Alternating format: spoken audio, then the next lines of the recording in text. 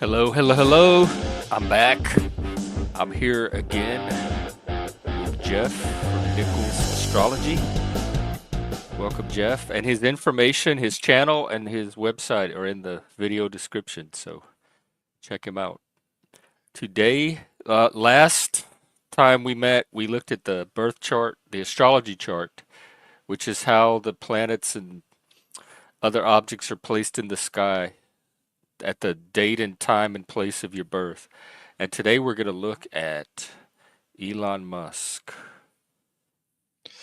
Garden Yep. variety Spurg, our secret power behind the throne. Stick around as Jeff reveals all. Welcome, Jeff. Thank you. How's it going? Pretty good. I've been All right. streaming all morning, so I took a little break. Oh, have you?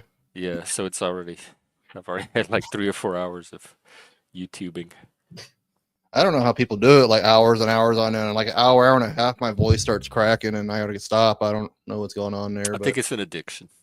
addiction probably helps if you're extroverted. I'm sure. Yeah, I get stimulated. Um, well, we won't go into that. Anyway, Elon Musk, what's going on with you, and what do you got for us? All right, we'll look at Elon Musk. Last time we looked at Trump, and a lot of people got pissed off, but I Oh, guess they did? Oh, right, that one guy, that one dude. Yes, yeah, I there was remember. especially one person, but there was a few that were getting all panties in a Well, knot. we'll But see what Elon brings out, people. okay. I don't know if we have any viewers yet, but if you have any questions, just leave them in the chat. Also, if you want to get like a little more thorough birth chart reading, I did a blog article, which is in the description of my channel as well. Um, but I like to warm my brain up. Just start out. I guess we will go with his son, which is in Oh, should I Cancer. add it? Here we Oh yeah, go. there we go. All right, so he has a Cancer sun in the 12th house. Oh, that So sounds bad. yeah, I guess a lot of people say anything in the 12th house would be bad. Can't really see it there, but there's a 12th house, there's Cancer, and there's his sun. So somebody with just a Cancer sun, like if you just basically use like the generic star sign astrology, they're supposed to be very sensitive and emotional and things like that. He does have this stellium here where it's like a bunch of stuff like his Mercury and his ascendant there. So I think he has a lot of lessons to learn about empathy. I know on Joe Rogan, he had that quote saying that empathy is a weakness of Western civilization or something like He that. did? He said that? Well, But there's this kind of myth or misunderstanding that autist or people on the spectrum struggle with empathy or lack empathy. And I wonder if this feeds into that. yeah, because he did come on Saturday Night Live and say that he was autistic, not officially Well, diagnosed. But I've been telling he didn't need to do that. All they yeah, had to do is read my Twitter feed. I've been telling people I mean, he's an open neurodivergent person as far as I knew. yeah, and as far as this quote goes, it was just taken out of context because you know how like it is, like you say something, but they edit it where they want it to sound like what you want them to say. Even I know how that is. Yes. Yeah, so kind of like what they were going about, like him and Joe Rogan were talking about how empathy has been weaponized. Like you have to be empathize with the left and trans and gays and minorities and stuff like that. And he just talked about like how empathy has become a weakness because we're over empathizing and we're using empathy as a Yeah, where's weapon. the people empathizing with the wealthy? Are the creative, are the strong, are the people with like the knowledge and ideas to make civilization really stand out? Where's the empathy for those people? The John Galts, you might say. Yeah. Yeah, but he has like I don't want to get too far ahead, but he does have some things in common with my chart. But I think you could pretty much Oh, look at any chart and find a lot of commonalities between charts. So, but I think empathy and emotionality and expressing his emotions is kind of a big thing that he doesn't do. But since it's in the 12th house, that is a house that is ruled by Neptune, it's kind of things that are hidden and obscured. So, because he how has this much of that is astrology, do you think, and how much is autism? Because the descriptions sound identical. Yeah, Xeon and I, we were like debating about this, like how does autism show up in charts, and there's just not one clear way. I think it's very specific. Typical. So like his Mercury right here is on right on his ascendant in the first house, the cusp of ascendant, and that's kind of like if it's next to your sun. So he should be a very, just generically looking at this, someone who's like very good at talking, very good at speaking. He's meant to kind of tell his story and be a communicator and be a leader because he has this, like, his son is what causes, it's what shows leadership and how you assert yourself in the world and things Oh, like that. interesting. But if you listen to him talk, he's very soft spoken. He takes his time. He kind of stutters But and it's sitting stammers a right up lot. there next to Cancer, which to me they're almost in tension with each other because Cancer is that emotional sensitivity, Yeah, and and it's just like looking at someone's chart first glance, we have to look a little further. You would say like he's a very kind, emotional person. Like, oh my god, he could be like a therapist or something, but that's not Elon Musk, really. If anything, he struggles. Like you were saying, that autistic people get accused of not having any empathy. It's just they don't know when to use empathy is usually the or problem. what like I think it just empathy is different with them. It's not neurotypical empathy. So if it doesn't look identical, now some autistic people do lack empathy, but then some neurotypicals lack empathy too. I think that's a whole separate category.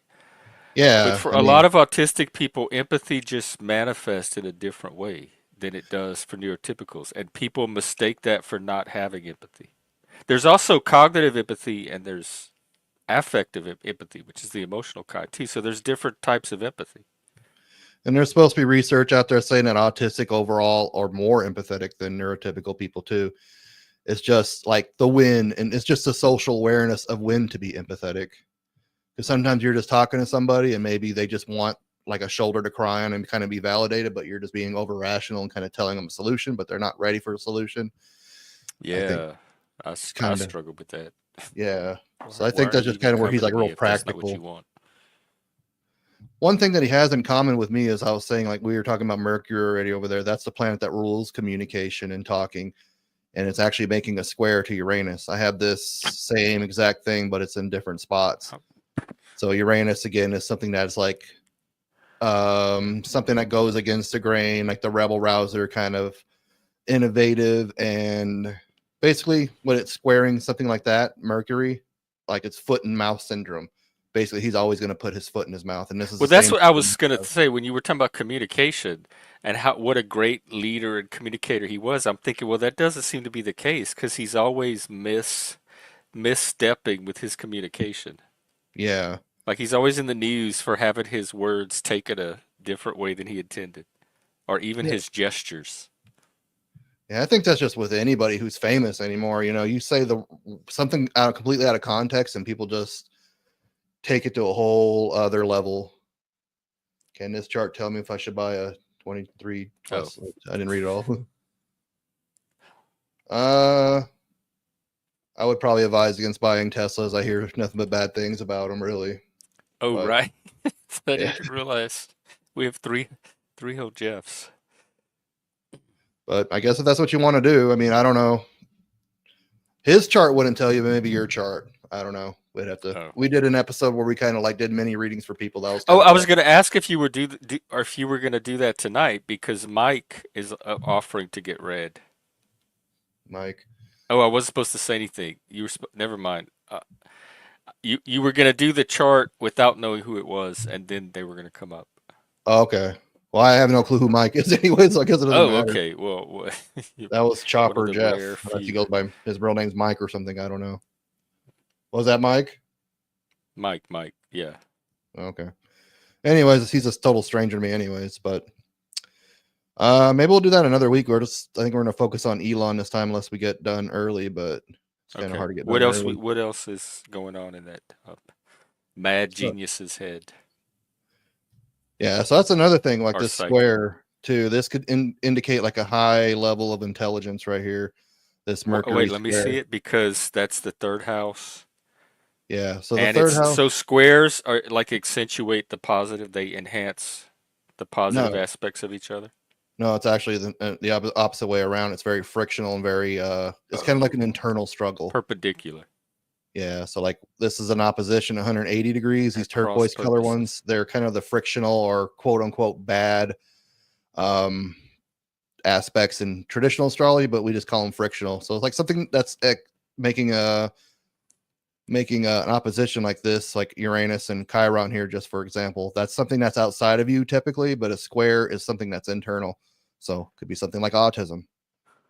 Well, I do notice about his chart, like a lot of the ones we looked at have this real nice symmetrical pattern to it, and his looks chaotic. Like it looks like a chart of somebody that might be neurodivergent.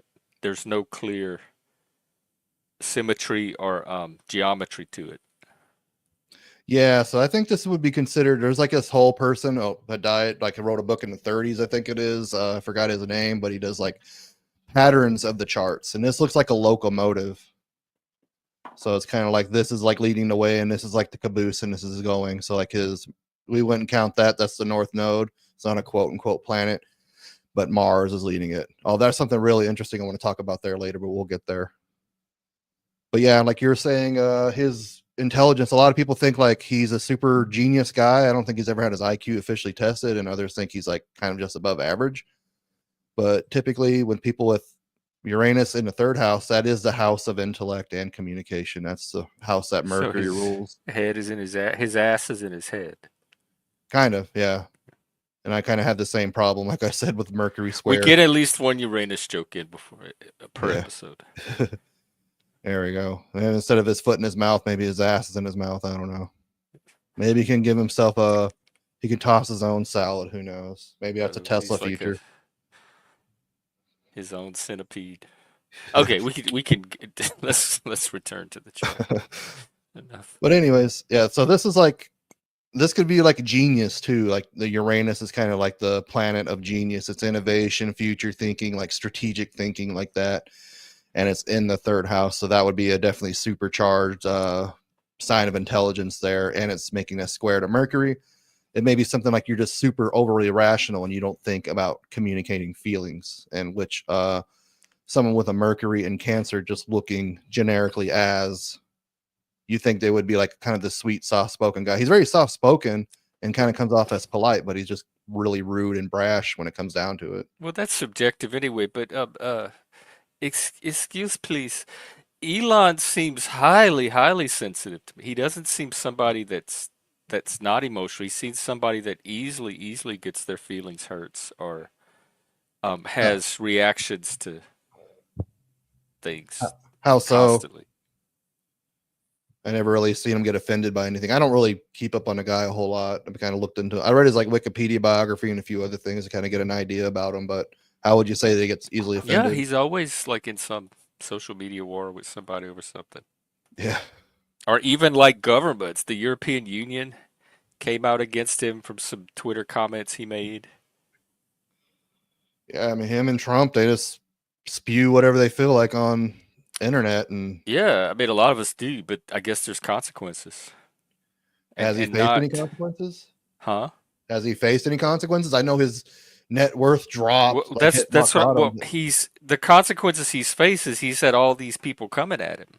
Yeah, that's almost any public figure. But yeah, I guess him more so, even more so than Trump, really, because they're not vandalizing Trump's It would be businesses and interesting stuff. to see Mike's chart compared to Elon's because they're in similar situations. They both like have the world coming at them for their weirdness.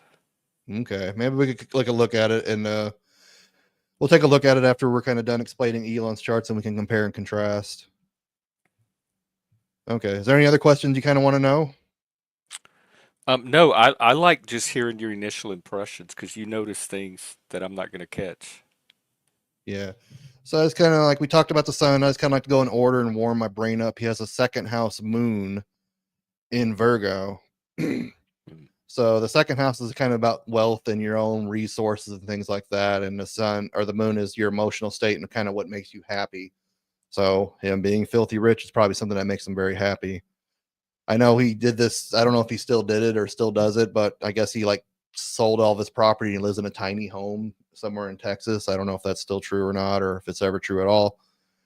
But he's someone that probably enjoys the finer things in life, especially since it's in an earth house. And Yeah. typically earth is like cold hard cash sort of thing, like metal and currency and gold and silver and things like that. And it kind of represents that more so Taurus, but Taurus is associated with the second house, so it's going to be very Right. And they're similar. both earth signs. And this can make him very sensitive too, if he is real sensitive as he says he is. I mean, like people like going He around seemed boy. just from what I like our only peek at him is through social media anyway. And it's whatever any of us are seeing about him, whatever little random collection of social media presentations we're seeing about him. And if anybody's interested in my on my podcast or whatever, my stream on my channel, I put a link down to the typing video I did of Elon Musk. Everybody says he's an INTJ, but I think he's more of an INTP, like the super nerdy archetype. Because INTJs are quite a bit more aggressive and more direct, and he's just kind of, like I said, soft spoken and kind of doesn't really assert himself in a way like an NTJ would. Like Trump is an ENTJ, so that's probably the most assertive types of them all, and you can definitely see it with him. But interestingly enough, an INTP and an ENTJ, they're considered a golden pair because all their cognitive functions kind of line up perfectly in synchronicity. But yeah, so this too, like you said, that he was very sensitive. So your second house is also about your self-worth and your confidence too. So maybe he does have a pretty big ego. It's kind of hard to argue that. So maybe when people do insult him or do these things against him, it kind of hits a sore spot for him.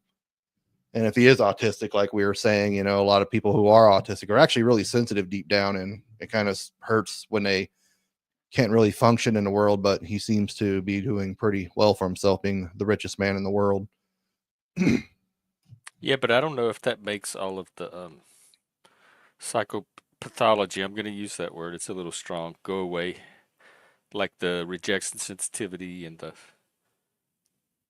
things that ensue from the autism.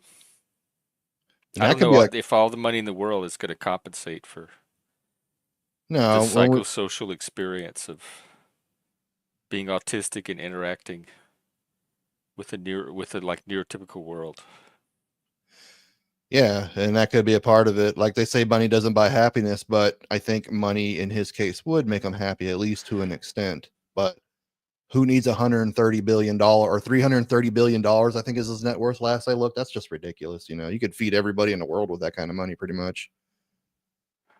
My ex was extremely autistic and he had all the money in the world. And he was one of the most miserable people I've ever met. I have no idea how somebody with his resources could be so angry and miserable about everything all day long.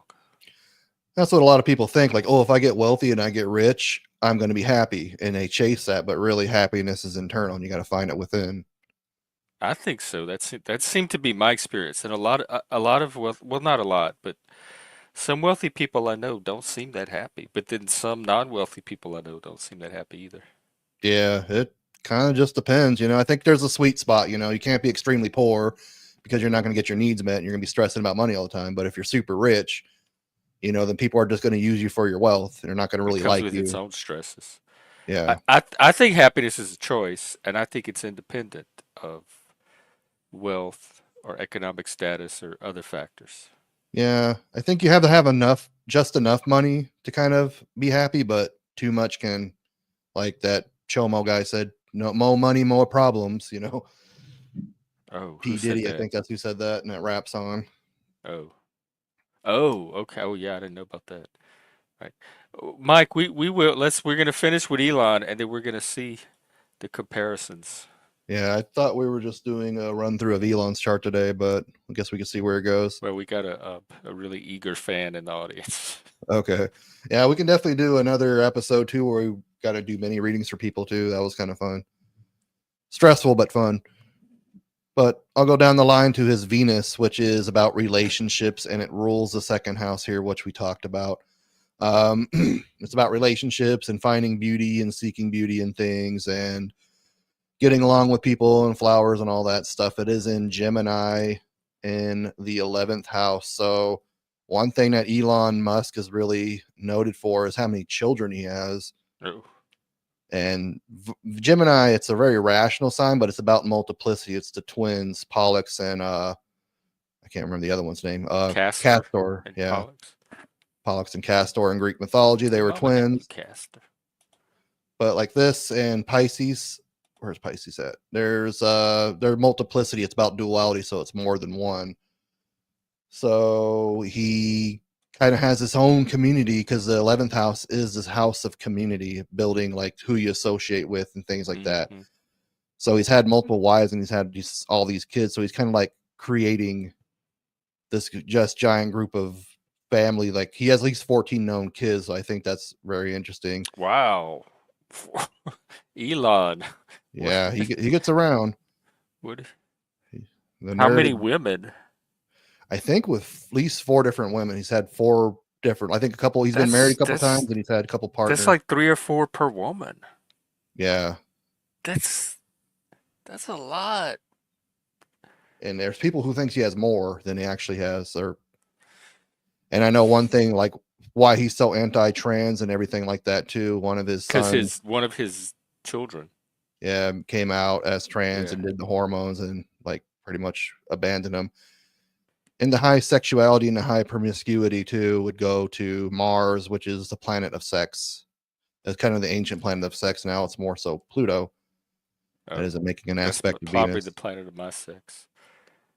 I don't remember where yours is at, but it's in the 8th house, which is the house of sex and a house of intimacy and stuff like that. So that's why he's getting around having all these kids. All right. So I guess we'll look at Mars.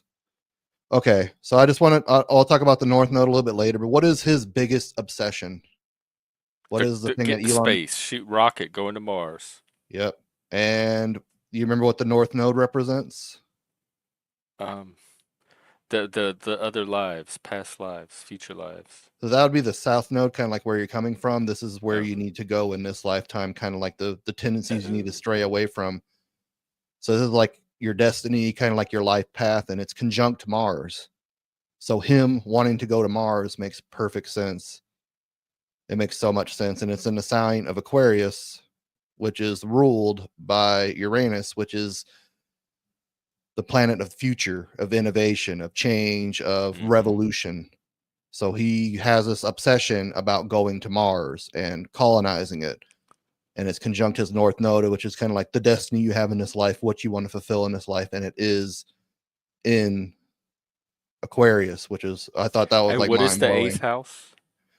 Or Yeah, so his North Node is in the 7th house. So it's kind of an out of quality conjunction. And this is the 8th house. So the 7th house is the house of contracts, the house of marriage, the house of open enemies that are in front of you, bureaucracy, law, and things like this. This is the house of intimacy. It's the house of sexual taboo and house of other people's resources and things of that He's like nature. right on the cusp of 2 houses. Yeah. I have a lot of placements like that too. He has a lot of like cusps. So right here is another cusp. Right here is a cusp. He has this on a cusp. He has this stuff on a cusp. This is on a cusp. That's pretty close too. Like most of his chart is on a cusp.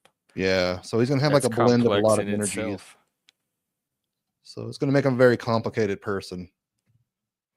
But I thought that was cool. But yeah, like having a lot of sex and having a lot of intimacy and probably having a lot of kids is probably going to be a part of his destiny too. Just keeps on breeding like a freaking rabbit. To be. He already has more than most people I could think of. Yeah. 14 kids, you know, you couldn't do that unless you were a billionaire these days. Yeah, I was going to say, good thing he's a billionaire. Yeah. But it's insane, like how his money just fluctuates. I remember like it was like 330 million and just went down, then back up a few days, it's back to where it was. It's just strange how that works. Does the chart have anything that accounts for that? Like fluctuations in income? Yeah. Like his Jupiter or whatever house is money. So Jupiter, I have this conjunction too, oddly enough. It's Venus and Neptune are conjunct, but mine's over here. And again, it's on the cusp. So Jupiter is about abundance and things like that too. It is actually making a sextile here, a 60-degree kind of happy-go-lucky aspect to Pluto, which is just in the second house. It's kind of teetering in the fourth. So this is like the house of or the planet of extremes. It can either go one way or it can go the other. And his just like fluctuating things like that, and that touching it and making that can like bring a huge abundance. But there might be something that happens where it can go down too.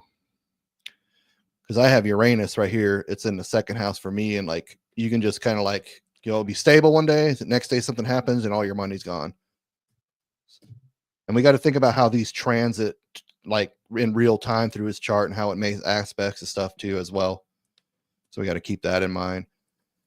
But having this Jupiter here, it's right in the fourth house while his Neptune is in the fifth house. So this is kind of like the house of family. Again, maybe he has a big family because he has Jupiter here. It's expanding it and creating a lot. And it's in Scorpio, the sign of sex and the sign of intimacy, because he has a lot of these connections, it seems like right here. And this is actually making a very loose square as well. But I think with this conjunction, it's kind of me. Like you could be kind of spacey in your head, kind of have a big imagination, but it's not always grounded in reality. I know another. Oh, I can't relate to that at all. No, No, I'm just kidding. Tell me more. you're skinny. No, I said I'm just kidding.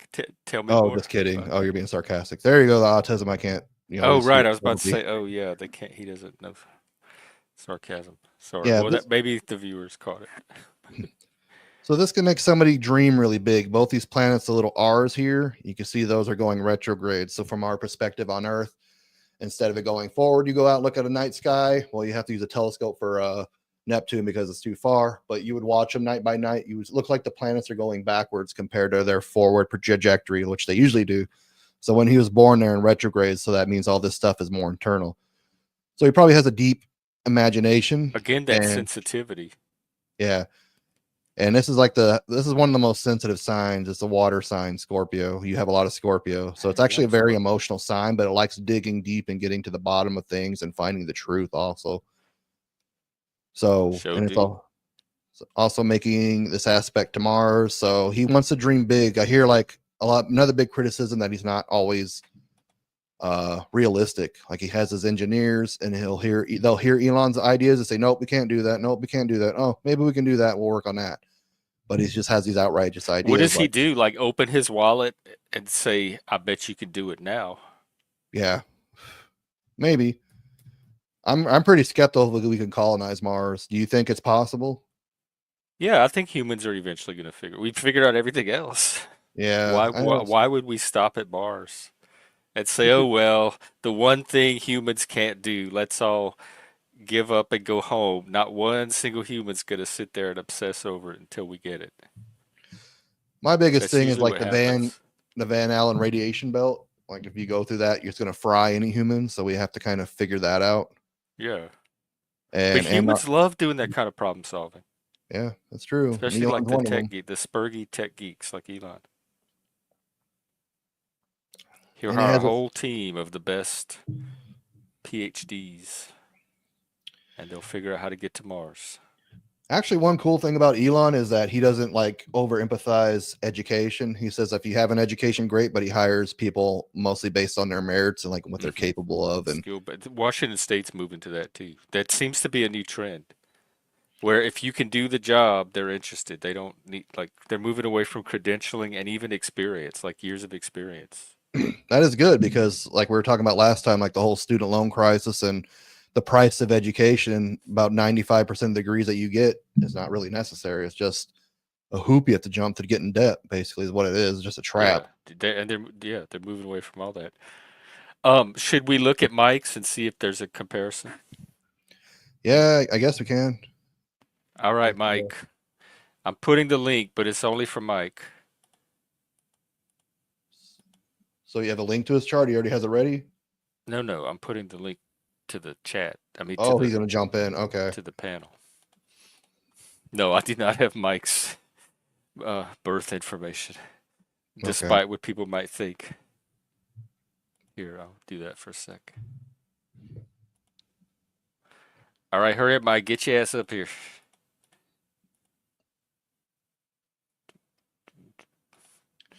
In the meanwhile, they're both they both attract. they're- Mike's well, I'm not gonna. tell you too much, but in fact, I just won't say anything. I want to see what you Why is this do doing with it? no information. Okay, so are you going to give it birth chart information private, or is he willing just to blurt it out? I'm assuming he's going to put him in private, but is he coming up? Maybe All he. right, here he is. Okay. Birds. You hear the birds? I got the ducks. The ducks are out here too. The ducks are in the front yard. Don't talk too much because we want to see what he can do without knowing anything about you. So we don't Sure. want him to have too many first impressions. But if it we need your birth information. Are you okay with typing it in the back? Of course, I can say it out loud. I don't mind. Oh, Okay. people might. Well, you can type it in the back if you want because Yeah, I can. Yeah, it's I'll your do it right date, now. your time, and the city Okay. you were born in. I'll do it right now. Give me 1 second. Uh-oh, Mike. Give me Is he 1 the one second. type it? Yeah, we're not presenting right. I could show it here without the crowd seeing it. Oh, I don't mind. I don't care. My Yeah, I stuff's don't out care there. share either. this, Like, Jeff? what are they going to do with it? You know, they're going to mail me a All birthday right, here card you with shit in go. it. And then this is, and it is. I'm doing it right now. Give me 1 second. All right. Give me 1 second. It Sorry, sounds like the a scene the from bird Snow White. Let the me birds are going guess. crazy. The birds.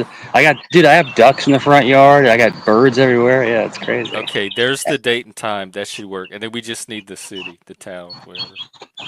Yeah. Give me 1 second. It's my son's birthday too. Really? Yeah. See, you're already getting biased. That's awesome. Yeah, it's a great birthday. All right, there you go. All right, we'll get the chart generated in a few seconds, and then the reading will commence. Yeah, me and Lord Doc had the same birthday, and Oh, like down to the year? yeah, the year and year and date. Yep. Oh, wow. Nice. Yeah. All right, I got a chart up. I'm very complicated. I'm very complicated. So was Elon. That's what a coincidence. Yeah. We'll see how many cusp you're on. Yeah, those birds are loud. Dude, the birds. Dude, there's no birds They're not that outside. loud Right? in the I come outside and I sit down, and they just surround me. It's like this freaking cat was. They just animals just come hang out with me. It's the craziest thing. I'll mute down. Well, I do see a few similarities. Oh, you have it? Yeah, I got it up. Oh, okay. Oh, look at that. So, I don't know. What do you want to know exactly? Just kind of like what similarities there are? I don't know. Whatever you want to, whatever catches your eye. We could pull up a synastry chart of him and Elon too. Oh, I've never seen one of those. Yeah, they're a little more complicated, but with similarities as far as him and Elon, like they're making a conjunction right here with the Sun and Mercury. His are over here, but it's making a conjunction, and he has a fourth house Jupiter as well.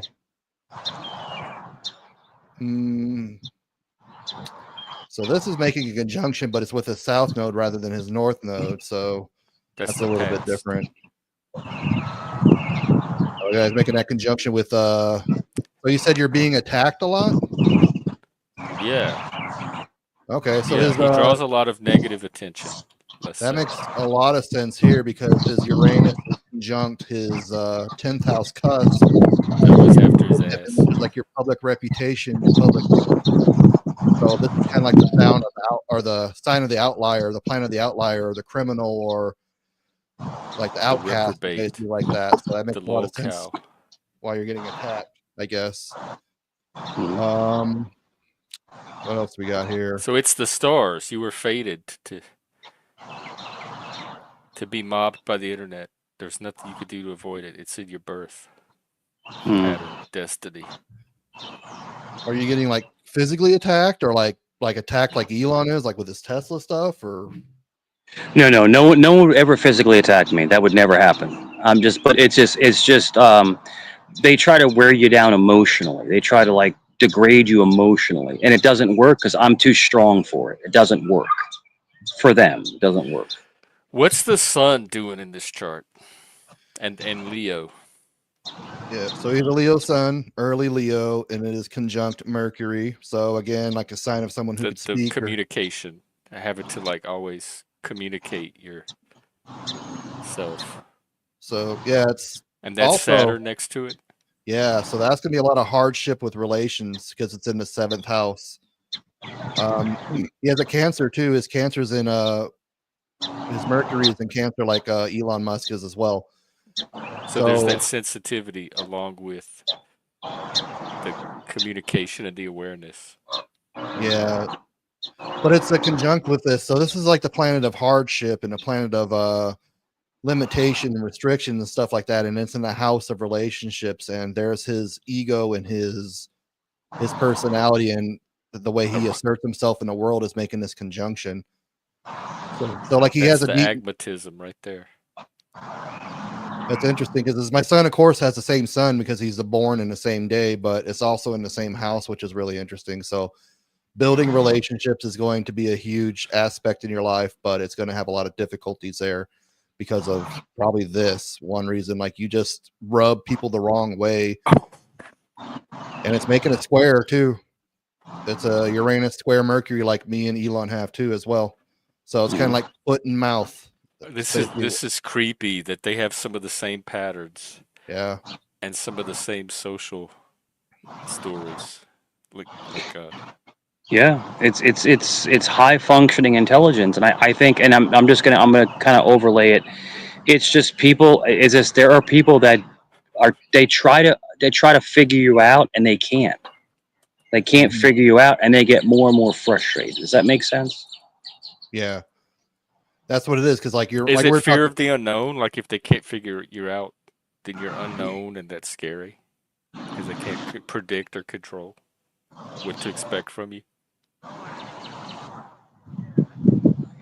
Talking to me or him? Him or whatever they're trying to figure out, like not being able to figure somebody out. Because most people are very simple. They're simplistic. They're easy to figure out. They're easy to chart. They're easy to, to basically figure, basically put them on paper. But there are some people that are very confusing for people. Yeah, yeah, and a lot of people are confusing for me too. I think it goes both ways. Yeah. Okay. Was And there I anything think, else? Oh, go ahead. well, I think the biggest problem is that I should have in my younger years, I should have became an actor. I should have became an actor because I can portray something that people don't even understand. So you're right. It's very misleading. It's very confusing. So it's a good dissertation of somebody who can't be figured out. I think you hit the nail on the head. Yeah, it's never too late. I think get talk to Barney, talk to midlife bro logic. Hmm. He can help you break into films. No, I'm good. I'm good. Oh, But yeah, I'm I good. I'm good. But other I than wouldn't that, I appreciate it. close the door on that dream. So, so the other is it is your name is it both Jeffs? It's Yeah, two Jeffs, yeah, right? full of Jeffs Okay. today. We had Chopper Jeff in the chat. So Jeff, do you is your dissertation is I'm just a complicated person that's hard to figure out? I'm just asking your honest opinion. It seems like you want to have a lot of relationships and establishing yourself with people, but you're going to have a lot of hardships there. Hmm. Like your Jupiter and your Chiron. Let me get my little pin thing out. Jupiter and Chiron down here is making a conjunction, so that's your open wound, and it's in the third house. So maybe there was some complications with communication, or maybe there's miscommunications. And with a conjunct Jupiter, that's going to exacerbate that wound. So that's a wound that you're going to have to heal and help others kind of come with. And it's making this big nasty square to all this stuff, and it's making a square to this Uranus, and it's making this opposition. That formation is called a T square. So there's a lot of friction going on between your Jupiter Chiron conjunction and your Uranus up here with your public image with your midheaven. This is the nadir that I see. This is like what you're behind your public life, your emotional states associated with moon and Cancer over here. And just making like you want to be, like you said, you want to be an actor, having a Leo sun in the seventh house. That makes a lot of sense for that. But you kind of just have these things where you rub people the wrong way. But charisma is kind of like a double-edged sword. You can make people hate you too, and you're still doing your job. You can be like, that's so perfectly said. You just basically define the troll. The troll is when people hate you, they still love you. You know, yeah, you're acting on a part. But yeah, you're right. So I appreciate everything you said. I appreciate it, and thank you for the free advice. I appreciate it. yeah, no problem. That's it. Well, that went well. Right on. Okay, let's get back to Elon's chart. Why is it not Yeah. doing it? Why? Okay, trying to get his information out. All right, I don't know where Elon's chart went. Let me go back.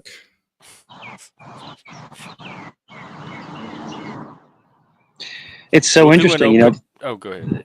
This is so interesting. It literally is. It's captivating, you know, to think about the stars and the moons, and to think about when you're born, astrology, and all these.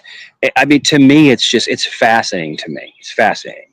You know, it really is. And I think more people should pay attention to this because there is validity to what's going on. There is. I mean, because what you said about me, it's true. So it's not untrue. It's true. You don't know me from Adam. Yeah, it's the first You time I ever know. talked to you. Yeah, And he knew that you rub people the wrong way. that's it. Yeah, I do it on, but I do it on purpose. I do it on purpose. Yeah, Yeah. I got the same square with Uranus going to Mars, and so does Elon. I think like pissing people off is just, it's like we have this troll that's deep down inside of us that we Mhm. enjoy doing it. Yep. It's the hidden troll. You This got is it, where the man. trolls come to play. That's it, man. You Yeah, like to I, say But things? I, I'll I've pretty much like admitted that I'm a troll myself. Like, I can't You are deny you, that fact but anymore. Jeff, you're a very kind troll. You're kind. Well, You know, so I think yeah, trolls can be kind. yeah, I think we have a they lot of can. kind trolls on here. Yeah. But I'll jump down and let the gentleman up. So if anyone else will come up and then be read, but I'll jump down. But if you're gonna go longer, Jeff, I'll definitely come back up. If you Yeah, want me to. Jeff usually goes for like an hour, so an hour and a Yeah. half, and then Make a longer stream. Maybe we can I'll have an open continue panel. with the open panel. And Jeff, it was a pleasure meeting you, man. Listen, Jeff, I'm not pulling your pud, dude. I really appreciate what you do. I appreciate you reading me. Thank you. Now, I'm not being stupid. I appreciate it, and because I think I think you hit a lot of things on the head, and I appreciate what you do, man. Yeah, no problem. Appreciate you coming on. All right, take care, my friend. Take care. Have a good day. Was that the birds? Jeez, Damn, they the bird sounded like apocalypse. machine gun, like gunfire. What's it called? Drive-by pigeons. Yeah. Well, anyways, I Oh, kind of are got we off. back to Elon? Hang on, here it is. Yeah, I think we're going to Elon. I thought that's what we're doing, but we kind of go all over the place when we get And on then here. I'm We don't gonna know go what's going to to happen. Elon. Okay. So we left off on this Jupiter. So we'll go to Saturn next. So one thing that he is noted for too is just being this giant workaholic and this huge micromanager. Hmm. And Saturn is like the taskmaster of the zodiac, and it just like works itself to the bone, and it wants to go and accomplish and gain all the power and control that it has. And it's in the 11th house as well, as we talked about, as Venus, which is the house of community, of associates, like your coworkers, your fellow students, things like that. So So he's like a bossy control freak that tries to yeah. tell everybody what to do. Yeah. And he has these like ideas and these visions and these big grandiose dreams, and it's opposing, making a 180-degree aspect to Saturn. And so he wants to put this into fruition because Saturn is reality, it's the concrete world. So he wants to bring these in, and he's got this square going to his moon too, so he's using his fortune to accomplish his goals. So it's really interesting. But yeah, so it's in the group house of 11, and this is a sign of communication, Gemini. It's ruled by Mercury, so it's about communicating. So he's telling people what to do. He's telling people how we need to get my goals accomplished and how we're going to get to Mars. And I heard someone mention a Boring Company and Starlink, and he has all these freaking companies that he has, all these pies he has his fingers in, and it's just amazing, like what one guy can do. He Yeah. supposedly works like 20 hours a day. It's just nuts. Yeah, that does seem nuts. 20 hours a day. That's like 4 hours of sleep. Yeah, I think like when he went on Joe Rogan the first time, like he could barely spit out a sentence because he was just so exhausted. Wow, we've been going 45 minutes already. That's cool. We talked about Uranus a little bit. It is in Libra, so this is the sign of relationships. So this is how he's going to get along with people, and it's probably going to same energy that Mike had up here with his Uranus up here. I can't draw that weird ass symbol. I'm not fucking artistic at all. But yeah, so his relationships are going to go all over the place. He's going to have multiple relationships. He's going to have all these strange thoughts and beliefs, and probably have an eclectic group of relationships. Like he's friends with the president of the United States, and he doesn't stay in one thing too long either. Like he was in Doge for a few months, and he dropped out of it pretty Oh, quick, he's right? not in Doge no more? Yeah, I don't. As a Doge, yeah, Oh, I think he's not doing it anymore because of all the threats and shit that he had. I did not know that. Who knows how long it'll last? I mean, he was never really officially appointed member of the cabinet or anything. Just Trump says, "Hey, you're going to do this." They're just kind of shooting from the hip. It really seems like, and it's not going well overall so far. It's funny because one astrologer they did a synastry between Trump and Musk, and they said that their relationship's going to kind of fall apart eventually. And it kind of seems like they're kind of separating, and at least for the moment. Who knows what's going to happen with them? You can always expect the unexpected with them. Yes. I think that's good practice for a lot of things. Yep. But like I said, foot in mouth. Like he wants to be different. He wants to do different things. He wants to know how to do things. I know just like a stuff I don't agree with. Like he has these libertarian ideas. Basically, let's like downsize the government so much, and let's open the free market for everybody. So all their billionaire friends and themselves are going to like take these sectors that they just eliminated, and it's going to supposed to stimulate the economy and create more Maybe it jobs. will. But Maybe that is the answer, to turn it over to business in the private sector. I think capitalism is falling apart, and we probably need to figure Not that from out what I because see. just obviously very corrupt, and the power's Oh, way too much in the billionaires' favor, and they're just people are getting poorer and poorer, and they're getting richer and richer. It seems like. All right, we talked about that, but so we'll why talk is about. that a bad thing? Like it's nobody's fault that that's happening. I don't know that we have to punish the rich people just for getting rich. Well, I mean, like in the 50s, like there was like the CEO of a company only made 5 times more than their lowest employee. Now it's like over 100 times more than their lowest employee. Yeah. So they just keep taking a bigger piece of the pie, and everybody else is getting a smaller piece of the pie. That's why everybody has to work 2 or 3 jobs these days, or work a shitload of overtime and have roommates and stuff just to live anymore. Kind of took the American dream of, you have a man go to work with one job, and he raises his wife who stays home and takes care of the kids, and have a white picket fence in the suburbs, and there's enough, to go around, and there just isn't enough to go around anymore because just 1% of the population's hogging it. I mean, I don't see that. There's plenty of people. There's still corporate ladders that plenty of people are climbing everywhere. Mm. Yeah, I mean, Grocery stores, gas stations, fast food restaurants, and a lot of those companies regular are, restaurants, a lot of those retail companies are store. Like victimizing people there's too. plenty of entry level places where people can perform well and get rewarded by moving up the ladder. It's a very long, hard task, and you have to have a lot of psychopathic tendencies, I think. And a lot of these No, you companies don't. victimize people, You don't have to have psychopathic tendencies to work hard and be good at your job. but getting in a position where you have to do what they're doing, like I know, That's like but I they're not the people I know in those positions are not doing anything other than I helping the mean, company to make money, like managing their team. it's like, like let's look at McDonald's for example. Like everybody has the right to go and eat shitty food and get fat and die an Because early that's what death, they but want. Those McDonald's exists because there's already a market for that. that's what I'm saying. They make their food super addictive, and they're just victimizing people where they just No, get this people addiction and they want can't that get out of shit. it. You don't have to make it addictive. Sugar and fat is just addictive by nature. And McDonald's serves up what the American palate wants. But they actually add chemicals and additives to make it even more addictive. So you think less people would eat at McDonald's if they didn't put the chemicals in? Like people are not gonna, that many people are not gonna naturally want the sugar, the ice cream, the sodas, the fries, the burgers on their own without these chemicals? I think people would want it, but I think a lot of people would get away from the addiction and be able to conquer it and kind of become more healthy. I think I've never heard of a fast food addiction.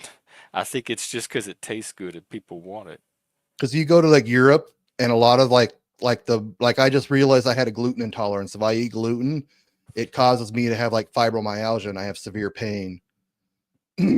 But like in Europe, a lot of these stuff is like RFK, he's banning all these like red dyes and shit. He's banning and phasing out all these dyes because other parts of the world, they don't have these dyes and they don't have these problems like we do here. We don't have people going in schools every 2 or 3 days shooting them up. You think people are shooting up schools because of red food dye and not because of their own psychopathology? Well, why is the psychopathology so bad here in the US and why is it not in other countries? I don't know that those are the accurate rates. I'd have to look at them. I mean, it's a very complicated question This with a sounds lot like a of, narrative, though, that facts are being cherry picked to support. but they've done evidence that like stuff like red food dyes and stuff have increased aggression in children. A lot of people, like with kids with ADHD, they take their kids off red food dyes and their aggression lowers.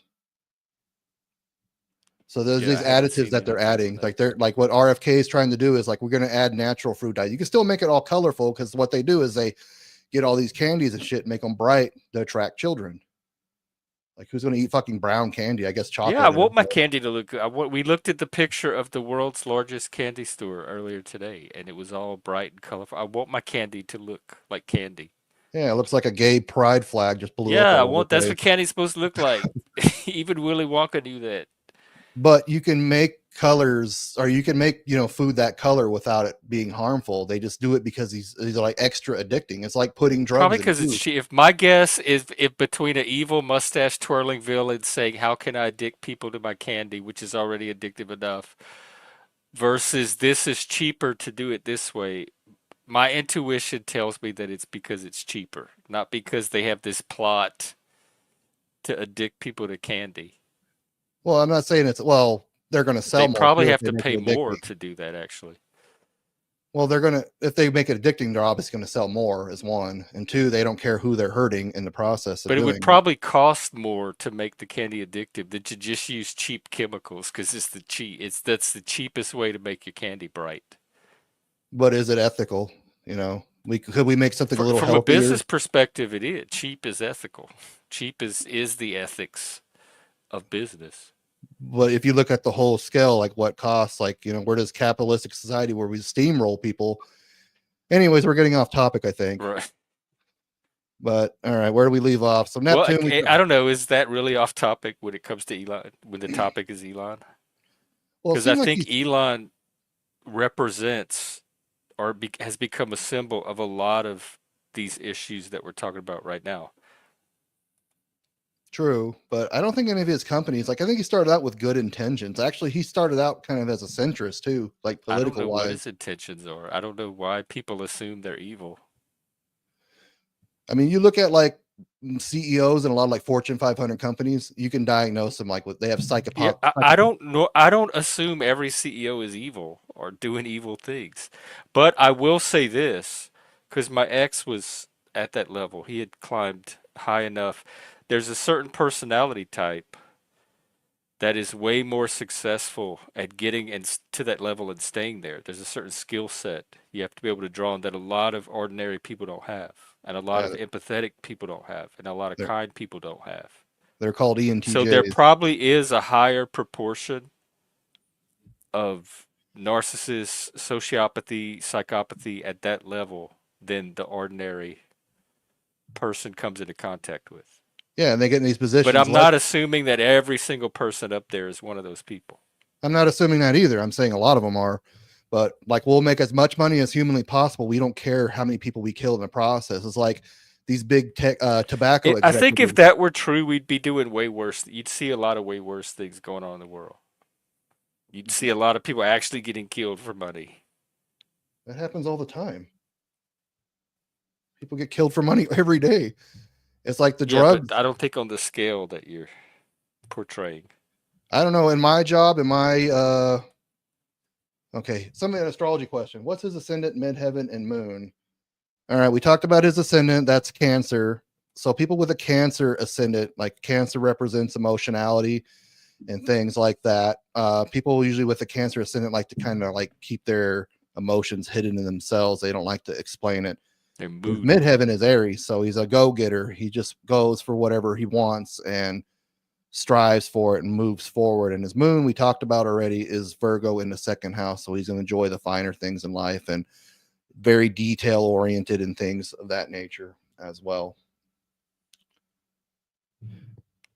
But Yeah, he's a sensitive, moody go-getter that gets shit done.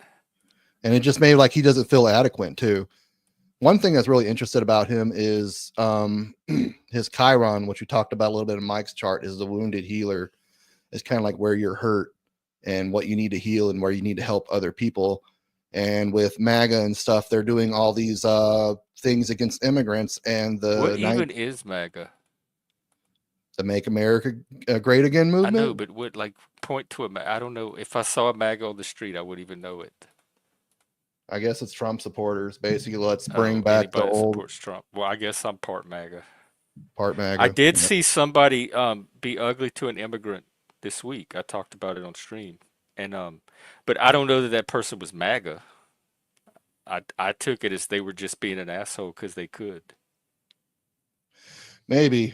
But anyways, he's a foreigner himself. He's from South Africa.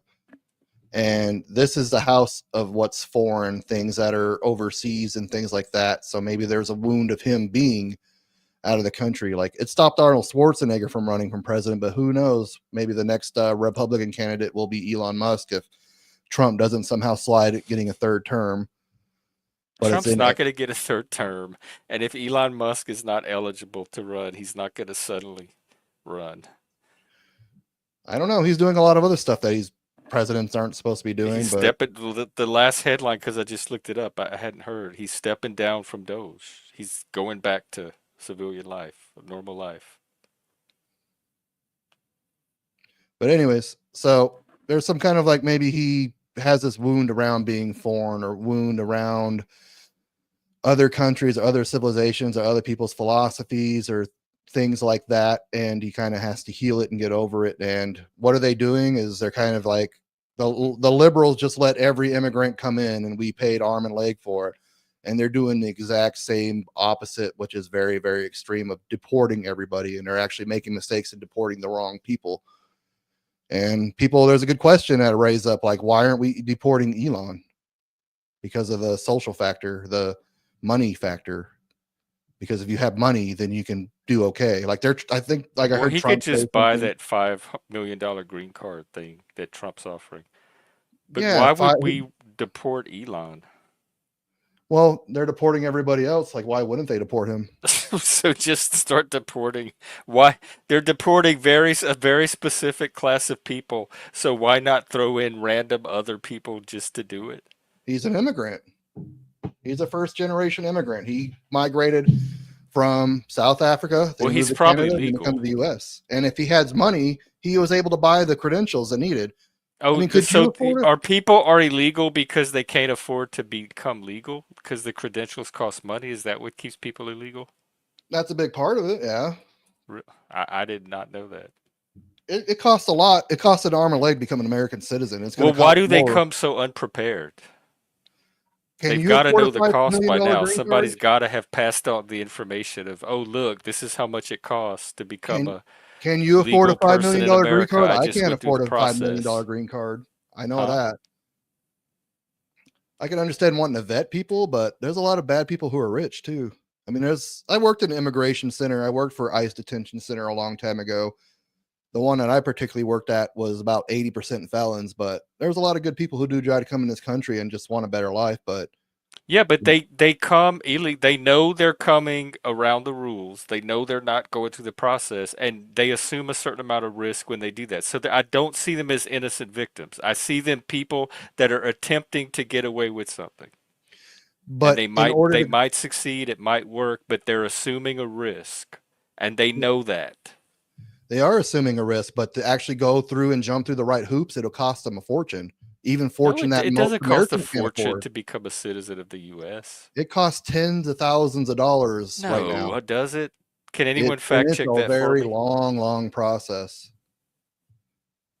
It takes a lot. Or more people would be doing it if Well, it and wasn't so it's expensive, dishonoring the people that do go through the process. which isn't very Nobody many. likes cheaters. Nobody likes people that cut in line or try to get around the rules for everybody else. But you have to be this social economic like grid to Well, even how are do it. all these other legal immigrants doing it then? That are There's not very that. few and far between that are doing it though, Oh, compared to well, like I'd what have are to see coming data in. on that. I honestly don't know. Yeah, that's something we have to look. We keep getting off topic, but Oh, right. yeah, they're going the other opposite way, I guess. I mean, like the left let everybody in, that has its huge problems. Now we're deporting everybody, which has huge problems. And they're also like But trying to open I up. don't see us deporting everybody. I see us deporting very specific people. They all kind of cluster into this one category. What category is that? I don't see them snatching random people off the street and just throwing them in a van and deporting them. I live here in Tucson. These are mostly criminals that are here illegally. They're not random people There are people who have green cards and stuff too that expire that and are things like committing that too. crimes, that are over here causing trouble. They're the trolls that are coming from the other countries But to our what trouble chat are they and causing? trolling. They're not really So they're causing being trouble. removed. They're not and the student activists too. Again, the trolls. But a lot of these people aren't doing anything wrong. Show me those people though, because that's not the people that the headlines are telling me are being deported. They're not taking innocent people that are committing no crimes and throwing them in an El Salvadorian prison. But they are. They're like there's Well, I live show in me. You're I'm saying trying they to be, you are, but keep I don't. interrupting I just me. have your word for it. You keep interrupting me. Like I live in Tucson, an hour away from the Mexican border, so we have a lot of Mexicans here. There's literally ICE people going into Mexican restaurants and other restaurants, grabbing people, snatching them up, doing their job, But how do you serving their know those community, are innocent people? You don't know what ICE knows. because they're getting anybody and everybody that's illegal. They're going into random places and just like, where's your paperwork? Oh, I don't have it. And technically it's illegal to be against, an illegal immigrant, but still a lot of these people are just harmless. Well, they should keep their paperwork. They're supposed to. They know they're supposed to, just But like this your driver's license. but this paperwork is like I don't egregiously know. It's like you expensive. want me to get sympathy for people that are just making really bad choices for themselves and taking on risk. And Well, you got then to you look want at me to feel sorry for them even though they've chosen to assume this risk. what I don't squalor see are them they as coming from, victims. though? What squalor are they coming from? What? Like these people are fleeing from like wars, they're refugees, they're coming from That's not third our world fault. countries. It's not our fault. It's not our responsibility. Why But are they coming to us? Elon Musk, he dodged the draft because in South Africa they have a mandated military sentence for men. So when he turned 18, he moved to Canada to avoid going to their military. And just because he has the money, he can jump through that hoop and get through it. But there's millions of other people in his position that can't do that because his dad actually owned an emerald mine and he was born with a But that silver was in spoon in South. his mouth. That was in South Africa, though, right? Yeah. I worked in detention centers. There's plenty of people from South Africa there. Moose, you do you want to go live and take Mike over there? Oh, because after Jeff wraps up, we're continuing with a panel. I just committed to doing the chart today with Jeff at 4, but Jeff doesn't go for as long as I do. So after he's ready to wrap up, I'm just going to keep going with a regular panel. But anyway, we'll wrap this up so you guys can do your live stream stuff.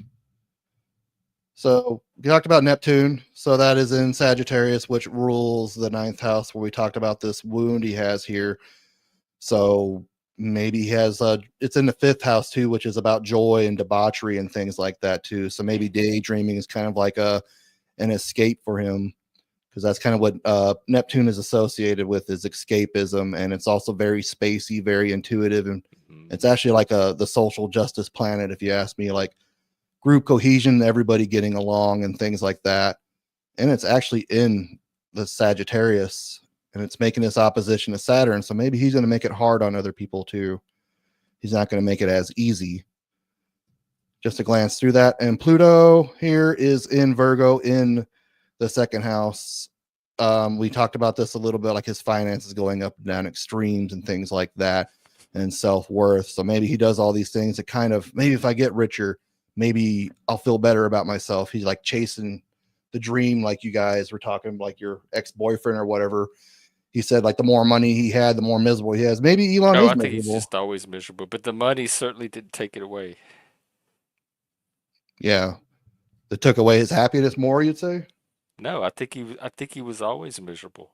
But the money, like you said, that people with money are usually happy or have reasons to be happy. But I'm saying the person that I knew, that I was closest to with money, was miserable. Money did not bring happiness to this person. And I think that's what most people think, because we're in this He woke capitalistic up, and the society. minute he opened his eyes, he was miserable about something. And he stayed like that all day long, and no amount of money seemed to overcome that. And that's just kind of what's drilled in our head with this capitalistic society. Like, you become wealthy, you become rich, you're going to be happy, but that's not necessarily the case for everybody. And that he could be chasing the same dog that Elon was chasing. Like, I have to get rich, I have to get famous, I have to, get my goals. Because there's this yod here we talked about. Or, well, a lot of people have this yod. So people born in the last 50 years or so, Yod. 75 years. Yeah, it's this Hebrew for finger of God. I call it yod, but the letter Yod. Y. Yeah, I think it's yod technically, but a lot of people call it yod. You could be right. I'm not. I don't claim expertise on Hebrew. Yeah, me either. It's one of those tomato things, really. But a lot of people have this because these are very, very slow moving planets, Neptune and Pluto. So they're in sextile for a very, very long time. Oh, yeah. Which is a 60-degree aspect, which is kind of like flowing and good and happy and all that shit. But it's also going up to his midheaven, which we talked about, like his career, his public image. So using his finances, the extremes that he goes to, his extreme wealth, going with his extreme dreams that he conjures up and making it a reality with his go-getter midheaven with Aries. The ram. Yep. He's ramming it through.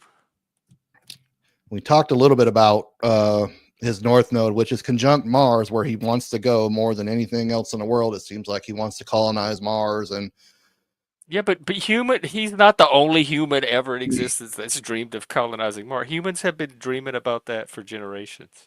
It's not a weird thing to want to colonize Mars. Hey, Kane, welcome. It's not weird, but it's kind of unrealistic at this point. It's not. So was the airplane, so was the rocket. So this is what humans do. They fantasize about highly unrealistic things and then they make it happen. Maybe he you can just do look it. at our whole history. We'll see, but Mars is, I forgot how far away. It gets colder than Antarctica.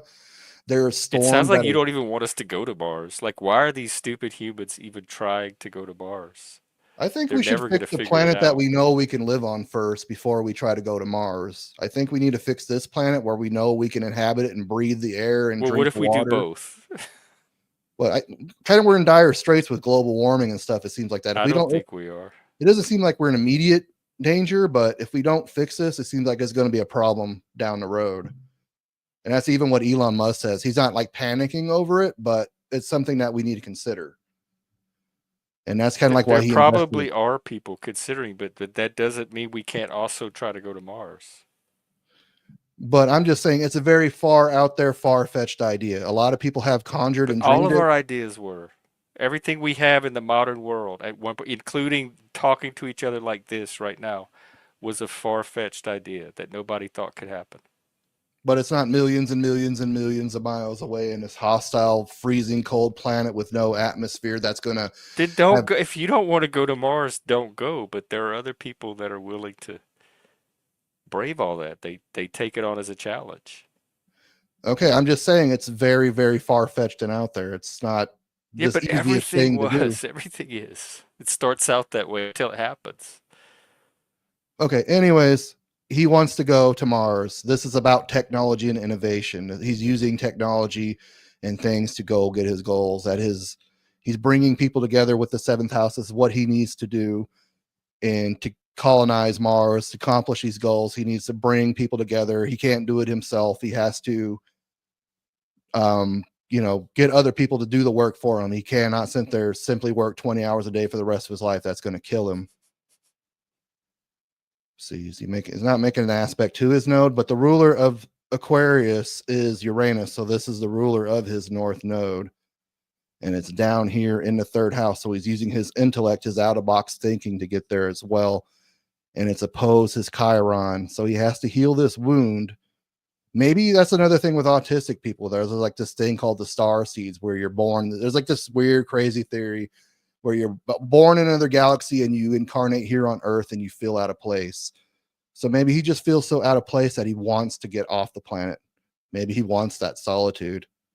Maybe that will kind of like help him with his self-esteem issues that he has down here, which is also making a loose trine to his midheaven as well. So he's probably want his career accomplishments to make himself feel better, and it's actually giving him wealth, which he's obviously chasing and he doesn't want to lose. And this is also making an aspect here to his son.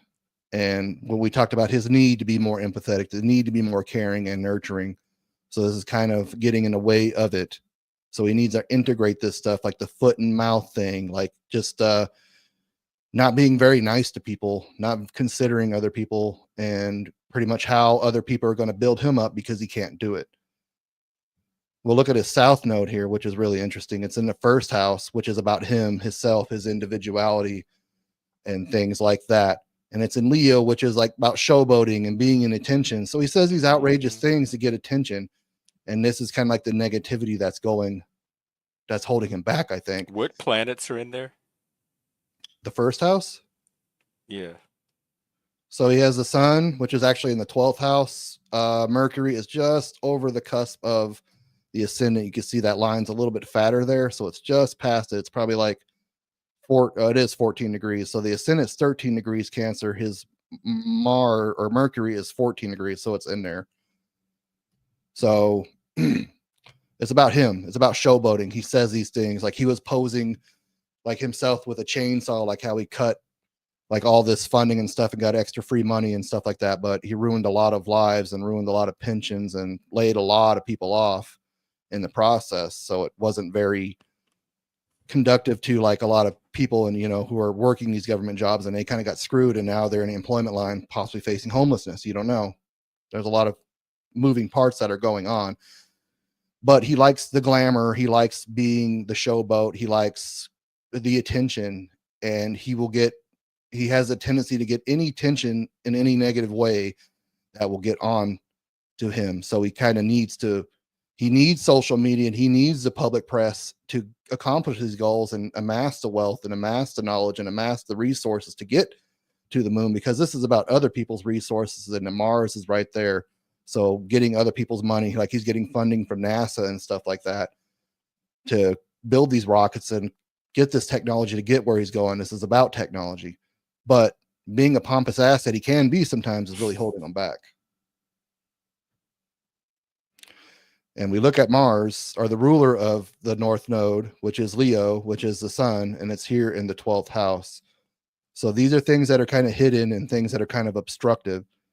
So maybe he's not showing his true self. He's not shining his light the way he could be. He's kind of obscured. Imagine if Elon, I haven't been to Walmart in over 6 years, but I made in Out Alive. Okay.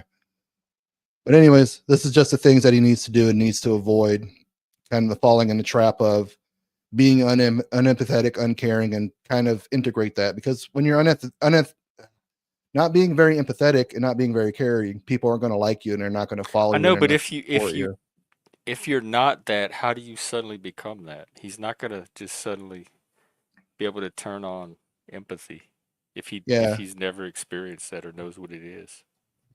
I'm sure he knows what it is. It's just a North Node. It might not even happen in this lifetime. You believe in the concept of reincarnation. You may repeat this over and over and over again until you get it down right. So it's not like something that's just going to happen overnight. So this is just something that's going on over here. It's not necessarily correlating over here, but it is squaring this. So he's kind of like any means necessary. He's trying to get to Mars, and he's not thinking about the other people that he's trampling here and down on Earth. But Yeah, I I think wouldn't be that's, either. If I was trying to get to Mars, I'd be focused on trying to get to Mars. yeah. But at what cost of other people that are below him, you know? What's the danger? Like, who's being damaged by him trying to get to Mars? Well, all the pollution, like they renamed the Gulf of Mexico the Gulf of America. All of his fucking space junk's going in there But what polluting that does that water. have to do with Mars? That was a Trump thing. Well, all of his shit's going into the Gulf of Mexico, polluting it. That's where we get our fish. You know, that's where a lot of commerce come from. There's a lot of jobs. We pollute our oceans. That's going to kill us in the So long run. people see Elon's attempt to get to Mars as pollution, like a pollution danger. Well, that's a part of it. It's also Oh. squandering. Like we could be fixing the Earth, but we're spending billions and billions and billions of No, taxpayer dollars he's through spending NASA. his own private money. No, he gets a big chunk of it through NASA. He gets grants Yeah, through but NASA. a lot of it is his. Maybe a lot of So it is, but a lot of it if you isn't. have his money, you can spend it on whatever you want to. It's not we're spending billions, it's he's spending. He's spending our tax dollars to going to Mars. There's a lot of grants and stuff from NASA. He's doing a lot of NASA's work. Going to Mars is nice and all. It's not going to be very Right, realistic. he's probably they're contracting with him to do because they have their own missions too that involve going out into space. Like he didn't None of that's weird to me. another thing about Saturn and Gemini too, it's like he has like career aspects. This is like goal ambitions and careers, and this is about multiplicity. Like I said, he has like Starlink, he has Tesla, he has the Boring Company, he has SpaceX and X and all this shit going on. He has like all these different masks, these hats he's wearing in the public image, and he's working himself into the bone. And he started out with seemed like good intentions. Like he wanted to invest. He was an early investor in Tesla. He didn't found Tesla, but he wanted the prospect of let's make electric cars to clean the earth up. But he kind of seemed to stray away from that now. Actually, I think electric cars, like their batteries, they're so terrible for the environment. Like once they go, they have to be recycled and things like that. And if there's like a spillover, like a Tesla getting a crash, like I know with Priuses, those batteries, you have to call a hazmat crew if like a Prius gets in an accident because of the hybrid battery, the electric battery. It's just so terrible. So if he's going to even get to Mars, what if he does it like destroying the Earth itself? You know, He's not. the Earth is not going to get destroyed just because somebody's trying to go to Mars. Well, what do you think he's doing good? Hey, Crispy. I don't think he's doing good or I think going to Mars is morally neutral. I don't think he's doing anything good or bad by doing it. I don't see any problem with somebody trying to go to Mars. I don't know why it's bringing out the narratives and the reactions that it is in people. So you don't think global warming is real? I don't think it has anything to do with Elon going to Mars or not. That's why I asked if if to you the Mars attempt is some kind of like pollution threat to the world. Like if you're if the environment's what you're actually concerned about, not Elon, and Elon just happens to be the person threatening it at the moment. But what comes through to me is you have this personal thing toward Elon himself. It's not really the environment that's bothering you, it's Elon. I mean, because he came out saying that he wants to help the environment and that it's critical that we do address global warming. And it's not like it's going to happen. Like we don't do it within next year, we're going to die. But in the coming decades, if we don't address it and take care of it, but he's just like polluting the earth. Like another thing too, like people are shooting so much shit into space and all these like little fragments of metal, like these nuts and bolts are floating around at going thousands of thousand miles an hour. This is creating barriers of us leaving our orbit too. So there's other problems. That'll make it hard. Like that's more giving you what you want. It'll make it harder for us to get to Mars.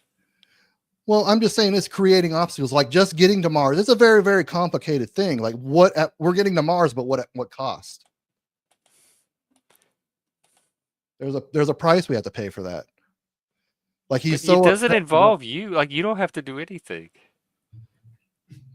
Well, people build rockets and go on space missions all the time, and your life probably doesn't change one atom. My tax dollars are going towards this. Like I don't really have a problem with him going to Mars, but a lot of NASA funding. You do because you said it's bad for the environment. See, you're all over the place on this. How am I all over the place? Well, how am I Because you saying? said you do have a problem with it because it was bad for the environment and there's global warming, and now all of a sudden it's like, oh, I don't have a problem with it going to Mars. It's just my tax dollars I'm concerned about. But he Well, I could do it wouldn't. on somebody else's dime, which he already probably is doing. Well, he's doing it on the American consumer's dime. Really, But a so I lot of it. can't tell what your actual grievance is other than that it's toward Elon. But it's partly the environment, it's partly how tax money is spent, it's partly Elon himself and feeling like it's not a good use of somebody's. But I'm not clear on what the exact objection to his going to Mars is because it keeps changing. Well, my objection of him going to Mars is he can do what the fuck he wants, but what he really said, and he started out as, we need to fix this Earth before we go, because we don't know if we can live on Mars. Is that really a long-term solution? How are we going to get billions of people to Mars if we ruin the I Earth? just don't understand why it bothers people as much as it does. Because the Earth is kind of dying a slow. Well, in reality, we're going to make the Earth I, inhabitable. I We can can't I live can on it. hold both of those things in my mind at the same time. That there's problems on Earth we could focus on, and we can try to get to Mars at the same time. One does not exclude the other. I don't understand why going to Mars makes people think we can't also fix what's happening on Earth.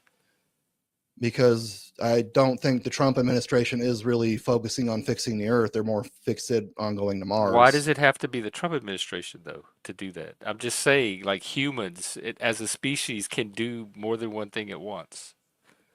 But what we're doing to go to Mars isn't conducive in fixing the Earth. Well, we're not even going to Mars yet. Well, he predicted that we've been Mars by now already, but that didn't happen. Now he's saying, like, I think 2030 something. He said, I think by 2021, back like in 2012, he said that we should be on Mars, and he's pretty far off by a margin. I don't think he's anywhere closer than he was 10 years ago.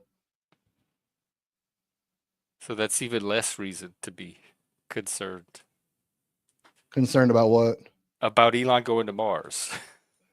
Well, I'm just saying, I like didn't he even said, know until today. I did not even know this was a thing that worried people. I'm just saying, I'm worried about global warming as a whole. I think we need to fix this planet before we think about colonizing other planets. Sure, having We can a do, that's what I'm saying. We can do, but we don't have to do one and then the other. We can do both. We can work, scientists work on multiple problems at the same time, all the time. but we're not really doing anything to fix the Earth. Like Trump is trying There's to bring about plenty, coal. I promise you, across the world, multiple countries, there's plenty of organizations that are trying to fix the earth. Like who? They're everywhere. Just Google it. Okay. You don't think there's a single person or a single group or nonprofit or trying to do anything about the earth.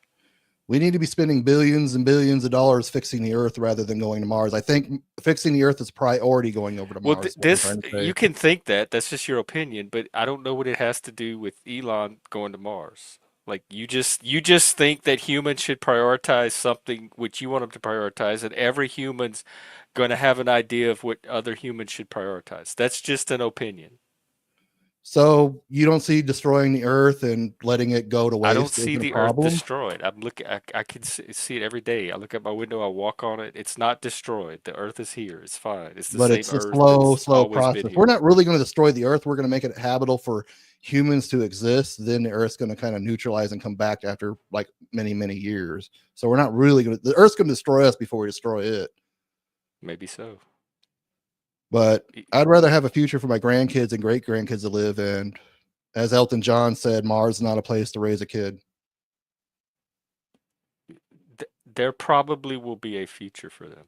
Like I don't have kids, so I can't say for sure, but I'm not worried. I have nieces and nephews and stuff, but I'm not worried that there's not going to be a future for my grand nieces and nephews. Well, I don't know. There may be But World I'm War not a III. direct parent, so like maybe parents come with a certain fear that I'm just not going to have. I need a shower. Why do I need a shower? He's trolling. Just ignore him. Actually, I do need a shower. I haven't showered yet today, but I was doing a lot of cleaning earlier. But no one can smell me. Skynet is a future. Yeah, this conversation might be completely irrelevant. We might just have World War III in a few months and we blow us all the face of the earth. We don't have to worry about any of this shit. Yeah, there's many possibilities for the future. That's why I don't waste a lot of time worrying too much about remote ones. I don't know. I'm more about fixing the earth rather than going to Mars, but I guess we could do both, but I'd rather concentrate on fixing this planet first, is my opinion, I guess. But anyways, I think that's all I have for Musk. Does anybody have any questions regarding Musk? Astrology questions. Or astrology questions in general. And if you do and you can't get to them today, I have Jeff's information in the channel in the video description. And go back and look in the chats too. Okay, talking about a remote control tank. Here, I'm gonna let you field questions for a minute or so, and I'm gonna run and pee. I'll be right back. All right. I'm just looking back in the comments right now, see if there's any questions. Seems like nothing talking about Musk exactly. Thank you, Untrackable.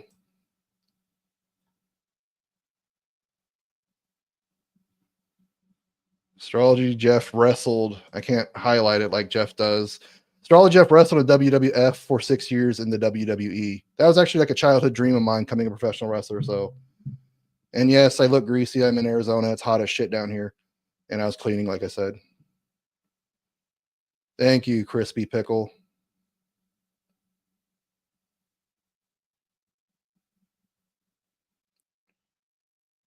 Jeff smells like protein shakes and Planet Fitness.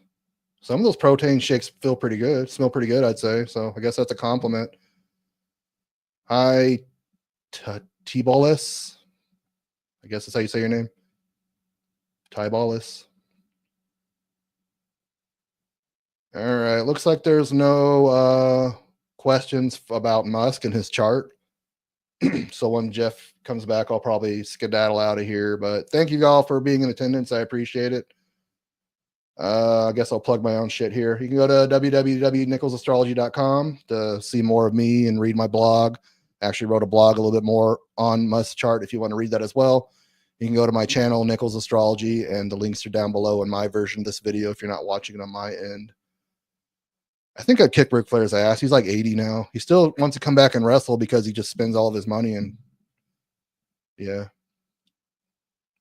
Thank you. Yeah, I would appreciate it if you go to my channel and subscribe and share this video to anybody else who might enjoy it as well. And maybe we'll come back and do some mini readings again. We did that a week or two ago, and that was a lot of fun.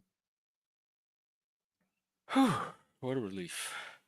All right. We didn't have any more questions from us, but I'll go ahead and jump off and let you do your thing with whatever you're going to do.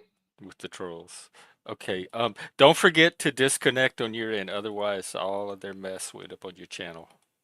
All right. Thank you, Smoke and Mirrors. Thank you, Untrackable and Mike and everybody else. And who else is questioning my hygiene? I appreciate you all. They're trolling you, Jeff. I don't see anything visually that would cause me to question anything. Yeah. I am Just kind of greasy needling. right now. It is hot and I have no hair in my scalp. But thank you guys. Have a good day. Thank you, Jeff. Good to see you. Okay. Remove. I hope that doesn't like remove everything, but I'm going to hit that. No, it should just disconnect. Okay. There we go. Yep, that worked. Cool. All right. See you guys later. Take care. Bye. All right. I hope that was enlightening about Elon and maybe other people. So we're back to open panel. Let me drop the link.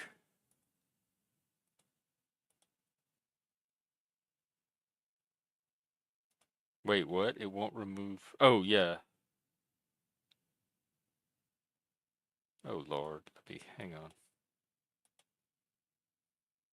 You're right, Mike, about the channel attracting the people it attracts as it grows. All right, what am I doing? Pinning the link.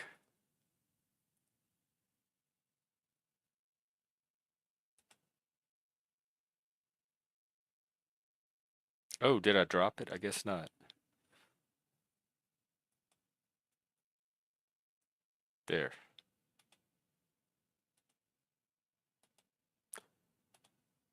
Okay, panel's open.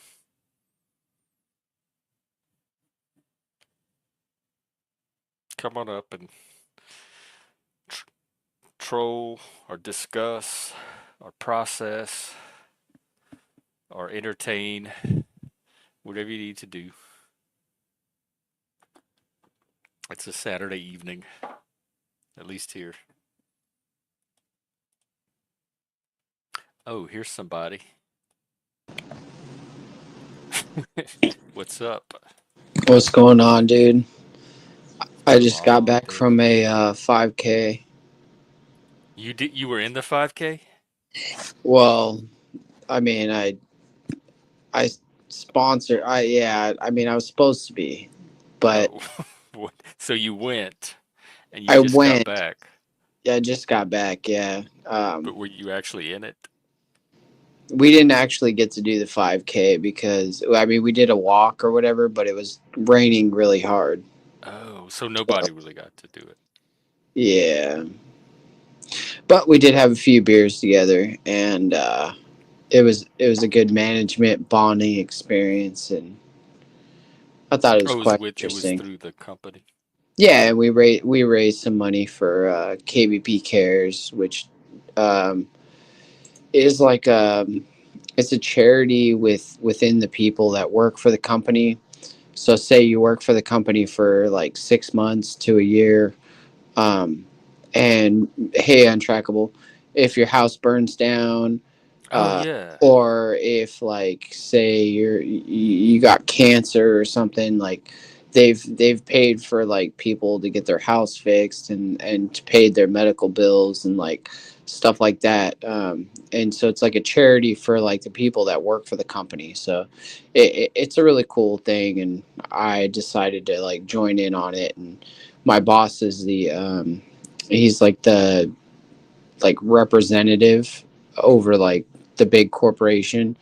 He's like the ambassador or whatever of the charity, Oh, and like our area in Maine does like the most charity in the country. So I don't know. We pride ourselves on giving back to the community and stuff, and so like that made me feel good. It was fun, good oh, little experience. What's going on, that's Big Mike that's and nice and Untrackable? inspirational. Big What's up? What's Mike, going on, guys? What's up, big head, gentlemen? Salute, big head salute, Mike, gentlemen. I'm starting to untrackable. feel like Salute, gentlemen. Mike is I'm in gonna the start bushes. I'm in the talking. bushes. You Mike's in the start to feel bushes. what? I'm feeling like Mike's gonna start talking to Moose about being like drunk on panel, because like I feel like I've had a couple beers Are you tonight. drunk? No, but Oh, I mean I'm kind of sauced up. oh, okay. Well, this is the new Yeah. bar. Like No, all, I'm not this Bradley is the though. new watering hole. Like no, I'm not Bradley or Lanny or any of those guys. Like I'm a very modest, I can't tell. A lot of people very come on good. here and drink, and I can't even tell. Sure. Yeah. They're able to maintain. Yeah. It's so funny. It's so funny when people drag their words. Like I've dragged my words before in the past. I mean, I've drunk on drunk in the past and come on panel, but like I'm not hammered. Like I'm fine the next morning. I'm completely fine. But some people are just How like they're many do like you drink a night? And respectfully, Mike, I mean you're not wearing a yeah, V-neck that like hangs down to your toes. yeah. Exactly. I mean, if I want to drink, I'll have 3 or 4 beers. 3 or 4 beers. That's it. That's For it. over And for what somebody period who's of time? Like a 210 couple of pounds, hours? that's not. I would probably 3 to 4 hours. Oh, okay. Yeah, 3 to 4 hours. But I'm not Yeah, to going me anywhere. I'm that's not just kind of driving the anywhere. I'm not buzz. leaving. Yeah, I'm I'm sipping. not leaving the house. Yeah, I'm not going anywhere. I'm not hanging out outside. Like in other words, outside, but like Right. not going in the car, going Oh, anywhere, yeah. going anywhere. Like I'm not leaving the premises. That's all. Yeah, Welcome, untrackable. that's the biggest. Track. What's up? What's up? Trackable, pulling my put in chat, dude. He was getting me. He was getting me angry, man. Trying to Yeah, get it a was, well, reaction. yeah. The dangers of being a troll is nobody can tell when you're crying wolf or not. No, it's all right. Everything No, could be a dude, troll. I trust me. just assume it is. So that way I don't have to Trackable's face babysit is you all the time. Trackable's face is so sweet. I could never be mean to him. I just can't do it. I will bow out. I will give up. I'll say, you know what? You win. You win, sir. You win because you're too nice of a person. I will give up. I will. I will. I will bow. You big softy. In Yeah. all fairness, if that's what you want to bring up, then I will say it. Is that the man that gave you your readings based off of like I took mine, and I Yeah. even gave more info for diagnosis. But just based off of your info, how the stars and the planets align, Sure. I heard a lot of Uranus, and to think I about Uranus, like bro, they're a dime a dozen. I had to do it. I had to do it. Of course you had to do because you couldn't help yourself because this is your way All to trolls. flex. This is a way to flex, man. You flex out and you gotta be untrackable, the mean man. Because in your normal life you're a nice guy. This is your way to be a mean little son of a bitch. This is your mean. This is your way to be mean. So yeah, you know what I'm talking about. Yeah. Where's the mean? I've I never do know seen what you're mean talking from him. about because Yeah. just like I don't know if you were listening to the words or reading them to yourselves before the reading, because you were like, "Hey, give me the link. I want to be read. I want to be read." Yeah, Yeah. it's Yeah. like, Yeah. Yeah. okay, but I even hit the requirements for what the basic is Sure. before Jeff did. And that's not a hit on Jeff. It was already in my mind. I was already typing before he started typing. It just is the way that it is. Yeah. But when it came out the way that it came out, it's like, hey, my reading came out, and I don't give I don't give two shits about what people say about how square it was. I was Yeah. surprised it was square.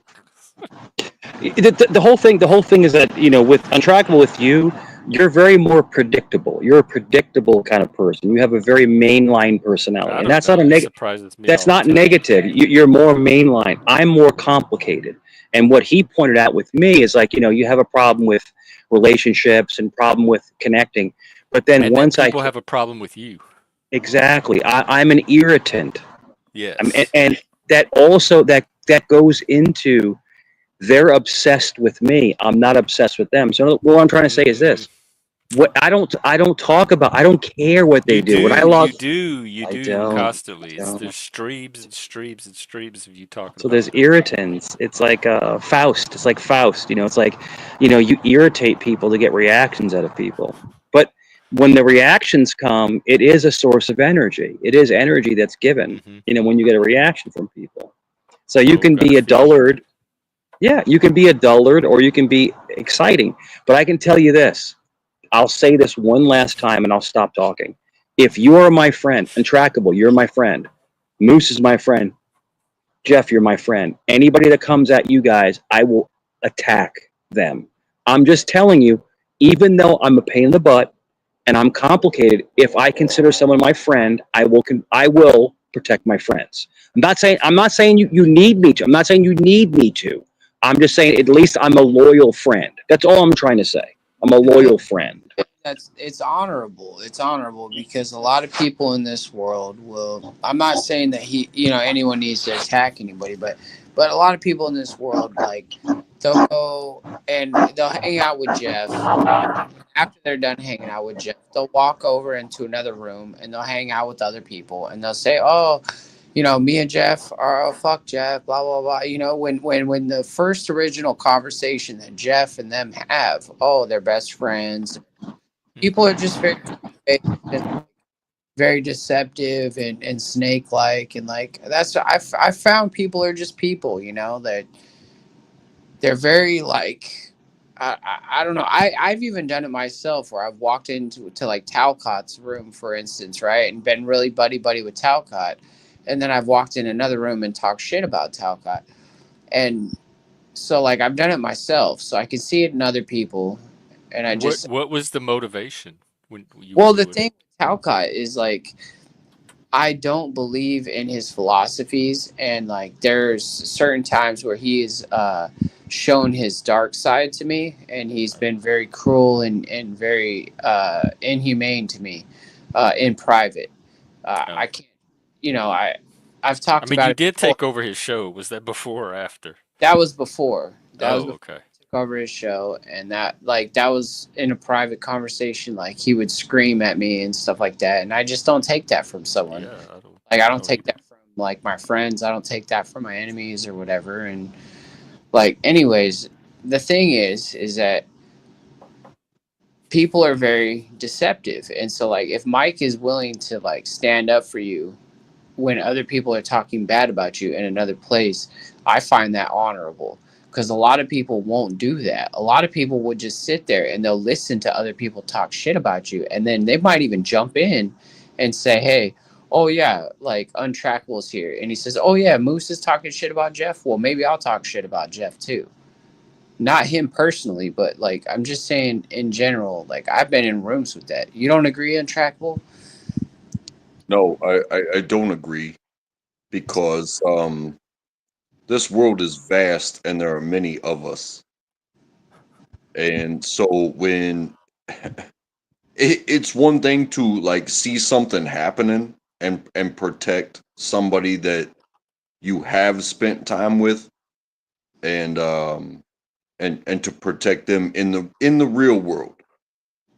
And I'm not saying it because the online life has become part of the real world so many times. Um, I'm not trying to do too much of a differentiation between the two. However, just because somebody's talking dirty or nasty to another person online, um, you still have your own reputation and your own presence to protect.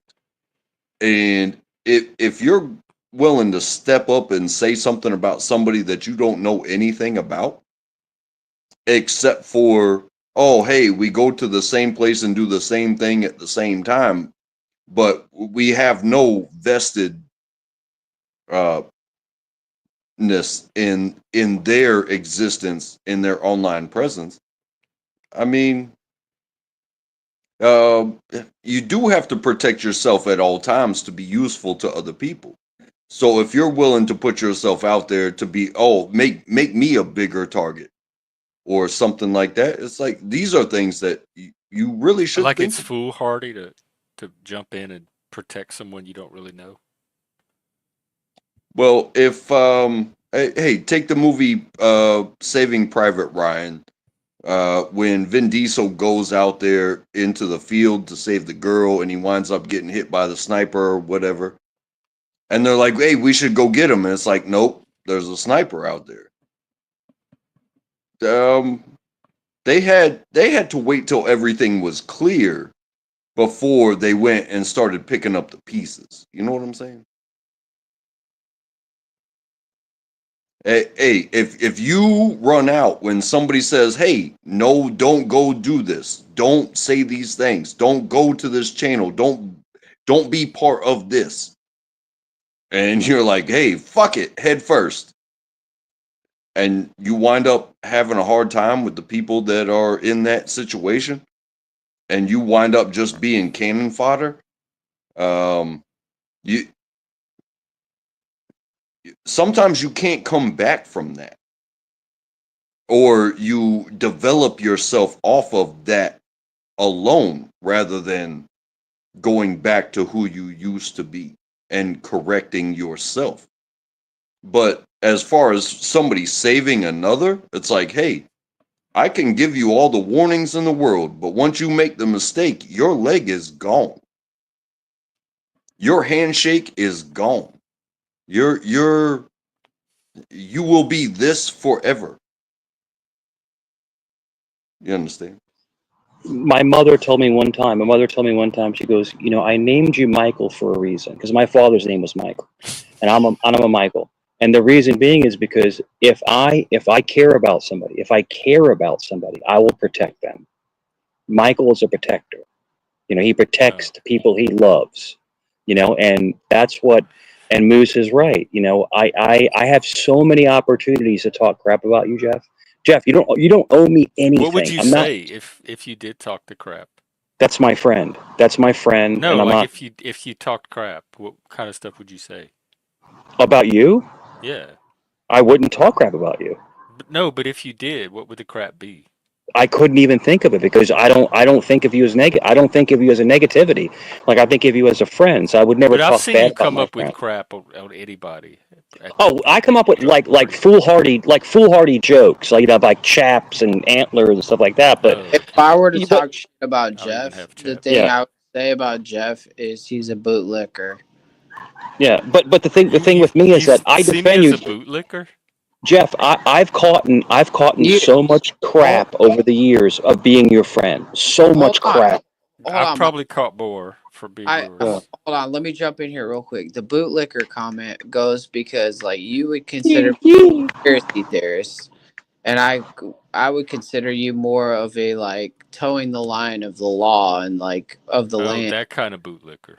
So like not necessarily like getting on your knees licking someone's boots, but like you're more in line with like what the law says and not what like I'm more of a what's right rather than what the law is, and you're more of what the law is, regardless of what's right.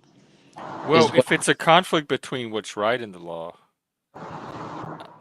I don't know if I'm that way, but like we're usually talking about simple things like paying taxes, working a right? job, voting, Exactly. Like participating you're in with paying government. taxes. I would be against that because I consider the fact of taxes like theft. The money doesn't go to things that I would Is that your prefer. cats? Yeah, that's the cats. So, okay, I see what you're saying. Like the money goes to like funding like terrorism in my opinion. Like it goes to bombs and it goes to like missiles and goes to all kinds of shit. Freaking kitty, man. Sorry, go ahead, guys. I'm sorry. I'm gonna Was mute that up. the I'm cats gonna from give. last night? Yeah, that's the cat. It's kitty, They kitty. were loud. They definitely did sound spayed or neutered. I meant no disrespect in what I was saying. I was just trying to use like an adjective that people might relate to. Oh yeah, no, I understand it completely. How people Like see me that and way. I and you don't do take consider me a disrespect. conspiracy theorist and that's fine because I, like I just think I'm more of an open thinker, like I would say, and like I'm open to the possibility that like our government does fuck us. see, and you and I hardly ever talk conspiracy at all. So I know because if like I know that about your personality, and like so we usually like keep that out of it because like like I I don't think I've ever called you that to your face, but you you have take one it time as like how I talk about other conspiracy theorists, and you you believe the same things. you've said it before though, like one time, Oh, one or two times. I've oh. you were like said a comment about me being a conspiracy theorist, and it's fine. Like it is very it, it's a descriptor. Yeah, it is. And sometimes I call them conspiratards. Yeah, I mean you've called me a conspiratard once or Oh, twice, but okay. that's I mean it's Well, no I big guess deal. Look at that I, cat. That cat's cute. bootlicker's not so bad then, I guess. Bootlicker's not bad. Kitty, kitty. Oh my God, that is the. Hang on, let's get a I love kitty, kitty cam kitty. cat update. Oh wait, put it back. What happened? We always sees the Bootlicker's shadow. also not like the best descriptive word. But it's I, also how you see, like, cause like a lot of Americans could be called bootlickers by that definition. I yeah, mean, if you shined your boots with chocolate, um, it would at least add some sweetness to the deal. Chocolate, and I am a bootlicker. true. That is true.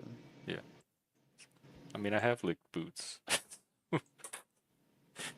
I don't know, cause he put it back on his face. We were way more interested in the cat. Oh wow, what is the? Are you feeding it? Yeah, give me 1 second. Okay, I love this. So I don't know why it's so exciting though. He's Bang getting, banger puffer. What is that? Oh, You, he's gangbanger. getting raided by the cops. He's got to hide the Cheetos. yeah, you got to get better at telling when you're getting trolled. Jeff? Who, me? Yeah. I think people in general. Like I think I can recognize a mic troll a lot better than a lot of people. And I can recognize when people are trolling Mike a lot better than sometimes he can. For Kitty. Let me go back up. Keep feeding. I gotta get. I'm gonna do it. All right. Where's Kitty? Kitty, where are you at? Where'd you go? Disappear. He disappears. He's poof. He's gone. I don't know where the hell he went. I'll put it down here on the deck. So if he comes back, I'll video him. Yeah. Anyway, sorry guys. Said, and then he bounced. He was like, "Yeah, I'm busy looking for other pussy." He'll reappear. He's a dirty bastard. He'll reappear. But yeah. Go ahead, guys. I'm sorry. I mean to cut you off. Go ahead. Yeah, Kane. It was like maybe a little bit before you, a few weeks, month. It all happened at the same time. Kane is heartbroken. He's heartbroken that I won't go back to his channel. He's heartbroken that Jeff stole me away. Jeff stole me, and it's hard for him to deal with it. That's all it is. Yeah, Helena, he told a story last night, or last time he was on, about untrackable, why he's called that. Mm-hmm. And it was the Hot Wheel. Yeah, right on. And that's something about me is, especially when I tell the truth. I'm very thankful for the people that listen. When I'm joshing, when I'm joking, when I'm fucking around, take it for what it is. But I am willing to tell the truth to just about anybody. Mm-hmm. Because untrackable, it's funny because people will come online, right, and they will embellish things, and they'll make up stories, and they'll do these. It's entertainment, and some people don't do that. But the people so do you. You are one of those people. No, he's not doing that. I'm saying he's not one of those kinds of people. You are. Of course I am. But the funny thing is, though, a lot of the stuff I do say is actually true. It's truthful stuff. But they don't know how to figure out what is not and what is, and that's the funny part. I got a kick out of it. Like all the stuff I told you last night was 1,000% true. There was no embellishment whatsoever. No, I didn't doubt it for a second. I could tell. Yeah, opened up and talked about family, talked about relationships, talked about pets. And the thing is that when you do that, why is it that like? I don't know. Did you get anything out of that? Why isn't that more of the Mike that we see? So what I got out of that was kitty. He's walking past me. He looks so beautiful. God, he looks beautiful. But what I got out of that was I probably shouldn't have done that because all they're going to do is take that, cut it, and chop it, and make you look stupid. Because I know. I hope you assume that with anything you say. No, not at all. Because when you're actually telling the truth and you're actually sharing something in your personal life, like I know these people are awful and they do this and pictures of my kids and all this stuff, but they're surely not going to make fun of me if I'm having a vulnerable human moment. I know that they're not going to do that. Oh, they are. Oh, they definitely are. They definitely. That's what I mean. 100% of what you say that even sounds truthful. It will be used against you in the court of YouTube, the court of live streaming, the court of clip it. Yeah, go ahead and tell the truth if that's how you feel. Go ahead and tell the truth if it's the truth. It's the lies, really, that sometimes, and a lot of times cannot be proven. But say will be scrutinized, and the only way people like us survive up here is because we don't give a fuck.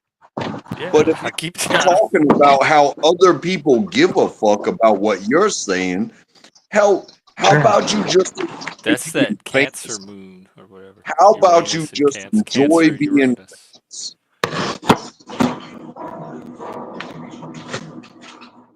Can you do that? Can you just enjoy being famous? Because they will come up with everything. They will clip a song. They will make a meme about you. They will take your face. They will. And there are people that will not do that, and they're the ones that deserve your focus and attention. So don't neglect them at the expense of all these trolls. Definitely. Kane, It's not a troll. I did not know you had kids at the time, and I don't think Mike did either, because it looks like he found out on stream. So neither one of us I don't was aware believe that, you but actually had if he kids. does, I was great. finding out for the first time.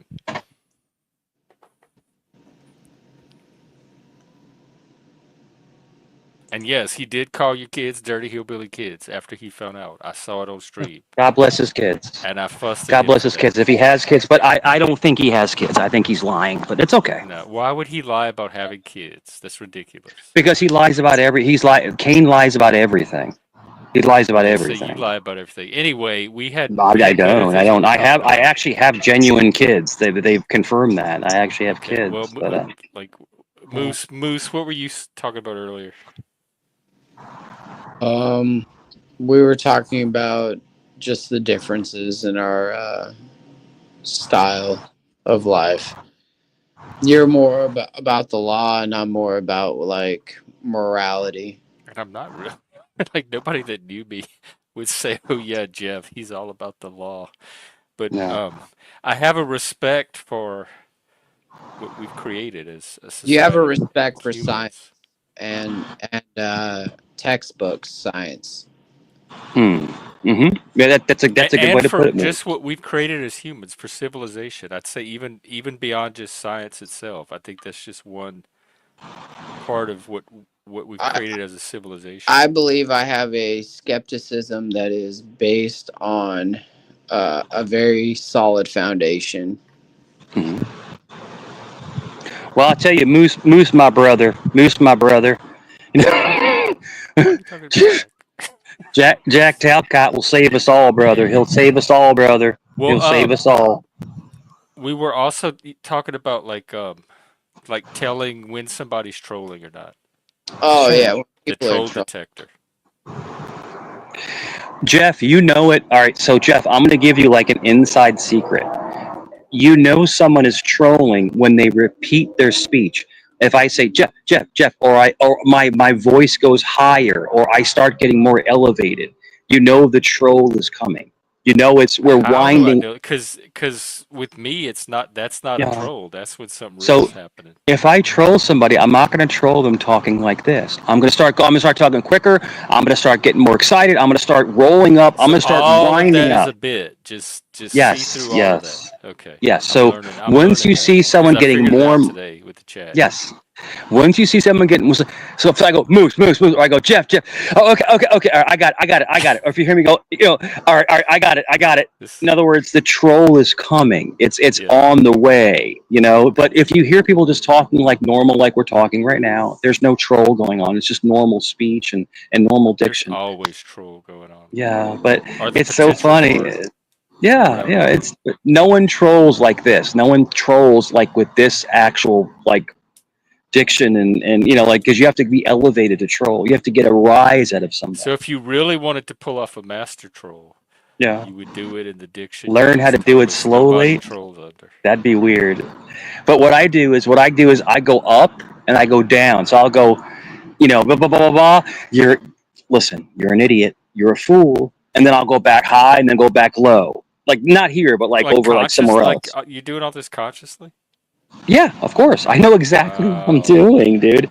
It's like a script in your head. Like, in other words, you're thinking about what you're going to say 5 steps ahead. And it's just a troll. That's all it is. But at the end of the day, even when we troll each other, like I troll people over like on other channels, we're actually friends. Troll them here. But we just troll each other. Like out of the trolling. It's content. It's look who's the funniest in that moment. Who won?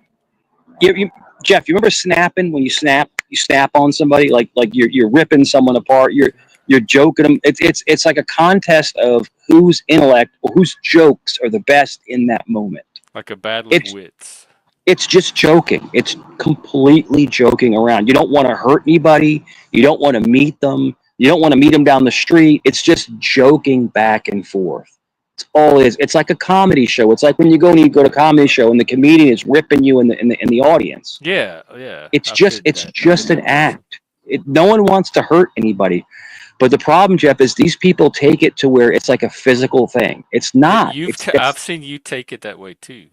I have said if anybody came to my home to harm me, I'll defend myself.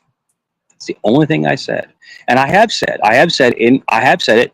I will whip someone's tail. I will. So all these times that you pretend to be hurt or upset about what somebody said, that's all just part of the troll. It's all part of the troll, Jeff. I'm never upset. I'm never mad, dude.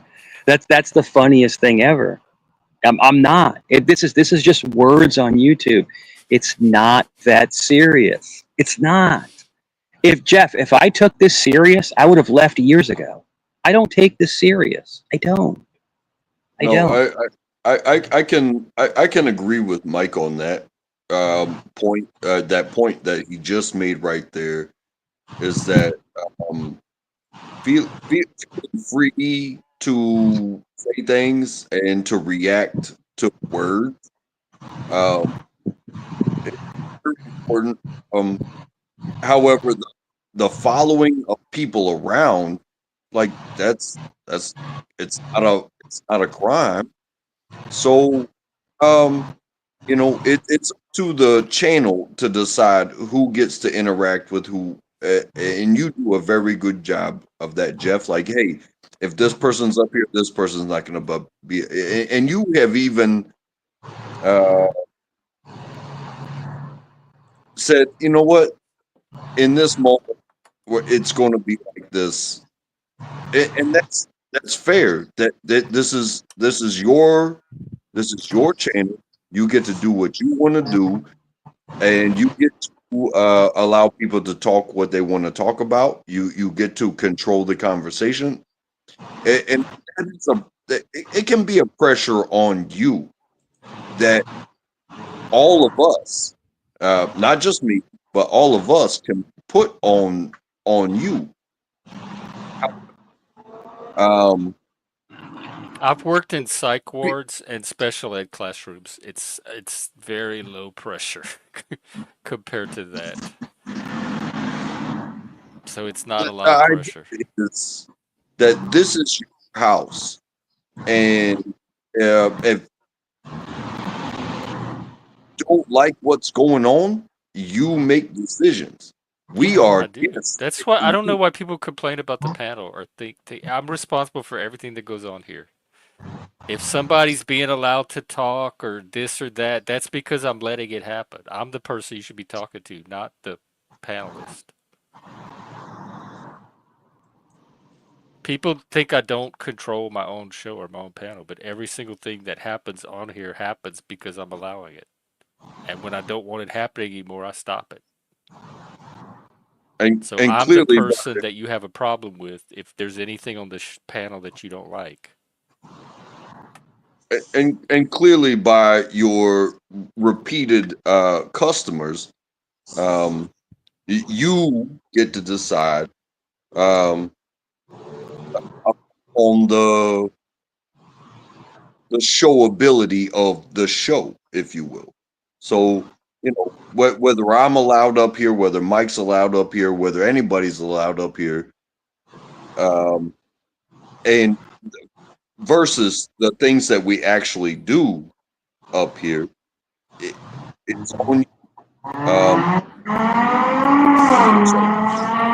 I hope that's not the case. Sorry. Let me mute. Yeah, you got fast cars going the street. Oh. So you can shape things. You can also open things up, and you have done that. You've been very good, very good. You have had special guests like we had tonight, and that was awesome. I remember getting mine read, and I saw Mike's read. I saw Elon Musk's read. That was great tonight. That was a very special guest that deserves much respect. And I respect you for even allowing me to open my mouth on your panel. So how Oh, about that? no, I love when you open your mouth. You have, I think you bring a lot every time you come on. You have a lot of wisdom. I learn a lot from you about work and the workplace and the world of work. That's always been a struggle.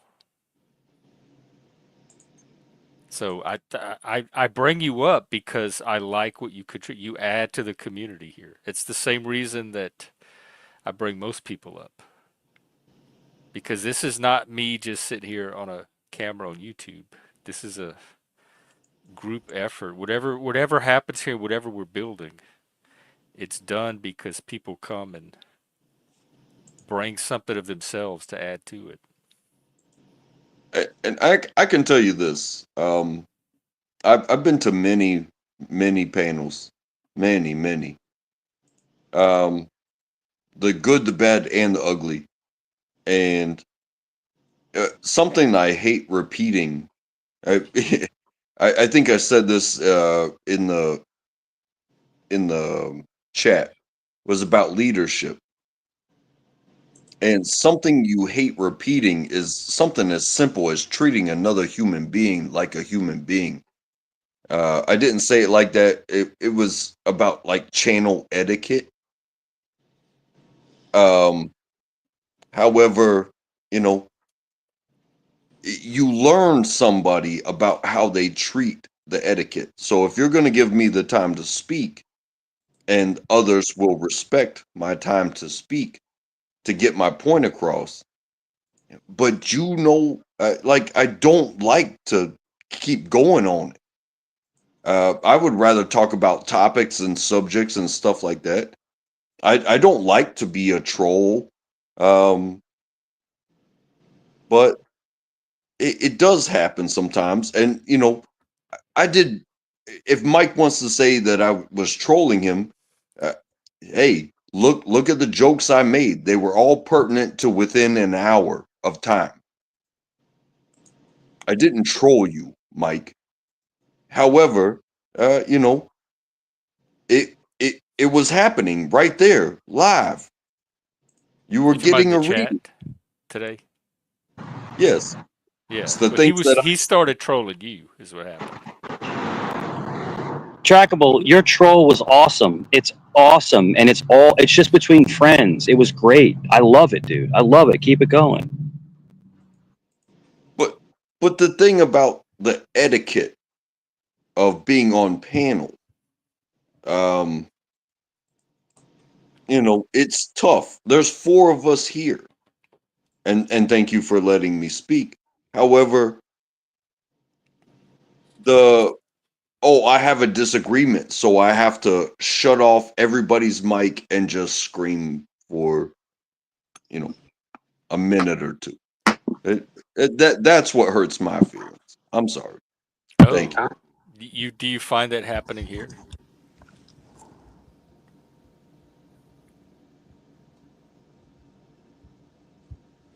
Only when the same subject comes up again and again and again and again. Is it by the same Because person? Are you picking on me? Are you guys picking on me now? I don't know if you call it picking on. I don't call it picking on. It's we're having a constructive discussion about a real thing. it's not, hey, Mike, it's not just you. It's a pattern that I have recognized beyond here. And when the same it doesn't matter if people are talking about a certain date at a certain time where a certain event happened.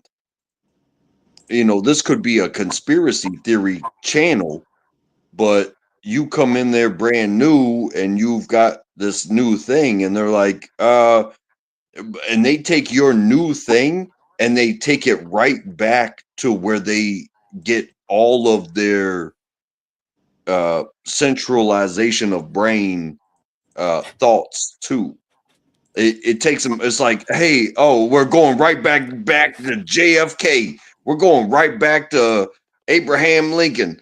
It's like, well, there's shit going on right here, right now, right in front of us. But even if I'm conspiracizing, and that's a word, right in front of me, why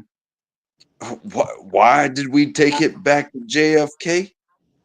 You know what I'm saying? Why did we take it back to Martin Luther King? Why did we take it back to Abraham Lincoln? Why did we take it back to how far do you want to take back? For some people, it's all one conspiracy. It just I'm not really following, but there's a great way to solve it. There's a great way to solve this whole thing. Would you like me to know how to solve it? What? How to solve this whole argument? Watch this. This is how we solve it. It wasn't even an argument, and it wasn't about him. The thing that Untrackable said wasn't. No, because I don't think. Yeah, I did mention today, but it wasn't about today. It's just about how people act online. Yeah.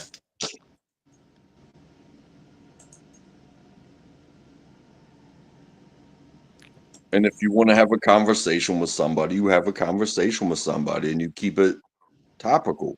I mean, if you, hey Jeff, give me a leak about your past, and I will never let it go. I will come up every single day, and I will mention that leak about your past, and I will keep everybody that I've ever met in my mind, and I will never let them, Is that bring up is, the. is that happening too I mean, with that same person? well, when people say like, "Oh, I've only been doing lives for like I guess pushing a year and a half, coming on panels and stuff.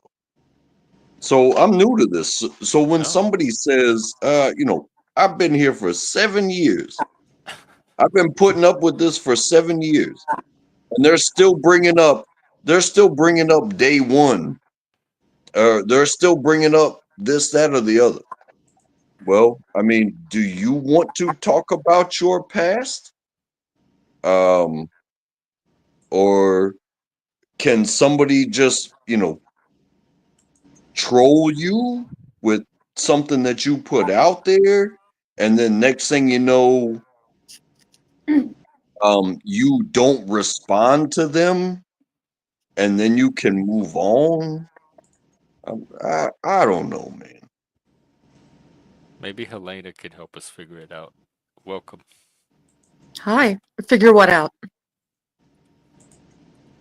Why people act the way they do on here, or just in general. It's I hard to don't know. separate. Catharsis. Um, naturally, they suppress their emotions over the normal course of their day. Maybe So when they get on here, it just comes out. if they unleash. Yeah. Maybe. What But happened? hmm. Hmm. What happened? We traded out Mike for Helena. Um, Maybe no. Mike left, and then like minutes later, Helena showed up. No, I didn't get. No, I I'm not wouldn't a call it a trade. swap. It's just more like a coincidence. But Damn. Mike's trying to No. say now that he's gone, it's boring and the numbers are going to drop. And we talk Oh, about boring stuff. But now I loved my conversation with Attractable. I found it very interesting to I me. thought it Yeah. was I thought it was very enlightening. No, sorry to interrupt. I was like, what? We're switching people here. Oh no, Switch. you're not interrupting. In fact, that was kind of the topic was panel etiquette. How do people interact on panel in a way that everybody can It's not have a their say and science. have their voice heard and not have one person dominate, drown out everything. Yeah, it's not a science because, like, for example, you can't stop when You can't stop it when people talk over each other. Hmm. I mean, how do you stop that? I You mean, really you can can't. backstage, which I sometimes have to do, so I can Yeah, physically yank the conversation. But but outside sometimes, of you that, know, I have no control over them in the moment. yeah, sometimes you accidentally talk over somebody else or vice versa. And I don't know what you could do about that.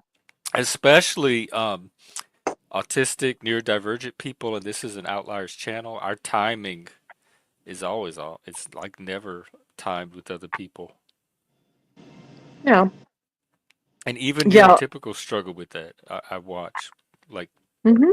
turn taking and overlapping. Well, I was trying to get some humor therapy by going to the Misty channel, but they were playing Gamera. Oh, Do, the Japanese one monster movie. yeah, flying turtle. You know, in the See, you're Godzilla laughing. universe. Sounds like you got your humor.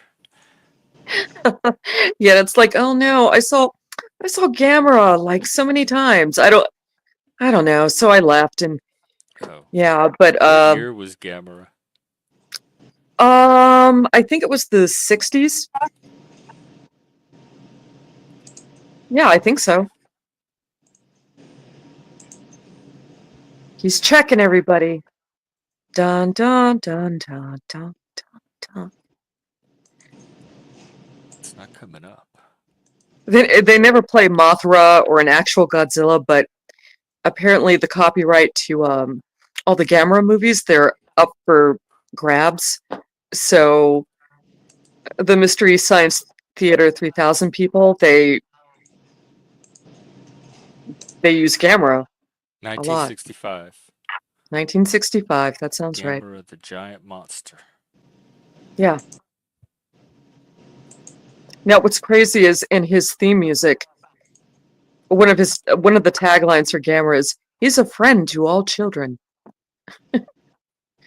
And then when they sing the song, they go, Gamera is really neat. Gamera is full of meat. We Full of love meat. Gamma. Yeah, Like I didn't make it up. he's like Godzilla with a turtle shell. Yeah, he spins. Oh, yeah, that's him. Uh-huh. Look at him. Yeah, this little creature. Would this scare you? Uh, well, I mean, he's a giant turtle, and he flies, and when he flies, he spins, and I don't know, sometimes he breathes fire. He has many talents. Many talents. Yeah. Oh my God, I feel so bad Why? because everybody went quiet. Well, because you were talking. I was listening to you.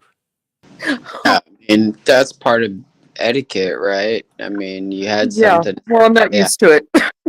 Oh. I'm not used to Oh. the etiquette online. So when it happened, I'm like, oh I'm no, I mostly did here to something wrong. listen. Every now and then I'll Hmm. do a topic and I'll try to put out information. But for the most part, I'm here to have a space where other people can come and talk and have somebody to listen. So I'm always ready to let people talk and me be And the you know, listener. Yeah. there's something to be said about etiquette as well. Etiquette is not like the rule of law. However, uh, there are many games spread across the course of life, and you may need to change your etiquette. Not you personally, but depending on the game that you choose to play, um, there may be a different etiquette. You know, so if it's be louder or have your ball in front of another person's ball. Hmm. That sounds. Okay, the behind ball in golf plays. Uh, it becomes a safety issue. If because if I'm in front of you and I play my ball first and then you play your ball, well, I could get hit by your ball. So let the behind person play through. Yeah, that's a lot of balls. Hmm. Hey, Jeff, can you play trailers? I usually don't because they're copyrighted. Like Oh, movie trailers? yeah. Yeah. I looked it up when I first started streaming, and they are considered copyright. You can get Mm, struck for them. okay. Too bad. But yeah, what's everybody else doing this Saturday? Getting drunk. Getting drunk. Getting drunk. Okay. Not Bars really, open. not really drunk, just buzzed. I'm getting Mm-hmm. buzzed. I'm gonna go to sleep, wake up, have a kick-ass work day, and smash it. You work tomorrow. Mm-hmm. Yeah, yeah. Okay. I supported a good cause today. We did a 5K for charity and in the rain. So Oh. praise God. Uh, Jack Talcott was sponsoring the whole Did, event through his spirit. Live without fear. Even though it was raining, I did not fear. I just kept walking. I did what I had to do. So praise God.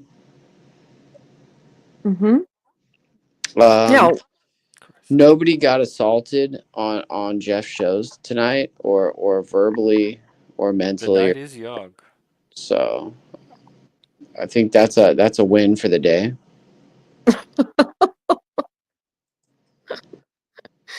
Yeah. Yeah, the bar is in hell. Yeah, I mean, like you should have Well, heard the meeting I had with all the managers today. Yeah. If I thought I had some problems and I thought my employees were retarded, like it just like the bar is not set. It like I don't even know the bar's not even like off the ground anymore. It's it's just I don't get it. wow. You Oh. talking about like staffing and Yeah, workforce? like the average employee probably couldn't have graduated high school with a C grade average. Hmm. Why do you think that is? Um, I think Americans have been dumbed the fuck down over the last 20 So years. these are the like in high school or something, there'd be people pretty much like us working at a McDonald's for extra money, etc. And they knew the job, they knew how to get the thing done. You're saying the today's version of those same people, this is them? Or are you saying those people They're like don't work those disgusted. jobs anymore, so this new type of person is taking the place? Or The you're new saying that generation is those same doesn't want to people? do shitty work. Like they think they could be TikTok stars. They think they could be YouTube stars, and they would much Oh. rather like live in daddy's basement than pay for their own way. Like it's easier for them to milk off of their parents than it is for them to like be a responsible adult. So therefore, many people don't actually work these days. You need to find you some Yeah. immigrants. Like when I was little, No. I had to work because I had to help pay bills for my mother and my family. But today, the government helps you pay your bills, and the government helps you pay for your food, and the government, Big Daddy government, helps you with everything. They don't help me. Well, I mean, they have before, but when I'm working, they don't help me. And the But when did this opportunities from happen? working are a lot better than from Big Daddy government. When did Welcome this? back, Mike. There's Mike. Um, when I was in sales, which was around, I don't know, 2014, I worked at a Macy's. The younger people, they seemed fine. They seemed fine, and so I don't know when this exactly happened. When I don't, you can elaborate on that. Uh, when you got these younger people that it's like, I don't know how to talk to people. I don't know what to do. But by 2014, it wasn't like that. So when did this happen? When did the change happen? I have no fucking clue. I just know that people are generally retarded. I Uh, noticed it as a customer, as a consumer, right up, like kind of in the mid aughts to the early uh-huh. 2010s, when the computer and the smartphone became the dominant mode of interaction. The people skills, there was a noticeable drop. Just being able to interface with another human, they Like could barely do. The customer service plummeted. There was no more customer service. Um, so I noticed it. I noticed it in those domains at that time, and I put it I look down to the good in divide. Like they're people. not spending time with real people; they're spending time interacting on screens, and they're not getting socialized. That's right, Jeff. That's right. I look for the good in people. So like I try not to like pay attention to where like society has like collapsed and fucking fell apart. Like I try not to like pinpoint that. Like I just witness it and I try to move along with my day because every single day people are so fucking stupid that it makes me wonder like am I just that smart or do I really not belong here? Hmm. It's Well, it's when I amazing. Oh, I'm so good. Oh my word. no, when I started teaching, I started noticing not all the younger people they're like that, but there's a certain type. There was a certain type, and it's like I don't know. I think they were in a hug box, and I think their parents didn't push them outside to touch grass, and to be outside, it's like too much for them. So they act like they're from Mars, and Hmm. they weren't all like that. I'm not going to generalize, but they were a challenge to teach. And by the time I get them, they're like 18 or 19, and then I get adults, and I don't know. So I don't know. It's a different thing. My parents didn't. My parents could have cared less that I was shy as a child. They're just like, get out there, talk to people, don't embarrass us, don't be shy. Were you like so? Did you force yourself to have conversations? Yeah, Wow, yeah. and those were awkward. Were they more awkward than what we see in the Panelverse? Oh, not at all. No, I learned real quick. Yeah, because I'm Gen X, and you go outside, and there will be kids that you've never seen before. When you're and you're like, what you're thinking is, well, I hope these kids aren't crazy and try to hurt me. That's what you're thinking, and then you just try to be. I don't know. You just learn to socialize. It's in a tough way. I don't know. Yeah, I think it's crazy because I think a lot of people like me, and this is going to sound very conceited, but any company I've ever worked for, I've always been at the top, always, because I have more ambition than everybody in the room. I want to be the number one person in the room. I want to overtake the conversation. I want to learn everything there is to learn about the company, everything. I want to learn about every aspect of what I'm doing. But the problem is that a lot of people are they're very submissive and they have talent, excuse me, but they don't ever exert themselves to the proper level they should. But I've never had an issue excelling in any job I've ever been at. So you have to come in, especially in sales, Helena. In sales, you have to be the biggest Yeah. swinging, you know what, in the room. You have to basically come in and teach everybody, I'm the man or the woman, I'm going to take over. And a lot of people don't have that ambition. They don't have that in them. They weren't built that way. What do you think? I don't know. Oh, no, I was good at sales, so that wasn't an issue. But I mean, my last school, which was a college, what do you do when you're the best? You're the best person in the department, and your administrator hires their whole family. You're not going to excel because you're federally funded, and they're taking up the funds to pay their family. for job. I mean, there was really nothing I could do about it. It didn't matter that I was like the best teacher. It didn't really matter. I don't know, you know. Sure. There's personality traits that people just don't have. Like people, you can't teach someone to be captivating. Like if someone has a captivating personality, you can't teach that. You're just born with that. And I think natural salespeople captivate somebody. They draw them in. They bring them into to your energy, you know, and they just go along with anything you say. Is it manipulation? Partly, but also it's providing a service at the same time. When you're selling something, you're selling a service or a good. Me, it was cars. You're selling a car. Or I'm selling contracts for carpet cleaning and restoration. I'm selling contracts for hotels. Like, we're talking about hundreds of thousands of dollars in contracts. We're not talking about like little petty stuff. So, yeah. No, that's never been an issue for me.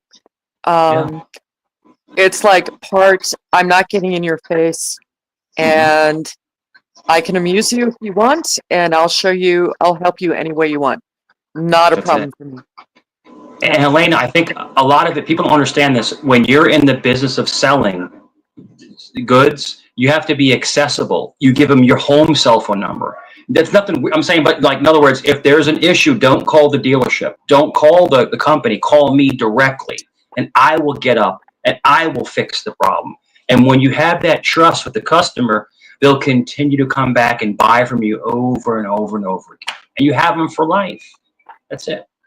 So, go ahead. Well, no, I sold clothes, and we didn't give out our numbers. That was not allowed.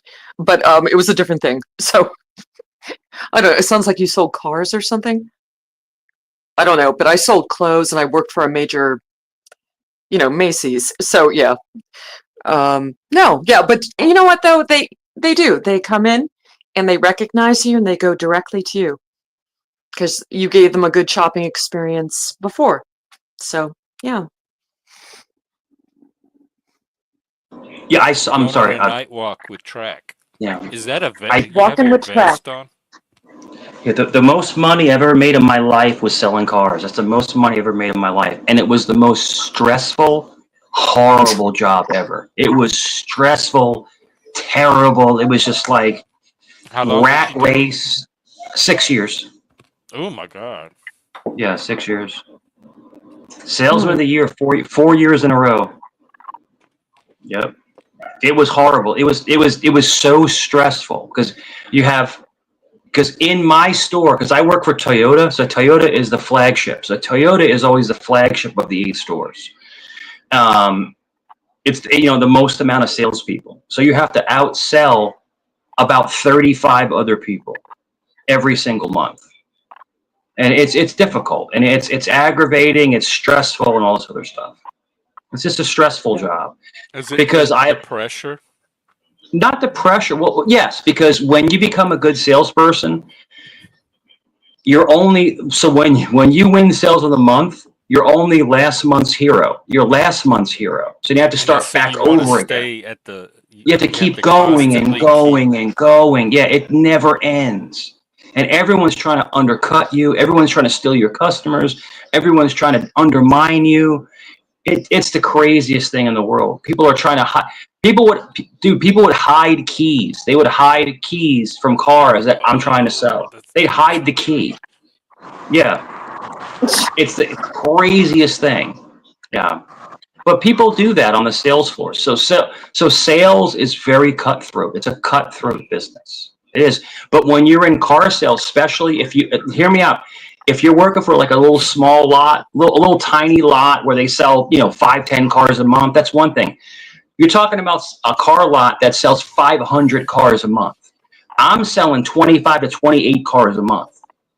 In other words, this is high pressure. This is high pressure sales. You got to continually, and I got a demo. Like if you're a salesman of the year, you get a demo. You get a free car to take home every night. You get a demo because you're a manager. You get a demo, and if you don't sell the next month the same amount of cars, they take the demo away. So it's Oh, all so even to keep your car, you have to meet a certain. you continue to sell. It's just the pressure is so high in the world of sales. It's just a high pressure environment. That's all. Did you get a base salary, or did you only make money off of commission? Sure, you got to draw. So you got $500 a week. Draw. It's a draw. I have never ever had to take a draw. It was always over the draw. My average salary, Helena, was right about $100,000 a year. That was my average salary. I mean, after everything, commissions and everything like that. Yeah. Yeah. But you did get a base salary. I was very blessed to work in a very successful company, and I worked for Toyota. Toyota was the shiznit. You know, Toyotas sell themselves, but you have to hold the gross. People come in, they want a deal, they want to steal the car, they want invoice level pricing, and you have to build the gross, because you get commission off of the front end of the deal. So you have to be able to build the product up. You know, that's what it is. Because I saw some sales positions where they don't even give you a base salary, but you only make money off of your commissions. It's like, oh, that's cold. Sure. Yeah.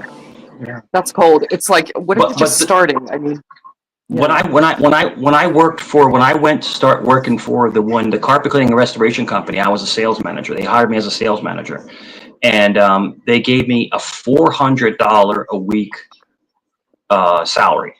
$400 a week that's nothing. You can't do anything with that.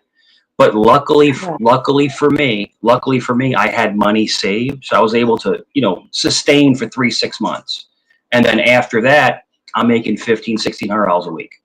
But you have to build your clientele. You have to build all the clients, because when you first come in, you have no clients. So you're right. They don't give you crap to start with, but you have to build up what you're going to do. So it's basically put up or shut up. That's basically the sales market. Put up or shut up. yeah, and something I did notice in sales, the most competitive people, they were all boomers, and I don't want this to be a okay boomer thing, because I hate that expression. I'm Gen X myself, but yeah, the boomers were really competitive. They were the only people you had to fear, because it's just like they would get in front of you, they would interrupt you while you were like dealing with like a customer. Oh yeah, it was something. It was crazy. Mm-hmm. Sure, definitely. Who would do that? What? Who would do that? Oh, I'm sorry, boomers. I'm afraid to. Oh, Yeah, I boomers. even hate using that word, but you know what I mean. Yeah. But they really, yeah, they were competitive. They were like, wow.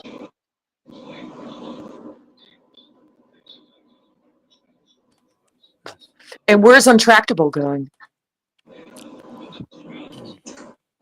I think he's going to the store.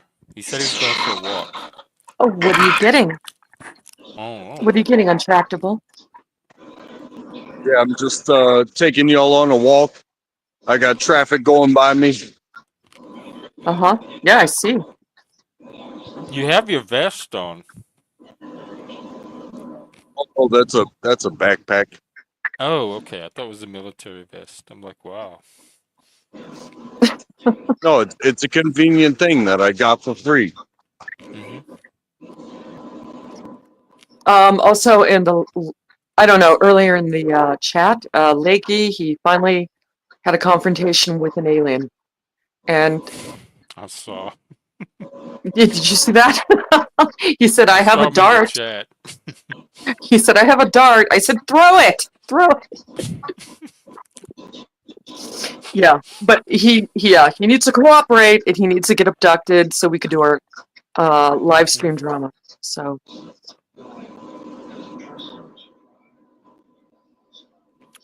Yes.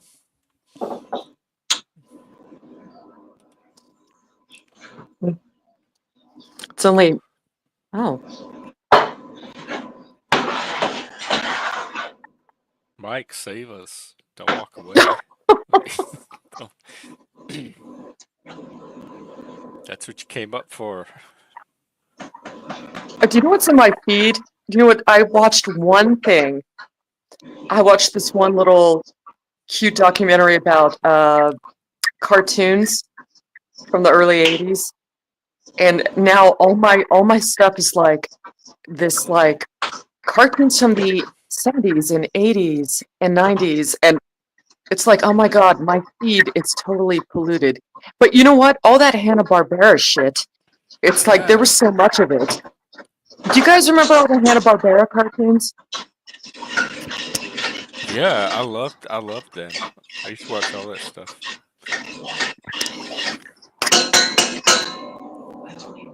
Is that Mike? We can hear you all the way in the if you're in the kitchen. Hang on, I want to study. Let's see what we got here. That's a nice cabinet. So there's a sink in the. You're in the kitchen. I see. You're streaming from the It sounds like he's kitchen table. cracking eggs in the bowl. Yeah, and I think he got up to cook. That's what happened. Cream of chicken soup with actual rotisserie chicken in it, and rice chicken cream of chicken soup. Is it real Nice little- actual cream? Yeah, cream of chicken. Yeah. Cream of samyang Samyang Hi. chicken. Hi. I love soup. I'm a soup guy. I love soup. Soup is so good. Yeah, I like a good soup if it's done right. Yeah. But you got to make it chunky. So like soups, like I like to put rice in them. I like to put chunks of beef or chicken in it. You know, I like it like where it's more hearty. They even have a soup brand called Chunky. They do. I got some chunky soup. I'm gonna pull out a can. I could probably find one for you. Yeah, I'd rather make them from scratch. I'd on, like we to make gotta pasta update. for you a lot. I do make homemade chicken soup. I do make homemade chicken soup, but it's a big ordeal Where is though. it? When It you looks make like an abandoned mall. Oh wow.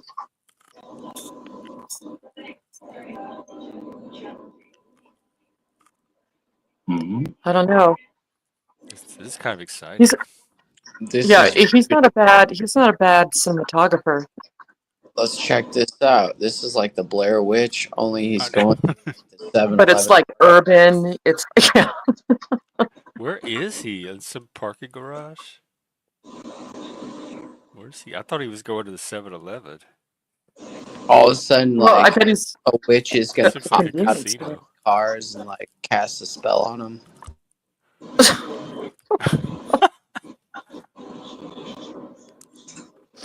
Landmark. Was that a garbage truck? I guess. Oh yeah. The land whale right there, just cleaning up the streets. This is really cool. It's very relaxing.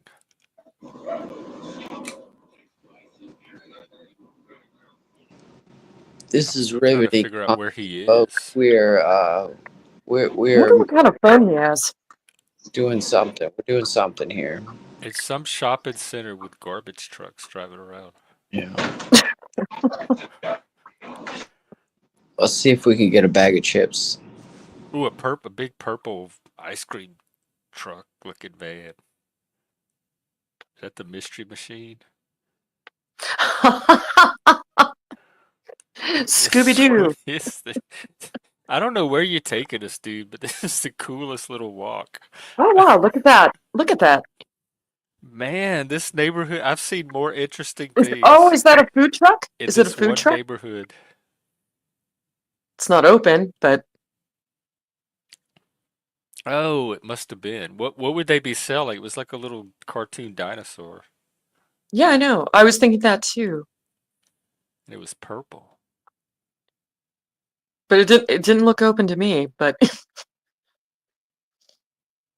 I'm loving yeah, this walk, this little place. yeah, it looks like a strip mall. Yeah. You remember malls? They used to be the thing. The place. The place. Yes. That was. I don't think there is even a central place anymore to see, other than the Yeah, internet that's the to thing. see and be seen. The mall Yeah, had and everything.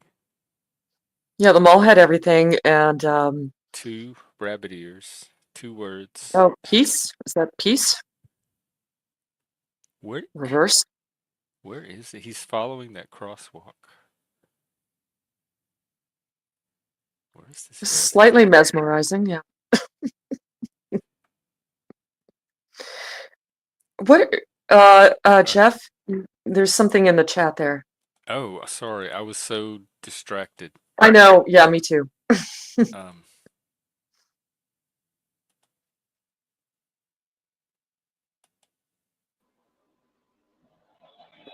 I think it's the last post there. transgender, I don't want to have to ban you permanently.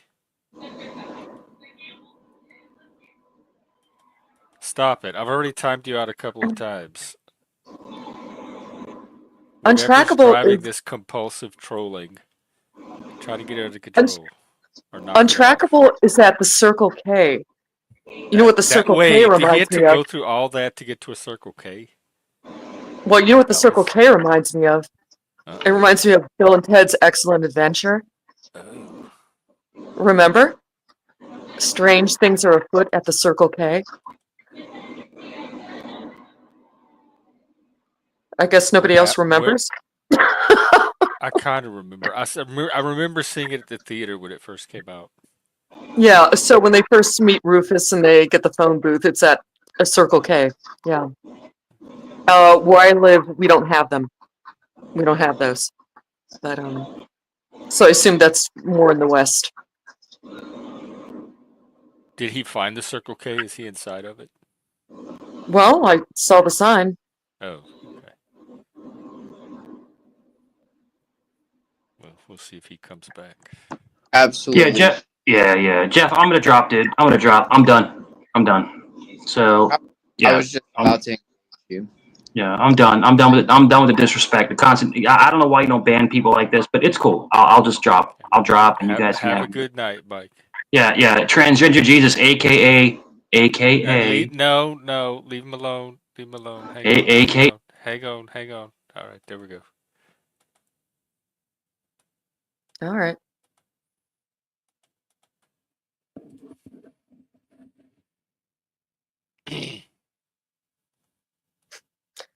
All right, so what were Awkward we talking silence. about?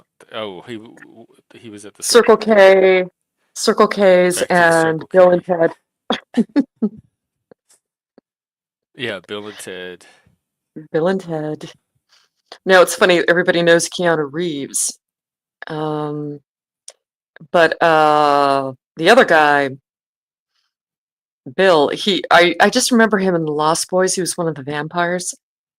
Oh yeah, he was. He Yeah. was in something recently. Was he? Yeah, as a grown up. Let me try to figure out. Well, in The Lost Boys, he wore chaps. Alex something. Winter. Yeah.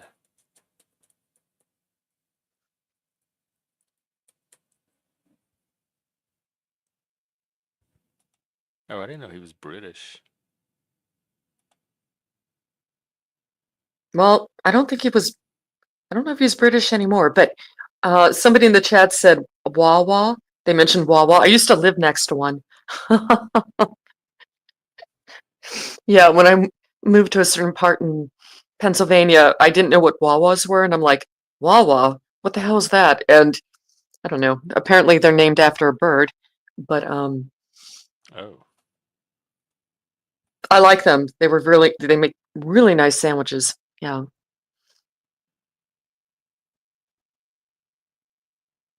Yeah, I think you're right. Alex Winter, he might have a dual citizenship. I think you're right in chat. Yeah. There's something called the YouTube effect that he did. It's a documentary. Yeah, he's more of a director now. He's more of a director now.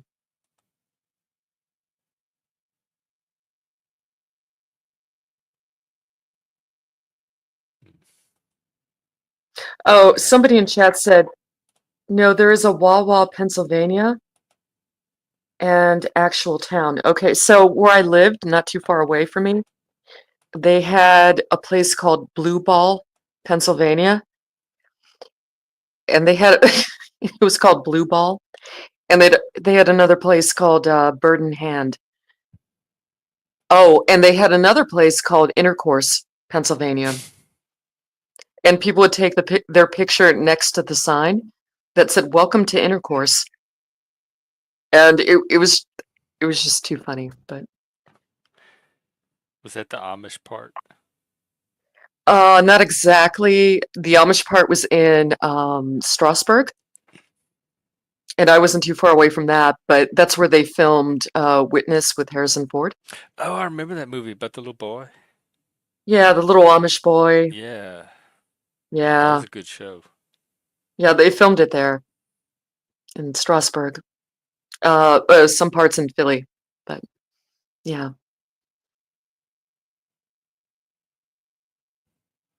All right, I guess he made it to the Circle K. I You still have a can't believe cousin? that he has to go like all the way to Okay, these somebody in parts chat here. said, Bart in chat said, Helena, I have cousins in Blue Ball. Seriously. And my mom was born in Lancaster. Oh my God. Yeah, I used to live there in Lancaster. Yeah. Oh, y'all might. Yeah, I used to work for the newspaper there. Oh, wow, Wow. cool. What's negative about it? Wawa Goose? Let me see. We have a goose where I come from, too. That's a little controversial. Um, it's a Well, It says Trans I Canada know it's a Highway bird. and I just know Wawa it's a bird. Goose. The famous Yeah. Wawa Goose, Northern Ontario. A Now, uniquely Canadian statue. mhm. It's a big Now giant Lancaster statue of a City. goose. Yeah.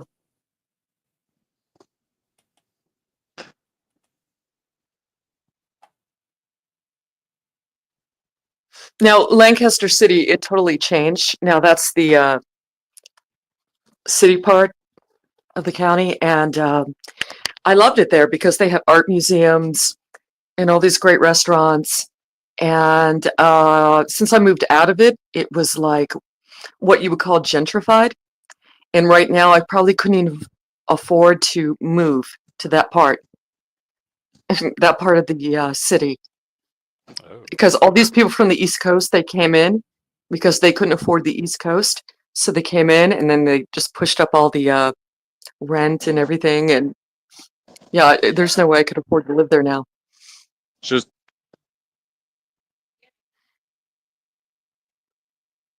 Hello?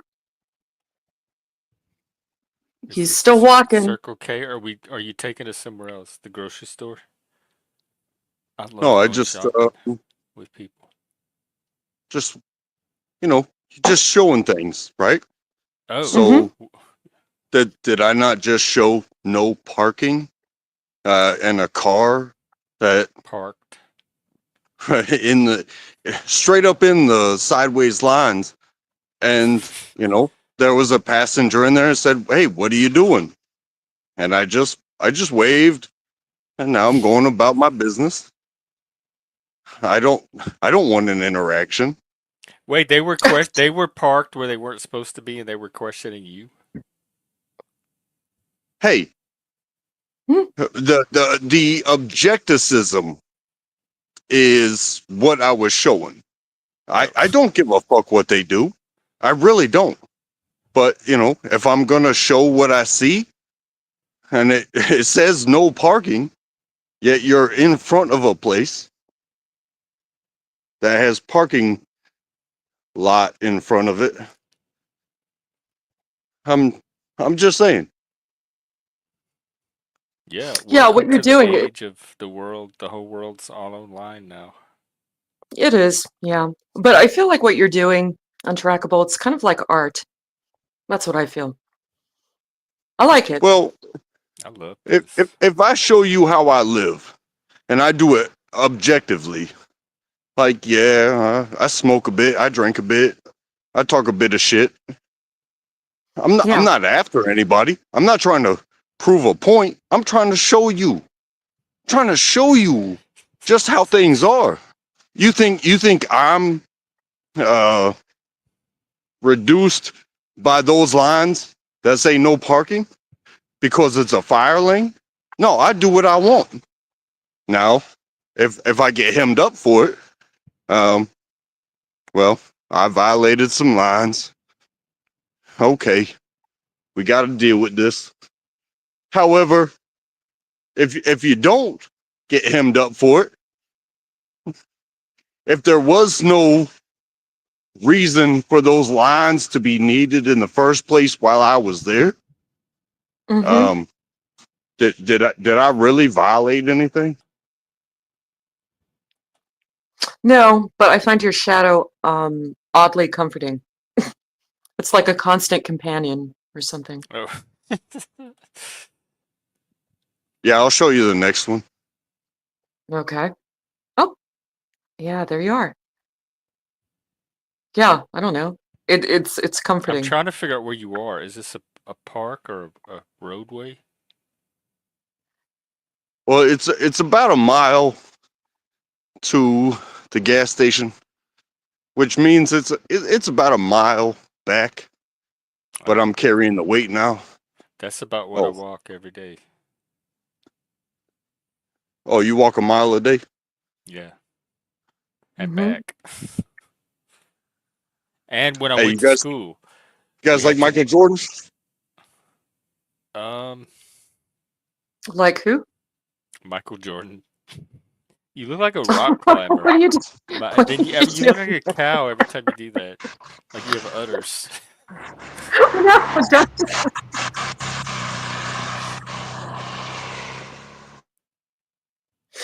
Oh God.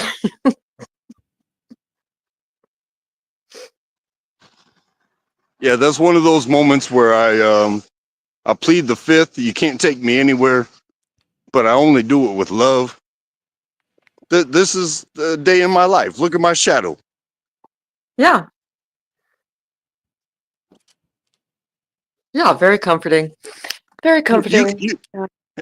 every single buddy online, you know, they can talk about the miles that they used to walk. Oh, we used to all walk miles before we shut our bodies down and started just chit-chatting online, and we thought we were going to find communities that made things so beautiful for people with similar interests. But what did we find? This We found triggers. We found triggers. triggers and And trolls. and, Oh, yeah, that's complicated. and once those triggers get pulled, they want to get pulled again and again and again and again. And it's like, how many times can a trigger get pulled? And Uh, well, it's up to the gun, because you know what? I've had my triggers been pulled a couple times, and I yeah. can tell you, I don't care anymore. I'm not going to fire for you. You are the wrong finger. Well, And now it's pouring down rain, and I'm Oh, outside let's with see. my phone. This. oh, it's raining? Well, maybe it was just the trees dripping on me, Oh. but it's okay. It's okay. It's okay. Yeah. No, I got an idea for you. Now, stop me if you don't like it. Okay, so you, Untrackable, you could have a spoken word album. Now, the only thing we have to decide is if you want your background music to be low tempo jazz or acoustical guitar. But you could have a spoken word album. You talking, the music in the background lightly. What do you think of that? You know, like the old beatnik days. You get on stage, they're musicians, and the person talks at the mic. What do you think? Yeah, I always thought it would be my peaceful word, backed by like some like hate death metal, like oh yeah, yeah, yeah, yeah. please Yeah, but behave yourselves, y'all. Yeah. Hey, they this couldn't hear is you though. public. Yeah. I like that one. Yeah, I know. Yeah, well, I don't know. In another life, I was a talent agent, so I don't know. I always see people. It's like, yeah, you. I know what you can do. I bet you could. I bet you're good at this, but not this life. Yeah, I don't have the resources. So, um, Yeah, you won't be able to hate on me until I decide to porn bomb IRL. You know what I'm saying? You talk about having a IRL? pack. IRL. That's What's that? is it even called porn bombing at that point?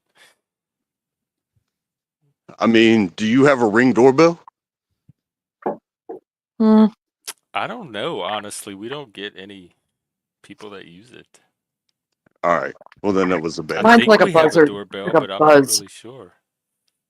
I never have to use it. Well, I No, mean, tell us what it is. What is it? Henry Rollins. Okay, somebody in the feed or Yeah, the he's feed. I'm spoken sorry, word the with Black chat. Flag. Sorry. Yeah, I said feed. I don't know why. I interviewed him over the phone, 'Cause they're a bunch of animals. Wait, oh, and hang on. You interviewed Henry Rollins? yeah, Oh my God. yeah. Okay. What was the year? And I want to hear all about it. Oh God, the year. What year was it? Wait, let me think. Let me think. Um, Because after Black Flag, he had the Rollins band or the Henry yeah, I think it Rollins was Experience or around. something like that. I think it was around. Maybe getting this wrong. I think it was around 2007. Oh, way late. Okay.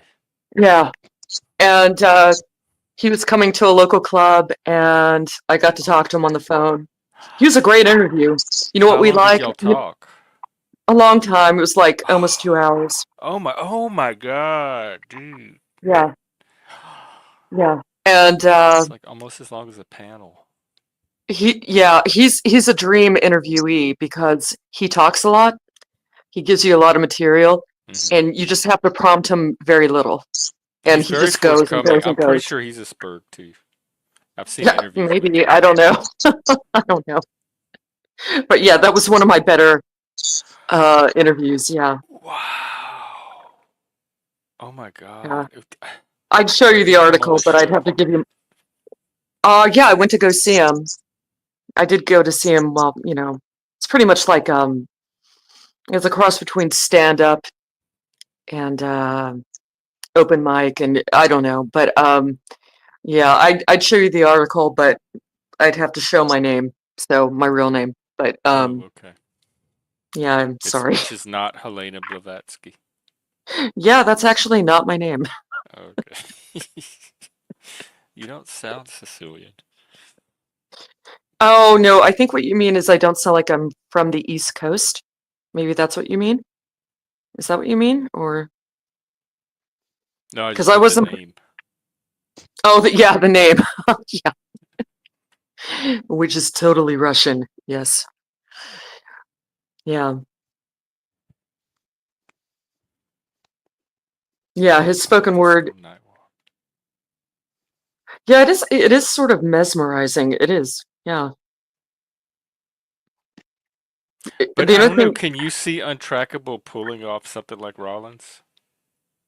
not exactly like Rollins, but at his own speed, his own thing. Yeah, I could see him doing a spoken word thing. Yeah, definitely. Yeah, I think so. But I don't know. He might need prompts.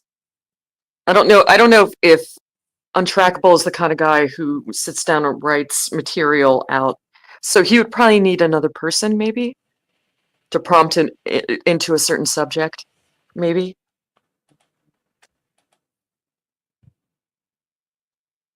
Two piece.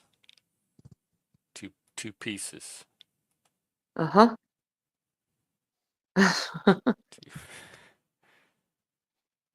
Peace to you. Yeah, or bunny rabbit. Hmm. Or the rabbit. Yeah, which Our victory. Rollins was in a David Lynch film. Was it Was he? Was it Lost Highway?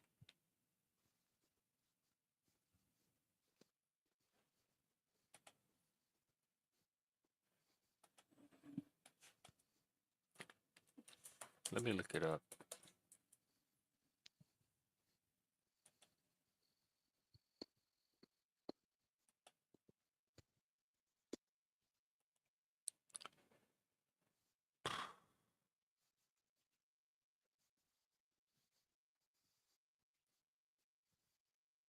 Yeah, Lost Highway.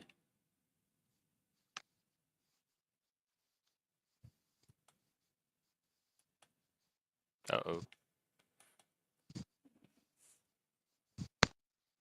She did.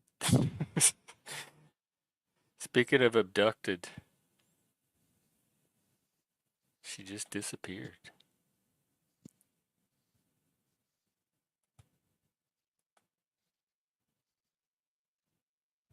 This is a nice hood. Is this yours?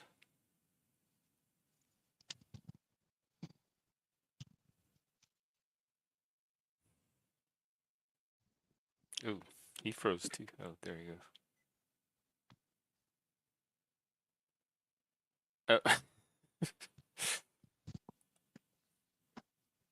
He must be back from the K.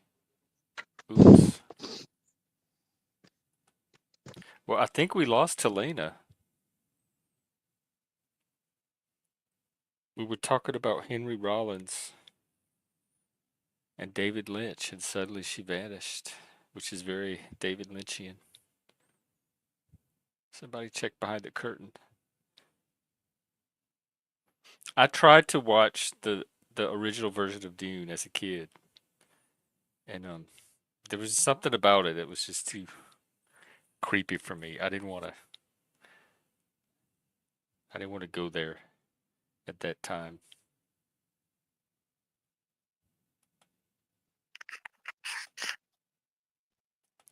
Are you there? hello? Yeah. Yeah. I don't know why I fell out. Yeah, you just froze up or something. Oh, I don't know. I don't know why that happened. But isn't it very Lynchian? Everything is very Lynchian. Yeah. I miss him. Yeah, I'll never see a new movie from him again. None No. of his will. That sucks.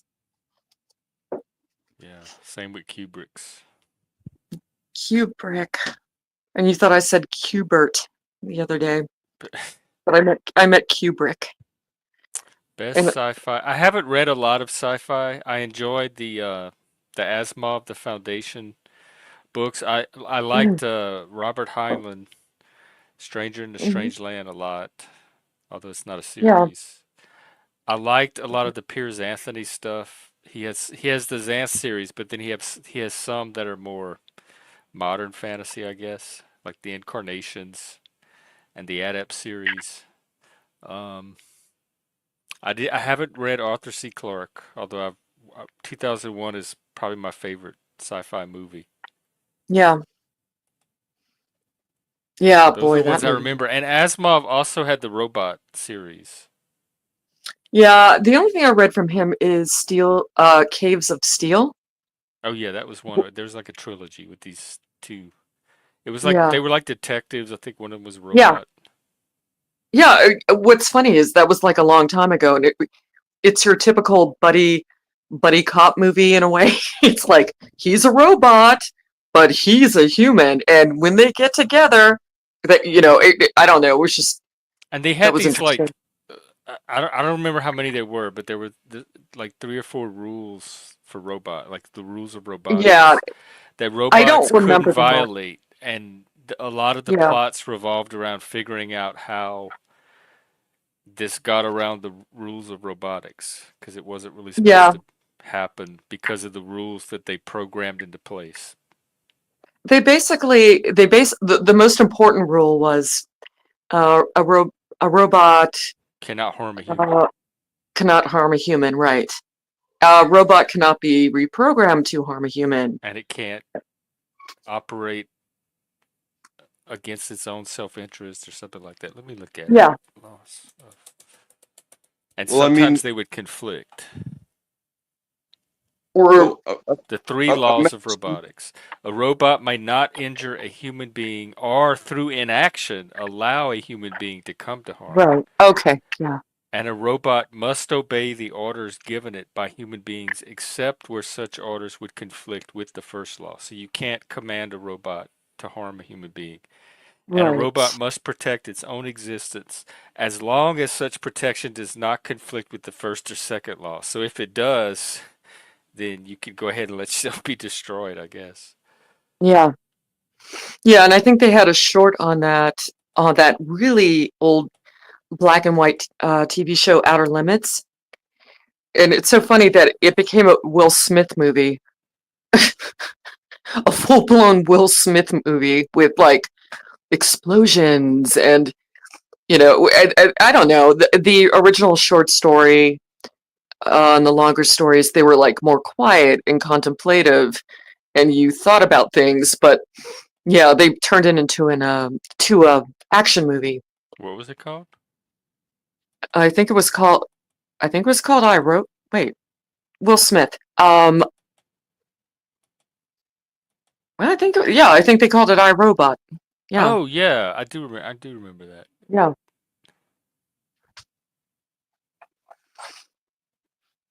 Didn't like it too much, but I think I tried to. I don't even know if I finished it.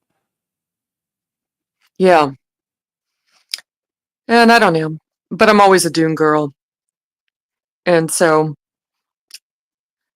I didn't watch all the Dunes that appeared on the Sci-Fi Channel, which no longer exists. But the movies, yeah, I like them both. I know that everybody complains about the Lynch one because it's so crazy. It's so crazy and visually gaudy and all that, but I don't care. I think it's great.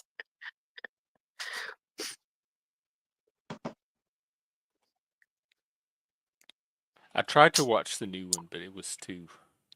Yeah, you said you It was didn't too like it. slow to. Yeah, it was too slow and like cliche.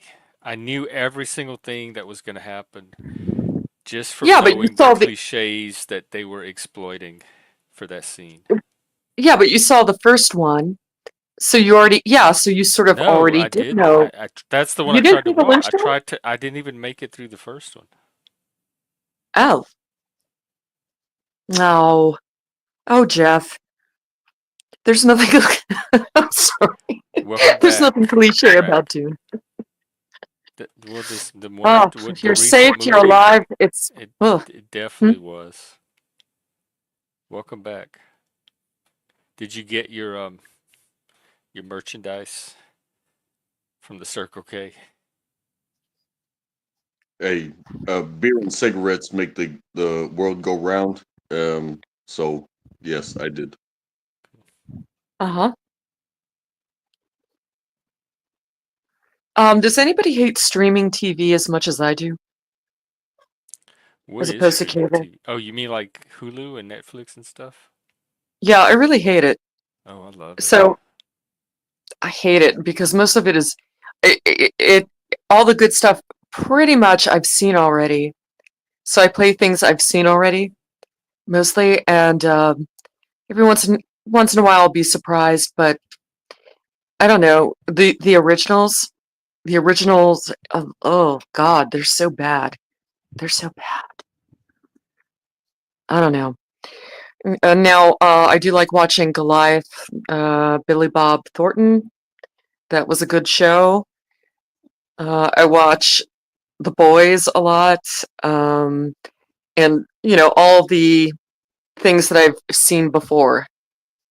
And I watch again because I already know they're good. Oh yeah. Yeah, I almost Oh my watched God, Mr. B! I love Mr. Zardoz. B. It's right up there with Barbarella. It with Sean. It's like from the Sean Connery. early 70s. It's Sean Connery. Sean Connery really, really really into weight training.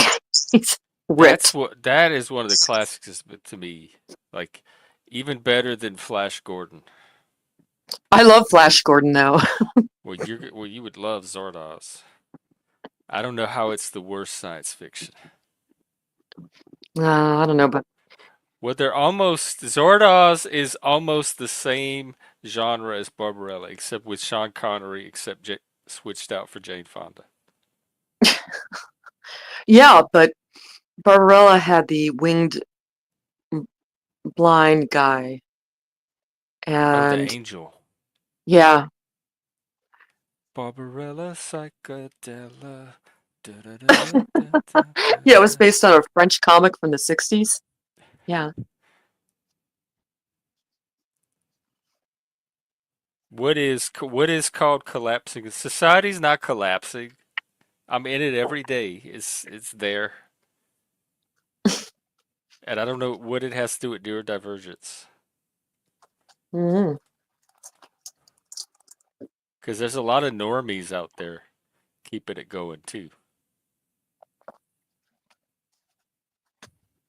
I don't know that we'd have the society we have without them. Did you ever see Logan's Run?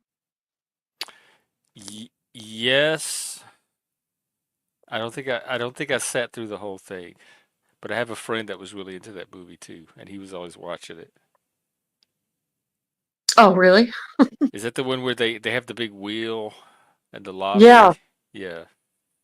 Yeah, except, it's you turn a certain age and they kill you, and then two people escape and they go into the desert and they find somebody who's actually a senior, and they can't believe it. They just can't believe it. Now, in the original movie, Farrah Fawcett was in it for a little bit. Oh, I didn't know that. According to every generation, and every generation, society has been. That is true. Yeah, yeah, I agree with Sense. Yeah, well, you know how many times in my lifetime I've been told that the world is going to end? Many, many times, on many different levels. I remember being a kid, and I remember them saying hairspray is going to kill the Oh, ozone the layer. ozone hole.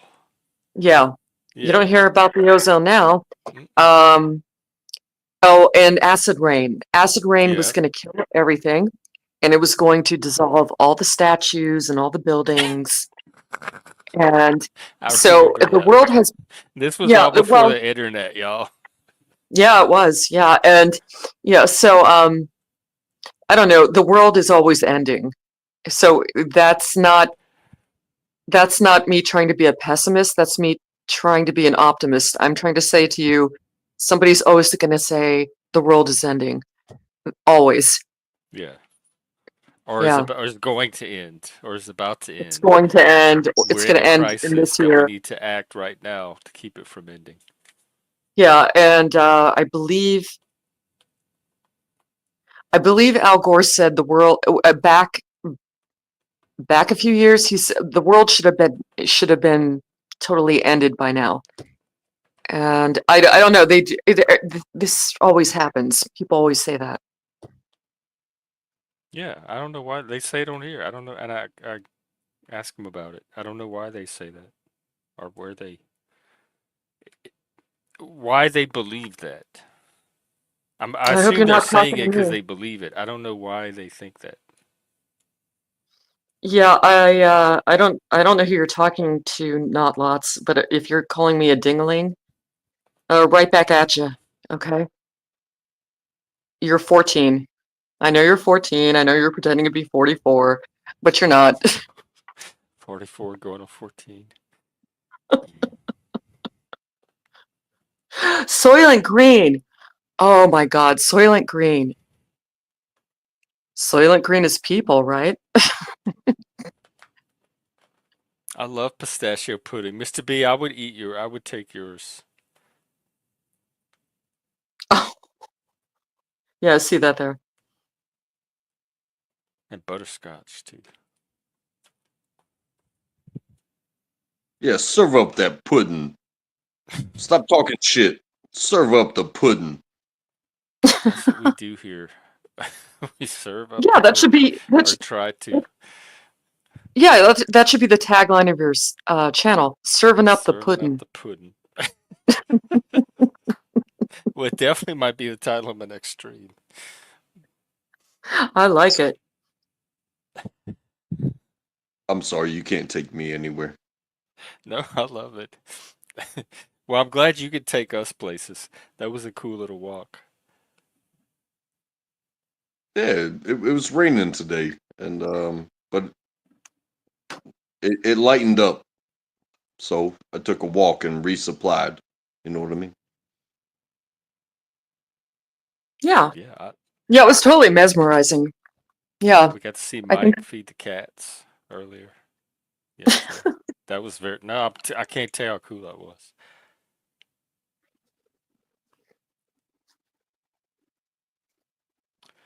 Bluebell pistachio almond ice cream. I have not.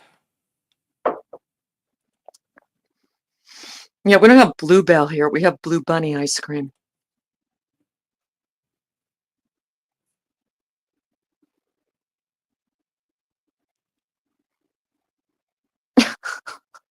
Yeah, I kind of grew up in the food industry, and Uh-huh. brands don't mean a thing. If it ain't Try got that cling. try something, and if it hits you, that's your thing. I don't know what to tell you. Yeah, I do. That's what I do. I try whatever's on sale that week. Like I have people that argue between Krispy Kreme and Dunkin' Donuts. And it's like, have you never been to a local spot?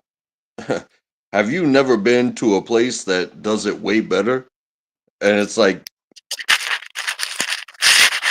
hey, I'll pay $2 or $3 more for a dozen if I'm getting what I want when it's fresh and it's away. It didn't come from someplace that had to go someplace that had to be delivered. No, it was made right across those two doors that you're looking at right there. And when I ask for something special, they're like, "Hey, can you wait 10 minutes?" I'd be like, "Hey, if you're gonna give me what I want, I will definitely wait 10 minutes." Sure. Yeah, we used to have a lot of places around here. They would make fresh Italian bread in the brick ovens. All those places closed down now. It's so sad. So sad. But yeah, people wait in line for that. Because nobody's Uh, buying bread anymore. oh, I don't know. Maybe the rent went up in the Oh, buildings or something. One of those things, you know. But yeah, such a pity. But hey, Kitty, what are you doing? I don't know, not laws. I don't sit around worried about that type of stuff. Like there's an infinite supply of those kind of scenarios to run through.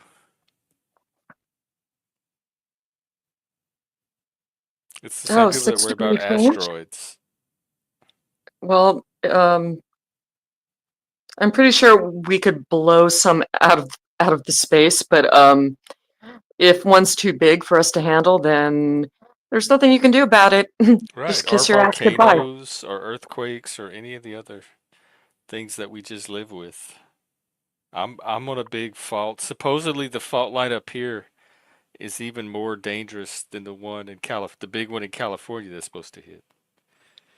What, in And so, Washington State? yeah, there's a big fault. It's the San Juan, the San something. Um, there's a big fault line here. Seattle had a big earthquake many years ago, Uh-huh. and it shook like their whole freeway system through the city, like wobbled and almost collapsed. Good hand motions. Uh, No, I only felt a earthquake once. Wasn't a big deal. but I was in my kitchen and everything started rattling. At first I'm like, oh my God, poltergeist. But no, then everybody was The first online thing you saying, thought was poltergeist? well, you know Wow. what? I wasn't in a part of the country where there are earthquakes, but we Okay. got a little, a little one, a baby one, and everything started moving in my kitchen, and I was like, "What? What is? Oh my God. What is this?" This be a It poltergeist. was kind of weird. I mean, Poltergeist. God, that movie. What is the scariest? What is the scariest moment in Poltergeist for you guys? If you saw it. I remember the part where the steak started crawling across the counter Oh, yuck. Oh, that was so gross. and the Yeah, maggots. the maggots. Yeah, that was so gross. Oh my God. I wasn't fond of the clown doll. The I clown wasn't. doll was kind of a creepy touch, but the tree thing where he would count. Oh my God. Yeah. He started to swallow. It Because you started to knew it swallow was the kid. coming, but you knew you were gonna jump anyway. It set you up for like something there was no way out of. It started to like devour the kid, kind of. Yeah. And then they pulled him out, and I don't know. And then the other thing, that woman who played Tangina, the psychic, Zelda Rubinstein yeah, that's her. or Rubenstein. Yeah. Yeah, remember her? You're jamming up my Yeah. frequencies. She was great in that. To her, it is But then the just mother, another she ended up in the shaft, pool. but to Yeah. us it is the beast. That's great. Hey, Jeff, all are welcome. All are welcome into the light.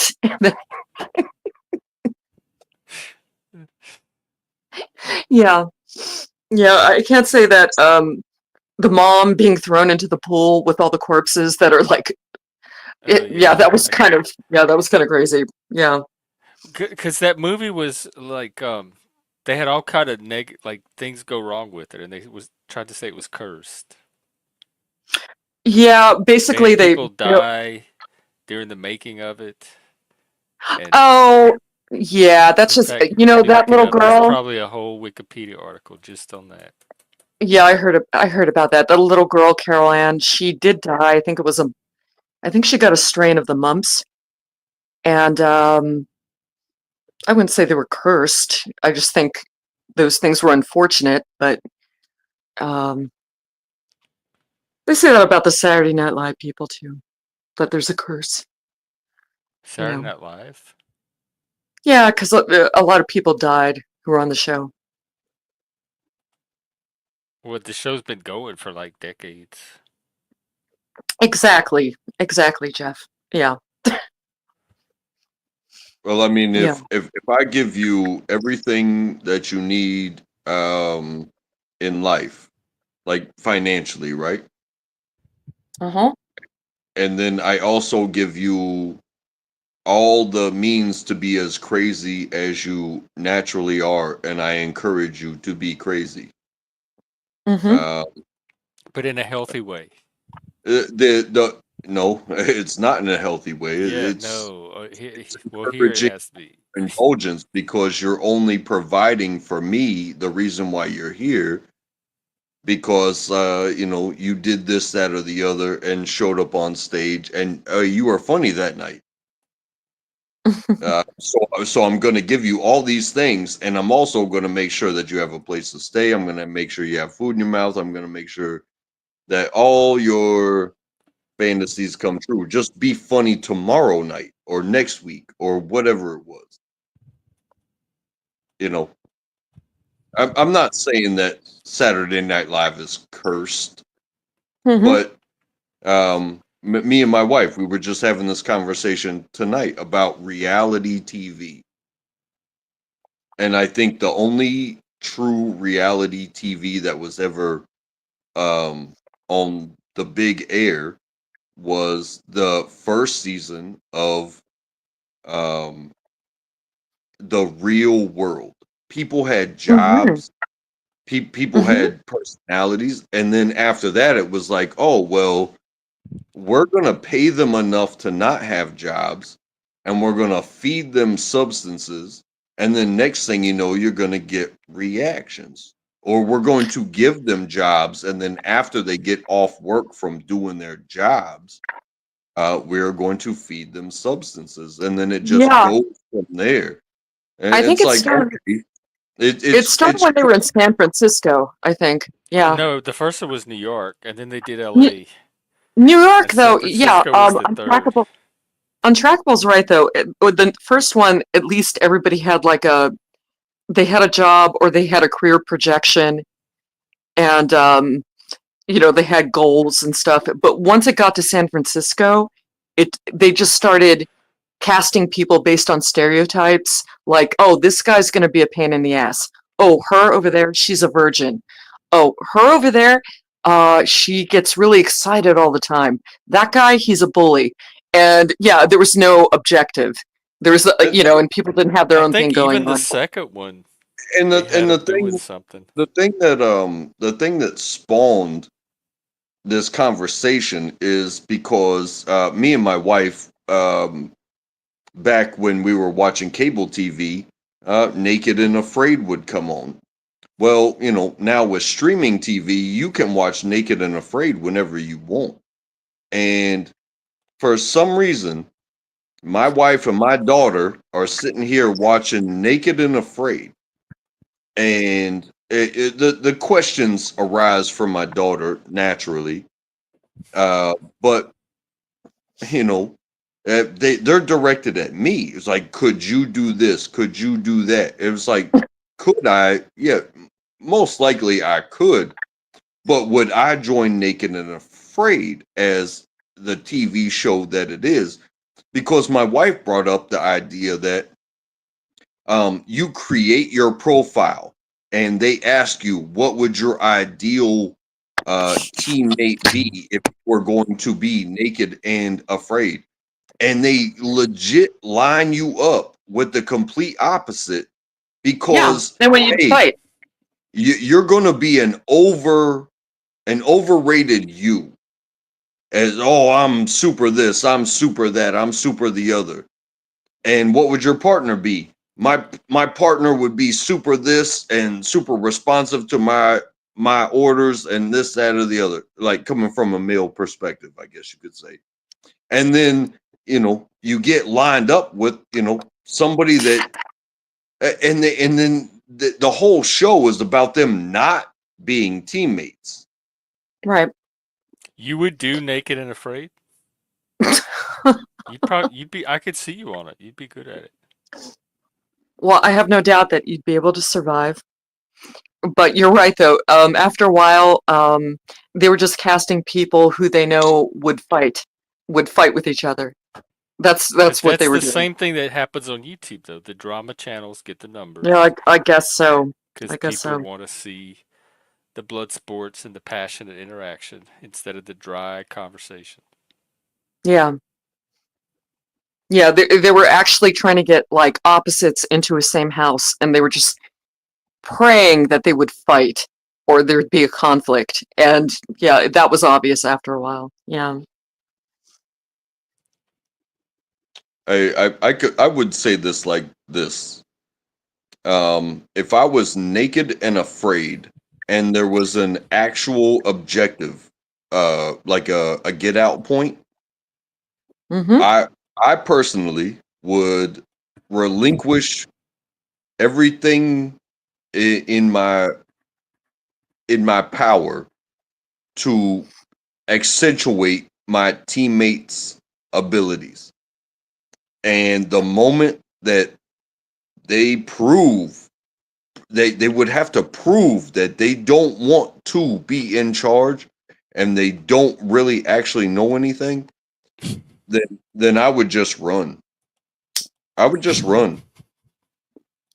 But if they take charge and let me know what I could do for them, well, now we have a team.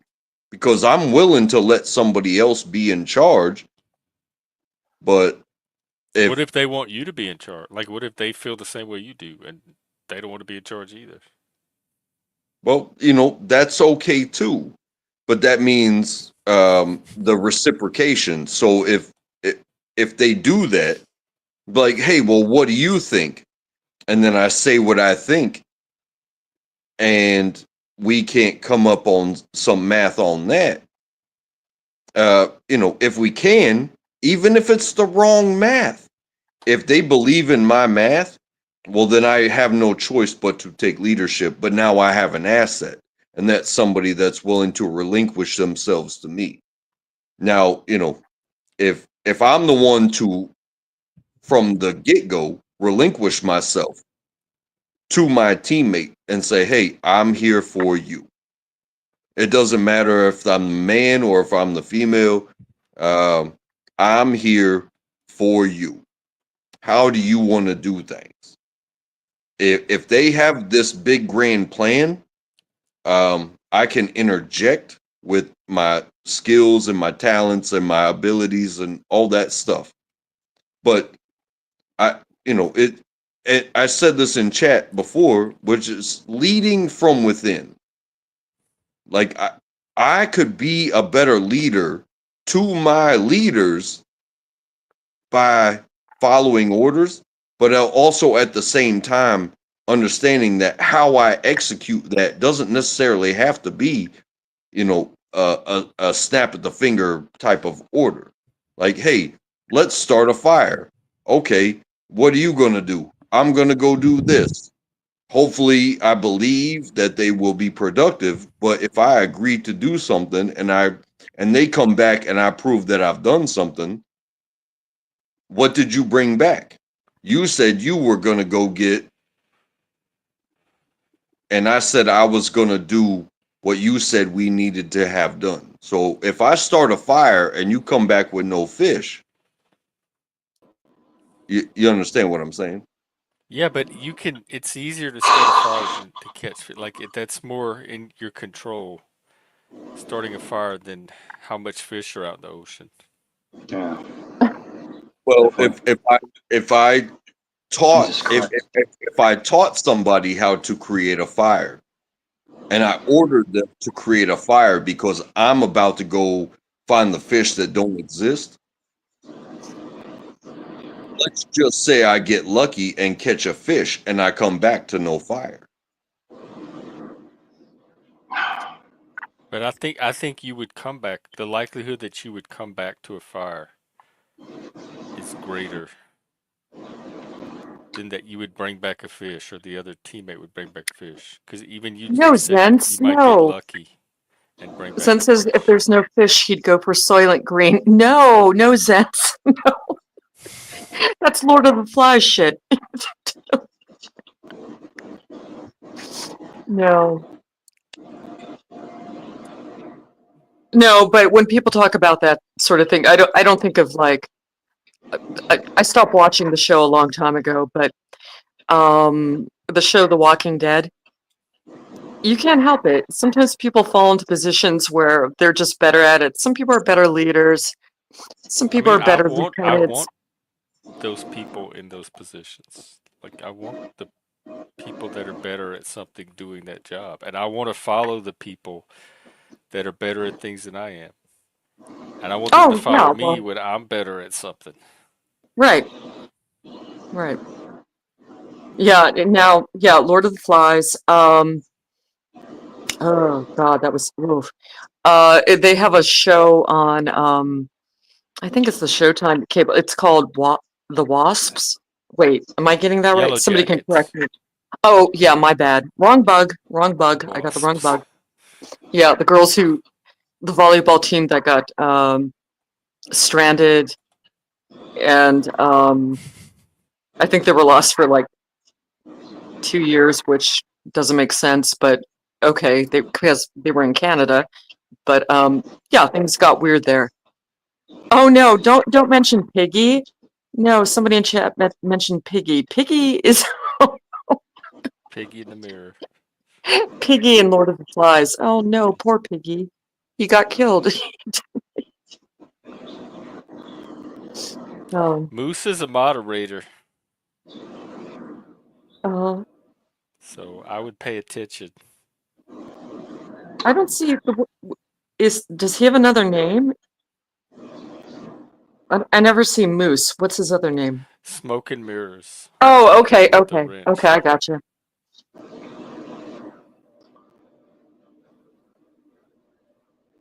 I gotcha. Welcome back, Mike. You said you What's going wanted to say some goodbyes. Yeah, I just want to. I just want to wish you the best for your channel. I do. I nothing negative. I think the disrespect has overtaken the welcome, and I just think that people are extremely disrespectful, and you find it humorous. And I think even Moose is trying to let you know that disrespect is outweighing the good guests, the really good content. You know, it's getting to be a the little bit. content's fine. Like with Well, I'm good okay luck. with the content.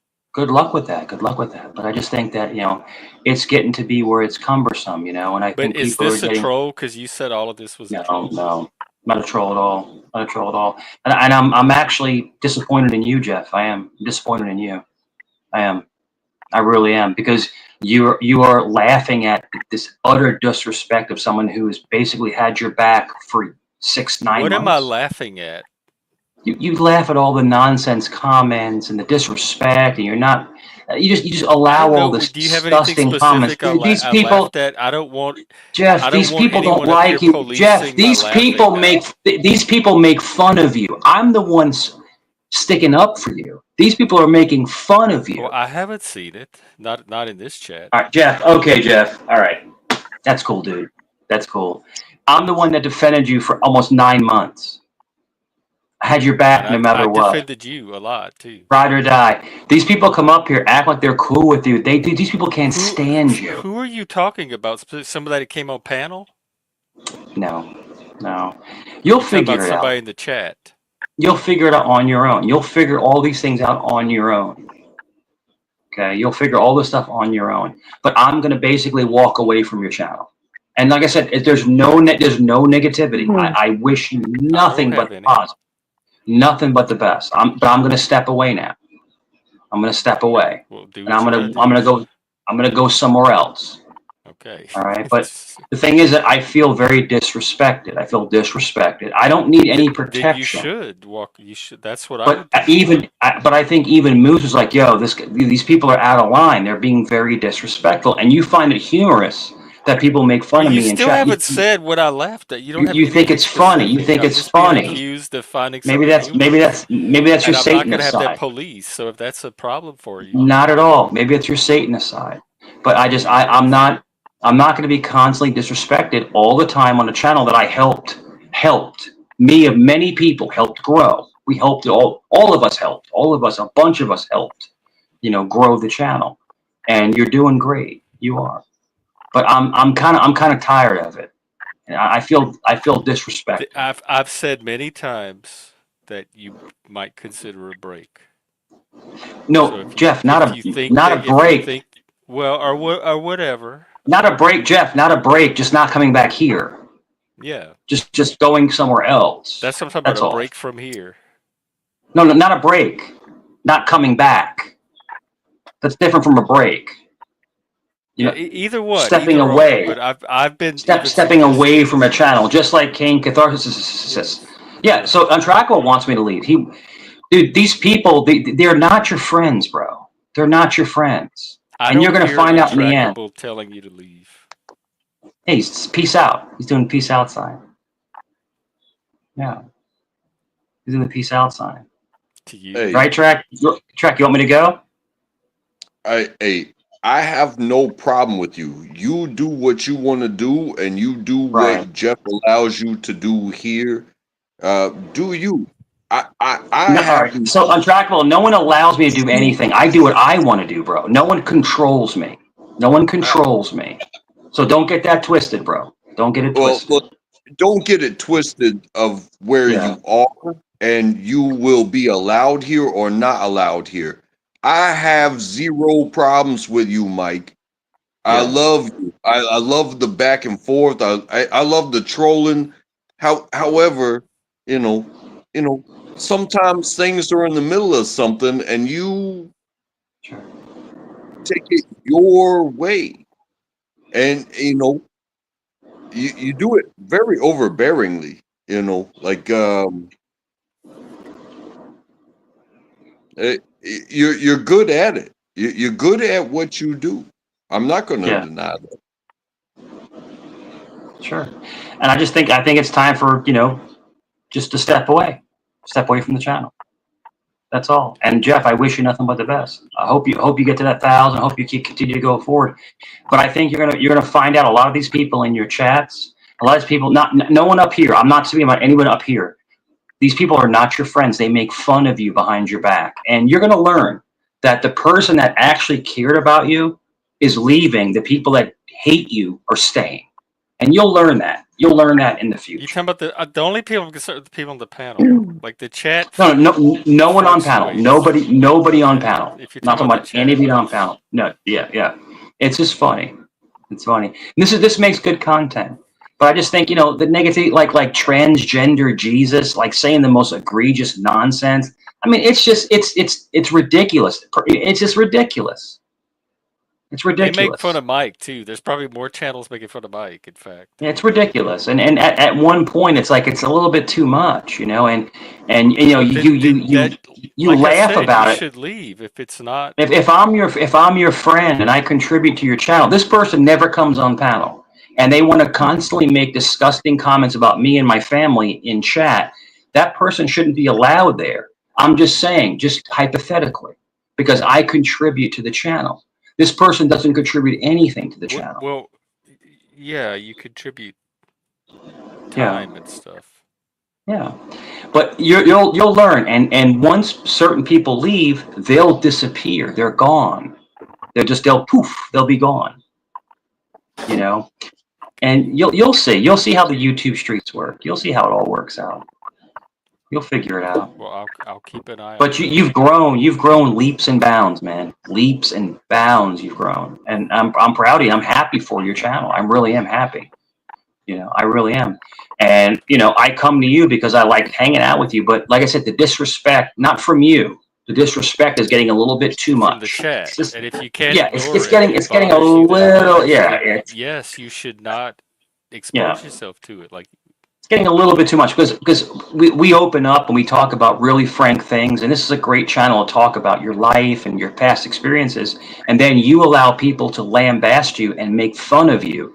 Not me I or don't control what people yeah, in and the it's chat just say. I mean the moderation should have been different. You Well, shouldn't be if the allowed. moderation is not to your Yeah, liking, yeah, you should go to a channel that has the moderation where you want it.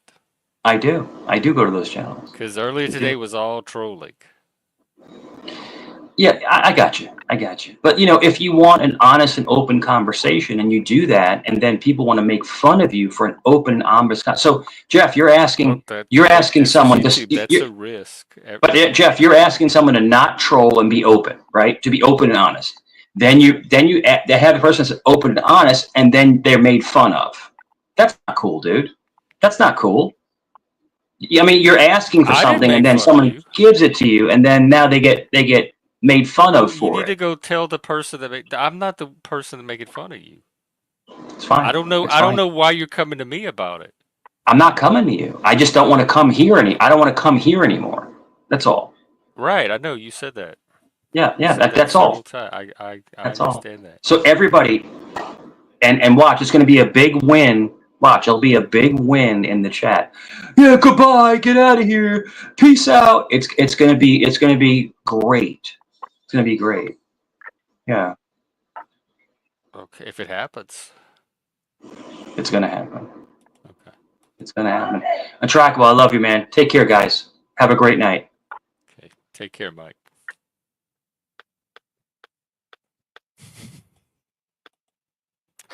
All right. What are we talking about? I can't remember. Well, I know we were talking about movies and we were talking about the paranormal and stuff like that. Like I can't help it. The jump scares in movies, they get me. I'm sorry. Oh, they do? Poltergeist. The No. poltergeist, the clown.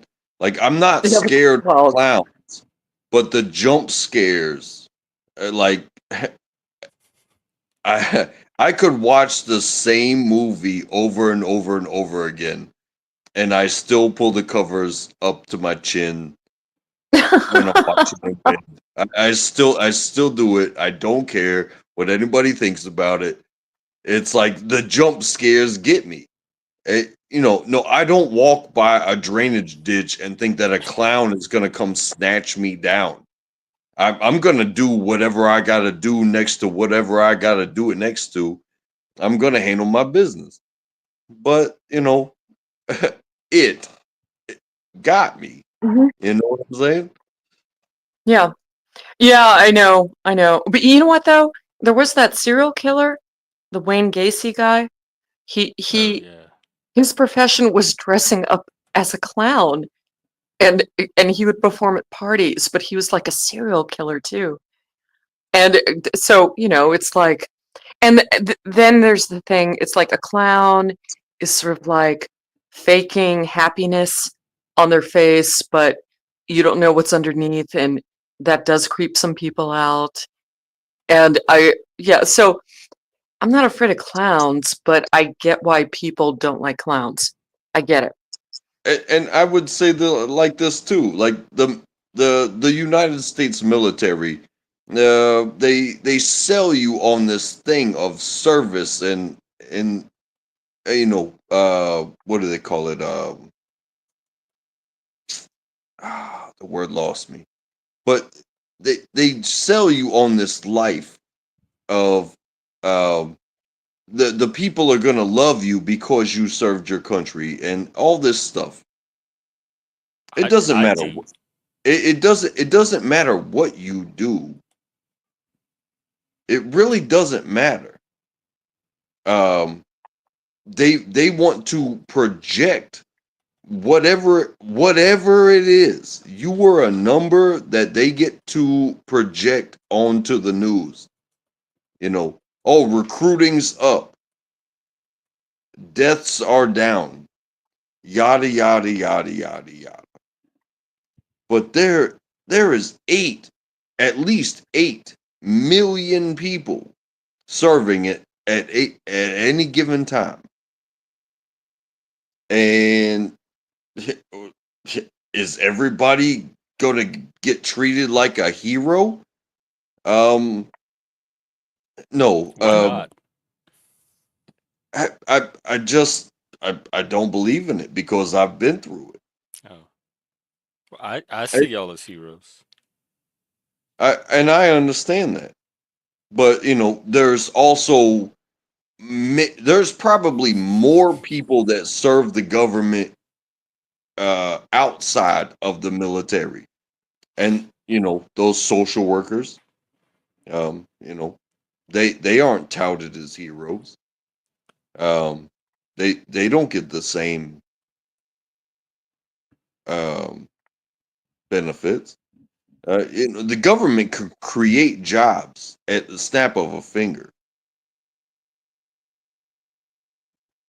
but I think what's going on now is they want the same protections in private businesses. They want them to protect their people, and they want them to do that with those billionaire dollars, which would be an excellent thing because it would alleviate so much government spending. However, it doesn't alleviate military. The only thing that would alleviate military is if countries shake hands rather than be like, oh, I don't like what you're doing to them, so I'm gonna be the police of the world, and I'm gonna take over. And I think eh, we're always going to need a military. I wouldn't want to risk not having a military. No. Yeah, I don't believe in utopia either, because there's always going to Yeah. be somebody that says, "Hey, I got a bigger this than you." Well, do you know what utopia means in the original Greek? Yeah, utopia, the etymology of it anyway, it means no place, which means not possible. There's no such thing as utopia. You work with what you have. You know, you try to make things the best you can, but utopia is a silly. Oh, what happens when you try to make utopia? Bad things, actually. Bad things. Because you get a bunch of people who decide, these things are all bad, these things are good, and then you end up with, I don't know, some type of authoritarian regime. So no, I don't worry about utopia. I just believe in like trying to make the things that we have, just trying to make things the best we can.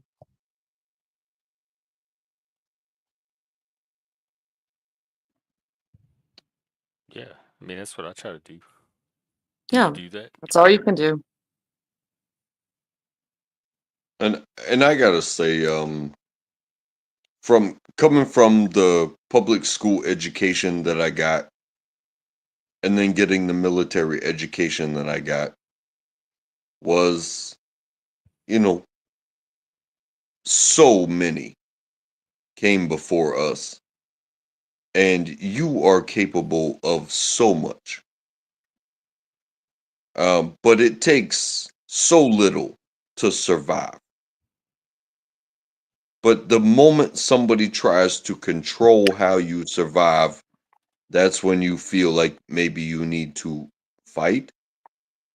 Um, and nobody has pushed me to that level.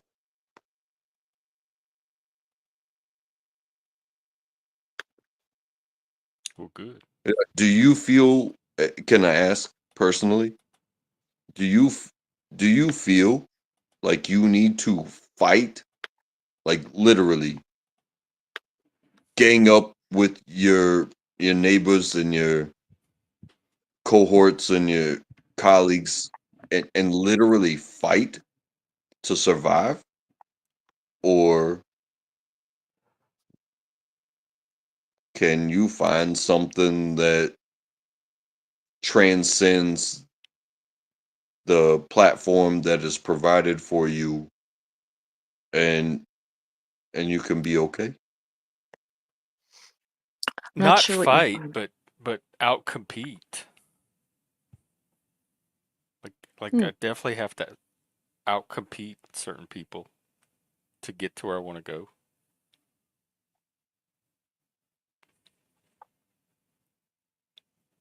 All right. Well, And survival's part of that. Like I want to survive, but I don't want to just survive. But in order to do that kind of stuff, I have to make sure I'm better at what I do than other people, so I can have the opportunities that come with that. yeah. It sounds to me that's almost bordering on civil war. Why? Nothing's bordering on civil war. Welcome. Oh, your man there. I'm just saying I'm not knocking it, but it's like, yeah, I think he's getting at there is an underbelly of bad feeling in lots of countries, and it's like it's I'll bordering let on him little in. like civil war. Who? Who's on the? Who, say that again. Your man there, he was talking about. Obviously, it took me a bit to get in, so probably I'll come in on the end of the conversation late. But he was asking Jeff about like, do you feel there's an underbelly of like tension? That's what I was perceiving it as. Maybe I was wrong.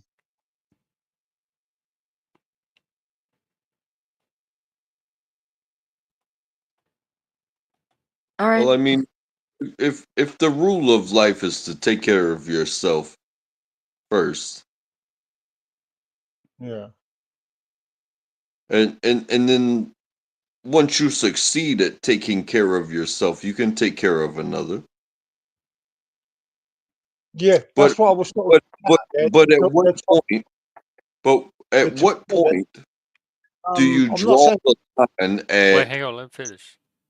Go at ahead. what point do you stop taking care of people because you realize that you are the one that's taking care of people and capitalize to where you don't even have to take care of yourself anymore because you're selling a program. Does that make sense? that's a bit of a E- contradiction. I Everything ain't been. except for the last part about selling a program. Yeah, you're selling yourself. Yeah, I might have picked up on the wrong end of it. I just jumped in, but it sounded like almost like you think, and I could think the same. Yeah, the world's going down a dark hole, and then like families band together, but we've lost families now, and we've lost tight units. We're all on Instagram or whatever the hell we all use, and probably as humans, we're vulnerable now because we've lost them bonds. And I know that's a bit deep, but I sort of think I picked up maybe a different feeling than what I thought I did.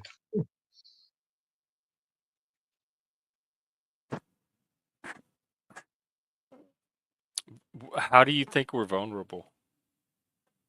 I think we're vulnerable because we've, as people are, we've lost. Go back to the pack mentality, and when we were cavemen and cavewomen, you had that pack mentality, so you all looked after the pack, which I think has been eroded for years and years and years. And whereas now it's almost life is you're one singular, you're just one person, and that's the that's what big government and big anything, big fun they do. They is to keep you not thinking bigger than you are, and you're just you. Ah, it's pretty deep. Sorry. Well, the deep is not an issue. I'm just not sure. Like, are you saying we shouldn't have nations? Things shouldn't be allowed to get to a certain scale. They should stay at a city or county level? No, not at And all. that But I do. anytime something gets big, it's automatically a bad thing? No, no, no. You took that the wrong way. I'm sorry I said that, but no, no, not at all. Not at all. I do think big politics and big businesses got involved in the everyman's world now, and it's probably causing us more problems than we ever think. But then we're happy to go on Timu and order a fucking set of spanners and whatever. But there's a trade-off, isn't there? There's a trade-off from having that big world system. Then going back I to guess I guess there is a trade-off, cause from what you receive from the modern world, if it's not worth it, you can not make the trade-off and just kind of live outside of society. But I've seen the people yeah, that live that oh, way, and that's absolutely. not what the life I want. Yeah, no, but and everyone's the same. But there does come the fact of big world life is like you can do all that and you can have your pizza delivered on the back of a bike and all these food things. Yeah. When you look at a human, does that actually enhance your life? I mean, Yeah, makes being your life. able to have a pizza delivered versus not being able to have a pizza definitely enhances my life. No, I want to. I don't. Listen, we got a big immigrant problem, and that's it. It's called the gig economy and the black economy. No, I won't deal with that. It's a big problem. That's probably a big problem in other countries too. But just because you're so arrogant and you can order a burger, and that's creating a problem in your own society. I mean, You're the only one I heard complain about it. yeah, I how think it's a arrogant good you are. thing that people can summon up a burger when they want one. I'm glad Well, that humans have come together and figured out a way to make that a reality. Yeah, it's yeah, it's also very. good that humans aren't afraid of vacuum cleaners. But they're in a fucking robot delivering your fucking burger. It's some poor So I bastard. don't care as long as I get my burger, they could That's the have a whole. pigeon drop it off. You don't give a shit that the boy's on £4 an hour and can't feed his kids. Not as long as you No, I get your don't think burger. about when I'm ordering a burger. I don't think about that. My imagination doesn't go wild over Maybe you the should every little detail of how the make burger me. got into my hand. But The we got vegans places. use this too. Don't get me started on vegans. Listen, I ain't no fucking vegan. Listen, we got places. I'm presuming you got one. It's called a kitchen. You can cook this shit yourself. You ain't got to pick up the phone. No, not me. You haven't seen me try to cook. Well, someone's got to keep the. But I also like not having to cook and being able to have a burger flown over on a drone if I want one. I don't think any of that's a bad thing. No, not at all. Not at all. A drone. I don't disagree with a drone, but I disagree with you having a fella there that shouldn't be in the country, and nobody else would do that job other than an immigrant. You've created a system that you're attracting the wrong kind of people. That man can't afford to get a burger delivered to him. Yeah, He's got to no, work. but I'm sure he can. They're not that no, expensive. do you think some people, so if you got rid of all the burger places and all the people who delivered burgers, that would mean less jobs. And less Well, burgers. None by maybe my count. there'd be less fat fuckers if you decided to walk to Oh the my burger shop. God. I don't want people like you anywhere near power. No, Well, I mean, listen, yeah, but there would still be people cooking the burgers, and Why do fat people bother you? fat people don't bother me. I'm just saying you'd have less. You did. They Listen, sound like they do. Who cares if there's fat people running around or not I don't running care around? either. I don't care either. well, I'll guarantee you this, Jeff. There ain't no fat people on the bike pedaling to deliver your burger, though, is there? They ain't fat. But I'm not connecting the two. I don't care what size person I am delivers my burger or not. fat people, but I'm just saying, if you want to go down that road, there ain't no fat people riding them bikes and delivering the food. There's just some that probably looks like they need a good meal, but they probably can't afford it because they're delivering burgers for Jeff. People that Well, then deliver you have burgers can to. afford food. Like they're getting I mean, if paid to you want to talk deliver the about the burger. minimum wage, that's fine. If you want to talk about the minimum wage being too low, that's fine. But Jeff, if they turned up on a bike and it was a big fat lady or man, do you think they're paying them too much to deliver your burgers? Wait, say that again. If it was a big fat dude or lady or On a trans or whatever bike that on a said, bike, "Hey, sir, here's your burger." yeah, I'd be would like, you? "Oh, thank you. I'm so I'm hungry. actually. You have a nice day." And usually you do the tip in advance, but if not, I'd hand them their tip. That's But what I would. what? That's how But I'd react. what if that fat person was half hour longer and they turned up and they were sweating and they said, "Sorry, it took me a long time to pedal up the hill." did I'd that still ever say, happen "Oh, to you? thank you for the Would Did burger. you? that ever Thank you for happen to bringing you? me." Same thing. It wouldn't change. Same scenario. As they handed it to you, they said, "Sorry, there's no tissues. I had to use that What because I would had you to." do? Like, what would you say? Oh, I'm so sorry. You're sweating, you poor fat person. You had to deliver my burger. I feel so bad for you. Here, take 20 I don't bucks. even know. Like, how would you, what would be different in Yeah, the way you would handle it? I don't order that. I don't support immigrants and the gig economy. I wouldn't order that. It's simple. I would Well, be then like, no, why are cat. you asking me about it if you don't even have an answer for yourself? Well, I have got an answer. I walk to the Well, then, shop and I get out, walk home. I don't employ wait, what would you some. do? I walk to the joint. I say, "Can I have a burger?" And I No, pick it the off. the scenario was a fat person shows up on a bike with your burger, and you were asking me how I'd react or what I would say to them, and I was asking you how you would react. Try to pull me up, and you say, "Why do you hate fat people?" I don't particularly hate fat people, so I jumped on it. How he was talking about like it's supporting an economy that's unsustainable unless you got a load of people. I know, but I don't It's understand what fat has to do with it. I don't know. You was all about that thing. I don't care. No, Like I you just brought said, up the fat people, not me. all right. You know what I mean? Like I said, yeah. I don't If bring up fat people. I don't have anything to say about fat people. well, even that, how vanilla is that? You either say you like them or don't. Do you like a jolly fat person or do you not like I never jolly? used the word. You bring in all kind of stuff, and then Oh, accusing me no, of doing it. Jolly. I never said that word. listen, I don't care. If you hate fat people, that's your problem. I don't give a fuck. You What? brought What? up the. You're You brought it gaslighting, up. dude. You're about to get parked. Jeff, the fatty hater. He came Listen, on the that, Star No, Trek, the no, Canadian you brought hater. it up. Jeff doesn't care. You brought any it up. fact, I'm sorry. I'm I know it's all sorry. now on stream. That's why I don't have to defend it because it's all on stream. Uh, Please rewind I and can see. declare now, I can declare all the fat delivery brothers out there and sisters that's delivering to Jeff go on strike because he's a fat eater. He don't like the fat delivery drivers. But I don't. To be honest with you, I don't think it's a bit untrackable. too Are I'm you sure here? that Can every one of them's going to listen to you. you? No, seriously though. Somebody in chat, I think was Mr. B. He said something about a movie trivia Yeah, episode.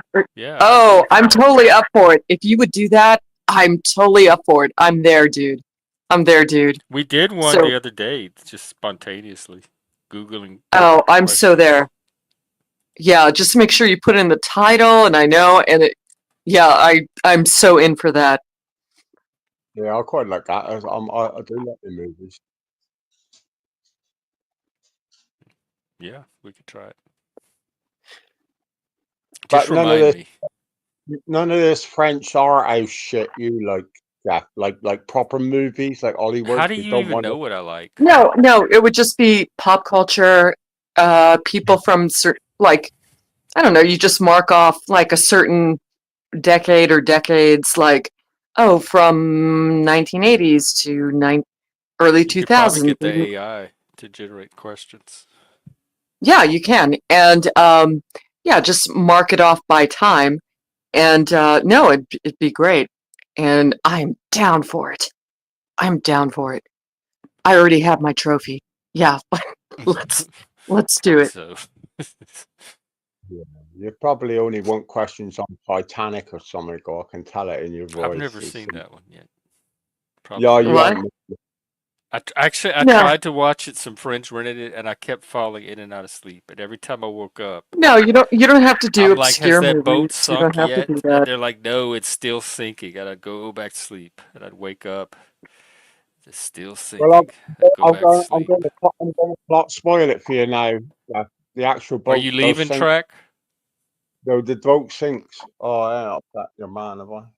Oh, it's Take Coburg. care. Good to see you, and thanks Oh, for the walk. bye, That was cool. The walk and bye. the talk. That's me. I'm sorry, Jeff. That's probably me. That must be one You of think Mike's you're friends. driving everybody off panel? Yeah, probably. Well, why do you do it? Stop. Because I enjoy your company. Oh, okay. Well, at the expense of my channel.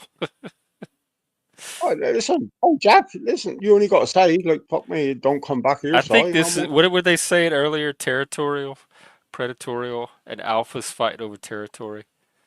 I think You mean like everybody's when fighting dogs? over this to have this be their own You mean like when channel. dogs pee? They pee a Yeah, like circle around it. everybody's fighting to claim space, like Yeah, have their space here. yeah. They're It's not necessarily basically fighting over me, pitching. but they're fighting over the space, their Well, you territory. could be. You know what? Some people can be coattail riders, but you know, My if coattails you're usually don't go anywhere enough well, to draw those I'm type. just saying. I'm just saying. It's like, well, you know, you can make your own space. But then they come on and they're like, oh, well, I need your space to accommodate me. Yeah. Me, Which me. And it's like, it's there and for that, but I there's don't, also this larger community building element involved too. So it is there to be used for that, but there's a larger purpose to it as well. Well, I don't. I hope you don't think that of myself. I know I can be. I can rub people up the wrong way, but it's no. There's never no Apparently. real. And yeah, I only come in because I got I found you one day online and I quite enjoyed the chat. So I hope I am. If I hope I'm not offending your people. Like I said, I don't know. You for You all I know know, what? My rule here is everyone's an adult. If you're offending people, they can handle it like an adult. There's nothing cool. I have to do. So I don't know who you're offending or if you're offending. Just my sense of having run this for a while is there's probably people that offend way more than you do. So Yeah, if you are probably. offending people, you're probably not the only one, and you're probably not the worst offender. Wow, don't know. Now I feel a bit let down. I would have liked for at least you to say, "Don't ever come back because you're the worst offender." Like Oh, now, I is that feel what you, or is that what you're trying to provoke? Or you're masochist? rejected. Now I'm I rejected. Like wouldn't bring Jesus. you on the panel to tell you not to come back. I would just not bring you on if I didn't want you here. Yeah. There's people that I don't bring on the panel at all. All right. So no, I don't know. Listen, only come on, So bloke, because I the enjoy it. fact that I bring you up, it means you're so far so good. You're still welcome. But I'm still not having a delivery driver, whatever you tell me, Jeff. Well, you never answered the question of like how if a sweaty fat person showed up with your burger, would you say anything to him? Would you do anything? I'd say take it back. No, thank you. Send me a better server. That's what I would say. You would tell them that you're too fat to deliver my burger? I I think they demand probably. someone healthier. Well, put it this way: I'll be opening up the boxes because I think this fat bastard has ate half my food on his way here. Because you'd look at him and I thought he's been Oh, eating and my I food. think you ate my food. Why do I have a whole burger in the box still somehow? Over, yeah, probably one was missing, and I'll say I ordered Well, two how many did you burgers. order? Well, I had to compensate because I told the restaurant, I said, "You're not using that fat bloke again. You better put another burger in the." Oh, if you're gonna send the fat person, at least compensate me with an extra burger Yeah. No, they took for the extra burger. insurance That's like that's what the fat driver calls a tip. Like he don't want a fiver, he and wants an throw in an extra burger. extra burger for the driver if it's that fat guy you keep sending, the sweaty You're so one. right, fat people, Jack. Why do you enjoy mocking fat See, people? this is why you're driving me more toward the fat positive side. Because if this is the kind of crap that they have to go through and endure and listen to every day. Oh, listen, I think it's even bad. They make fat people ride bikes and deliver burgers. That's like, to me, that's like No, the slavery. fat people are nobody's making fat people get on a bike. Not in America. They are choosing to do that, sir. They are. They got some dude like in that Vietnam film. You get on the bike, you fat bugger. You deliver this Well, then pizza. don't be fat, and that won't happen to you. Yeah, and there's a life lesson, and that's why it's government control because that's how they're showing you. Don't be a fat bugger because you You end think up that's on a bike. government control to make people not fat? That's a government control I'm for. If the government But wants to control people into not being fat, but that's what you started out with your social engineering. yeah, yeah. Well, or you could just stitch their mouth up and stop eating the food. Just give them like a straw hole, and they could just I don't. like. I let people eat what they want. Those are adults. I'm not Yeah, gonna yeah. tell a grown person Well, you what say to that. eat or Look, not. all If their communist doctor countries, can, if it's interfere with their health, but I'm not gonna be the person to tell someone what to eat. no, you got. Listen, even a poor country, you don't look after people, and a communist. Look at Kim Jong Jong, and he's fucking fat as a How did we pig. get to him from They're, this they're, conversation? he's the fattest man in the whole country in North Korea, Oh, and so he's eating some food, isn't he? So, like I said, most fat people are like, hey, I don't know, it's me genes, it's me glands, or it'd oh be no, something it's else. a choice. It's mostly a choice. There may be some medical Amounts of food that like they conditions uh, which might uh, enhance your obesity or make it uh, difficult for, but for the most part it's a choice and it's correlated with diet and activity level, and Jeff, and listen, aka exercise. and for all your fat followers, it's only a joke. I'm only just talking about it. You keep eating away. I mean, it's not my problem. I ain't that fat. Yeah, I don't But care I what don't people need eat it. or how much of it they eat. I don't, but I do when they turn off on a bike from Deliveroo with Why my does that food. bother? It would not bother me how big the person delivering my burger was. Oh, I come. probably wouldn't even notice. You probably noticed. You ever seen the I'd be bag? They so catch. excited that my burger at least got here. Now I could eat it. It'd be all fucking slimy I and don't have sweaty. time to like worry Have, about the have you ever lifestyle of the person delivering it. I'm just not that neurotic. have you ever seen a fat person the bike, you never saw sweat like it. All that stuff's going in your stuff, in your Yeah, food. that really made an imprint La, on la, you. la, I can la, tell. la. Do you consider pregnant women to be fat? No, they're pregnant. Okay. Yeah, more the Just checking. another question: do I consider men should be allowed to get pregnant? Men can't get pregnant. Yeah, I know that, but like some people think they can. Yeah. What was your question? Well, no, I'm just Trans men saying, can. if a fat man turned around to me and said, like, I'm not fat, I'm pregnant, am I being like discriminative to say, like, no, you're fat? Here's your burger. Yeah, Yeah. exactly. Jeff. I don't know. I don't know You're how not many the people only that pregnant fat men on a bike. Pregnant men on bikes. an overweight That's guy. It's like, no, oh, that, somebody says, Jeff. "Are you pregnant?" It's like, no, I Not don't. I that don't I know how know many men are of. asked that I have question. no reason to believe I'm even in danger. Jeff, when you open up your next room, please call it "Here's your burger." Oh, I was supposed to call it something else. What was it? I already forgot. I don't My know, but tagline. Oh, serving the pudding. Something like that. Oh yeah, the pudding. What was it? It was oh damn. Okay, yeah, I'm gonna have to go back and it was something the pudding. Serving the Yeah, pudding? something about serving the pudding. Yeah, serving the pudding. Yeah. Maybe somebody in chat remembers. I think that's it though. yeah, Yeah, Gen X Jeff serving the pudding. Yeah. it's another food reference.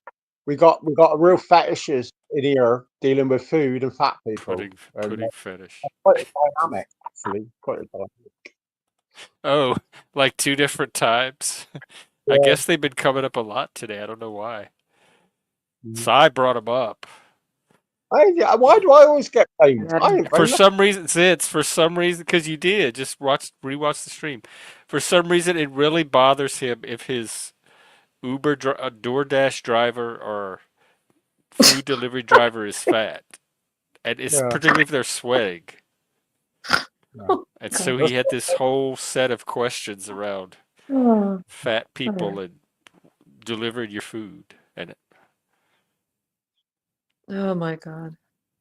Well, it's like, look at it this way. Why do all the fat people, they all like fat and spandex don't mix, yet they all wear it, and you think like, Jesus, it's not flattering. I don't even Like, notice. I don't walk around like monitoring what fat people are wearing. well, like you need I to know. go about my day. When I'm out and about, I go about my day. If I see somebody that's overweight, I just keep doing whatever I'm doing. I don't even interfere with them. You're not a chubby chaser, are you, Jim? I don't do anything to them. No, a chubby chaser. Like you like the chubbies. You're not a chubby chaser, are you?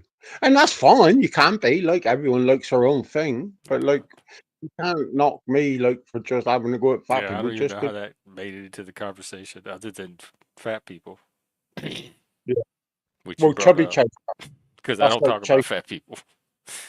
You're Yeah, talking it kind of about it. makes me think you're talking about Chevy Chase, the actor, but I Chevy chasers. What do you what do you think about chubby chasers? I liked him in that one movie. Oh, Chevy Chase, which you're a good one? actor. What was he in? Was it National Lampoon's the I think holiday so. thing? Two or three of them, didn't they? Vacation. Yeah, Vacation. yeah, we did one. Caddyshack. Fletch. Fletch. That was Yeah. brilliant. Yeah. Did he do the Hmm. Invisible Man as well? Didn't he do the Yeah, Invisible Man? he was in it. Yeah, with Daryl Hannah. Yeah. Let me think. What else? There's a What was sequel that to back? Fletch. Oh, I'm trying to think what the hell the name. One I'm getting mixed up with John Candy now. Great Outdoors. Yeah, but yeah, Chevy Chase. Did he ever do a serious role? Chevy Chase. I'm trying to think. Did he ever do like something that one? Because he was massive on Saturday Night Live. But like, did he actually do? I'm trying to think. I bet you he didn't. You know, I can't Was think. it Like, isn't you he know, in one of those sitcoms? Community or Philadelphia or something? Yeah, Community. Yeah. Mm-hmm. He was in that one. And apparently there was a lot of trouble on the set of The Invisible Man because Chevy wanted it to be more serious, and it wasn't supposed to be, but he kind of tried to push it to make it more serious. And so, you got a mixed up Yeah, product. that would send You a know, lot of double messages. A yeah, comedian pushing to make something more serious. yeah, but he wasn't Community. Yeah. But this Chevy Chase, he tells us to be serious, y'all. Well, I don't understand what's going on. No, Kevin Bacon was not in Community, not that I know of. No, it was Uh, what's his face? Joel. God, I like this guy. Joel, you know what I'm talking about? He was on that talk show. oh, Joel McHale. yeah, I can't remember his name right now, but I know who you mean. Yeah. Yeah, it was him. It was I don't I don't know. Sorry, I blanked out. Yeah, Sorry. we probably didn't get that over the pond. I've not heard that series, so I'll have to have a Google and see if I can find it. Well, if you look up Community, they'll, you know, give you the list there. But yeah, Zentz, yeah, Chevy Chase, every once in a while he tried to be serious in the movies, and it's like, well, this movie isn't about being serious, and then he'd, give the director a hard time. I did like Fletch a lot. Um, I was reading so the other day, and he had because he was in Saturday Night Live originally when James Belushi's and all the yeah, originals. mhm, As time went, yeah, Saturday Night Live crew didn't know how to run him, and there was chaos there in the end. He really fell out with them. Whether there's any truth in that, I don't know, but it was yeah, I don't quite an know. interesting, like what happened there, like Yeah, I don't. There was a lot of things going on. I think most of the cast, excluding Jane Curtin, everybody maybe and well, anyway, so a lot of people were on cocaine while they were in the original cast. That's why they're so skinny. A lot of people at that time period, they were so skinny. It's because there was a lot of cocaine going around, you know. But yeah, I don't know. Yeah, it's What I don't know. what's the big shit with Bill Murray out there now? Like there's I only got picked up little bits, but there's a right scandal going on. A film was stopped halfway through, and it was something he did like was considered inappropriate. But I what don't else? know about him being inappropriate. A lot of people don't like working with him. That's all I Yeah, know. And Bill they don't done like this kind working with him, you know. And I don't know if he did anything inappropriate aside from being maybe annoying to somebody, but I've heard that for a long time that a lot of other actors don't like working with him. And he's great and he's funny, and I always enjoyed him in movies, but that's just something I've heard for a long time. Yeah, I didn't hear it like just always thought I was Bill Murray, but the last 18 months, like in this country, you've had lots of stuff coming through, and I thought, shit, there's something. Well, like basically, I think I heard he's like basically been cancelled in Hollywood now, and like I suppose loads of people say then, yeah, he did this, and you know, Yeah, I don't know. Somebody in chat said, was Bill Murray fat at any point? Some point? No, okay. Think of the movie The Blues Brothers. uh, Okay. So Jim Belushi and Dan Aykroyd. Dan Aykroyd was downright lanky. He was lanky. Okay, he was like all arms and legs. And after that, he I wouldn't call him fat. I would just say he became more meatier, but not, I wouldn't call him fat. But if you see him in that movie and then you see him in Ghostbusters, yeah, I would say probably it's because the cocaine everybody took on Saturday Night Live. That's because they were pretty much all taking it. And Life Catches You Up. That film he did with, I think it might have been Jamie Lee Curtis when the kid got stung by the bees and got killed. Oh yeah, yeah. Somebody just said it. Zenth said it. My Girl. Yeah. That's it. Yeah. But Yeah. listen, fuck me, Dan Aykroyd. He's got to be 70 now, isn't he? Nearly. Yeah, close to that. Yeah. I'll tell you what else. He made this vodka. He produces this vodka that you can buy, and it's in a glass, like it's in glass, and it's in the shape of a skull. Yeah. So if you go into a liquor market, you can, well, in America anyway, that's his vodka because he believes in all that stuff. Well, we got a series over here. It probably flopped out your neck of the woods, but it was on Discovery, and he's gone really into space shit, like aliens and abductions, and it went round His and whole family was into that. His whole family, they've always been into that, and I'm talking like 2 or 3 generations. So Dan Aykroyd is into that. Yeah, always.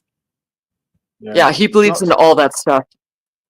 Yeah, it's not something. Spielberg, they reckon, is a big believer. Well, I suppose if you've got the imagination to do it, but he's a big believer in it. There's quite a few of the big.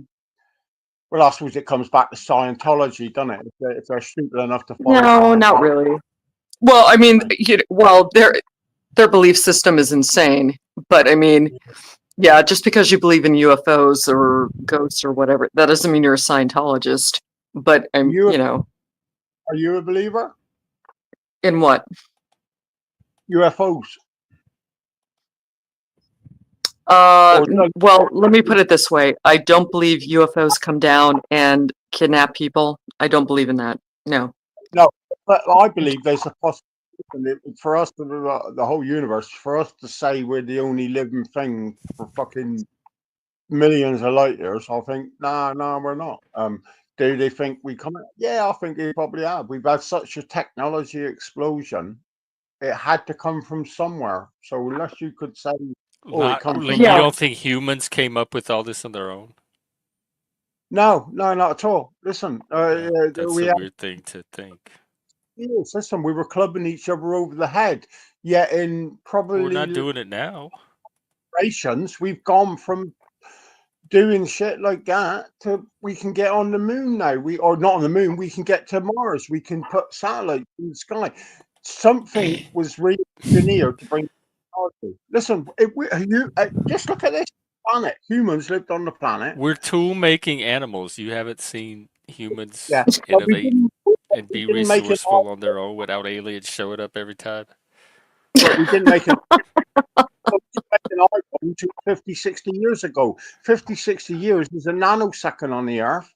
Where did we suddenly invent that? It's a natural progression of some, a species that has higher brain function. I don't see what we didn't need intervention.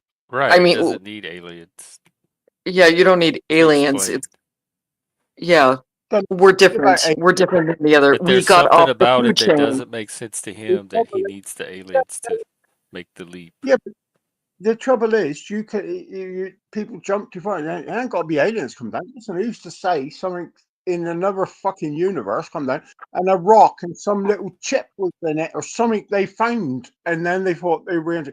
What I'm saying is, it have to be a naive person on this planet to think we're the most arrogant. Yeah, we got everything because that's what sci-fi writers do. Write a sci-fi story about it. That's like a good opening premise to explore. Zen says I owe them us an alien movie screenplay. Okay. The abduction thing. Yeah, I guess so. But I think Leggy was here earlier, like at one point in the week, and they talked a little bit about it. I might have to. I don't know. It might be a good. Yeah, it might be a good workshop for people. Creative workshop.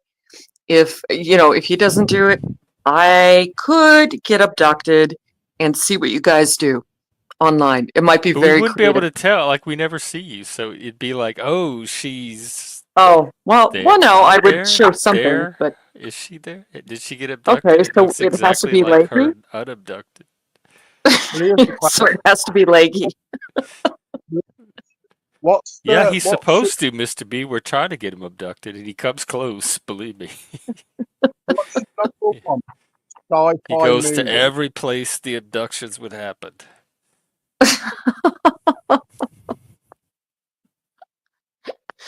Well, okay, We so try to if he get doesn't Mike do it, abducted in the bushes. well, yeah, anybody. I don't know. No, there are things I can do. I could do with my phone. I could like suddenly go. Well, okay, I can't announce that, but it would be a great creative workshop. Um, because like me or somebody else, they could pretend to be abducted, and people would write the responses and like theorize, and yeah, that could be kind of cool. I don't know. Well, You could only have to watch one sci-fi movie that was your best, that you thought that's the only one I can ever watch. What would that be? 2001: A Space Odyssey. Now, do you I know? don't have any. No. Yeah, do you know, Jeff? I've give that a go such a few times. I just don't like the ending, and it's like every time it's like it's fabulous, and it's I don't. I know it's trying to be like a twist on something, but every time it's like bollocks. They could have done a better ending. You know, the last scene, like I think like, nah, that ain't quite right. Yeah, it's the one I'm thinking of. Yeah, I could never have one favorite science fiction movie. I like so many of them. Yeah, I'm a sci-fi nerd. I love it. Like, yeah. And I struggle, but what I try to say is like, if you could only pick one, what would it be? If that's what you had to have, I just thought it was quite interesting. Like, I don't they all, know. You know what though? I have to say, Close Encounters of the Third Kind was really Mm, special. it That was. was really special. Altered States was a good one too. Yeah, the only well, thing, yeah, that wasn't aliens though, Jeff. It was That was the more only of sci-fi thing, a, though. yeah, the it only was, thing that but I find is when I go back and watch it now, it ain't quite so good, and it's nothing to do with the direction. It's just we lived in a naiver time, and it just like don't cut the mustard now. But it's a good film on its own merits. But it just, What some old is? films, they Close Encounters. Is Oh yeah, and when I E.T. My God, just oh, that might be yeah. my number two pick. hmm. No, Jesus, yeah. Oh my Oh my God, God. every time I watch it, it gets better and better and better. Yeah. Only thing you want is you want ET to turn up with your burger in the backpack. Yeah, yeah. That's I you've would love just who? Oh my God, who wouldn't want E.T. right. delivering their food on his little bicycle? That would be. Even Oh my! shit on If the front of E.T. like flew down from the sky on a bike with my hamburger, in the I would front. not even care about the burger anymore. Yeah. He put his God, you guys finger aren't up. even mentioning, I'd be like, not oh even my God, I mentioning, forgot I even ordered this. It's E.T. not even Oh, mentioning the Aliens movies. God, I don't Alien, know. I only Aliens, saw the first one. I watched the Aliens is good. Prometheus ones. I sort of quite like them, but they got a lot of hate, didn't they? But I quite enjoyed them. Like it was just put another. I thought they were better. Like, do you know the Predator films? Like they all got Hmm. very weak, but I quite like the concept of that Prometheus.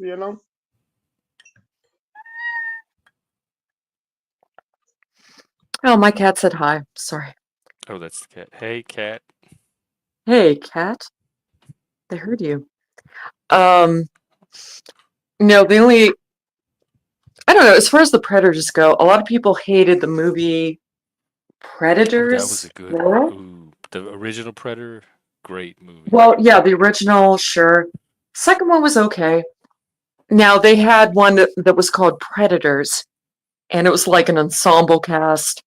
And I like that because I don't know, I enjoyed watching all these people trying to adjust to the situation and all that. I'm But a not. lot of people hated that movie. They hated Yeah, it. I call Adrian Brody, Adrian or Yeah, Adrian yeah, Brody. Yeah, yeah. yeah. I enjoyed that. Yeah, yeah. It was they set it. It was like it weren't in our world. It was like putting them into They a got world. kidnapped. Yeah, yeah. I quite enjoyed it. It was take on it, like, you know. Yeah. No, I liked it. Yeah, they were basically kidnapped and they were dumped on a planet. And Yeah. yeah, I don't know. A lot of people didn't like it. I like that one, but you know, outlier here. So Yeah. Because the second Predator was a bit like whack. It was like Gary Busey and another fella in it. It was Danny Glover. Danny Glover Glover. Yeah, yeah. And Gary Busey from was in Lethal that. And he was Weapon. the fridges with the lasers, but it weren't as good as the first one. When they're like Jamaican drug lords or something, and the Predator was getting them, but the first one was class. Like, and that Alien Broden one, I liked it. There was a couple more after I couldn't even watch. It was Yeah, I yeah, didn't watch a few of them. Yeah, I don't know. I I can't think of any more alien movies, but yeah, yeah, totally, Jeff. Do a movie trivia night. I'm totally for it. listen, we're go on the same team. We're trench this lot completely.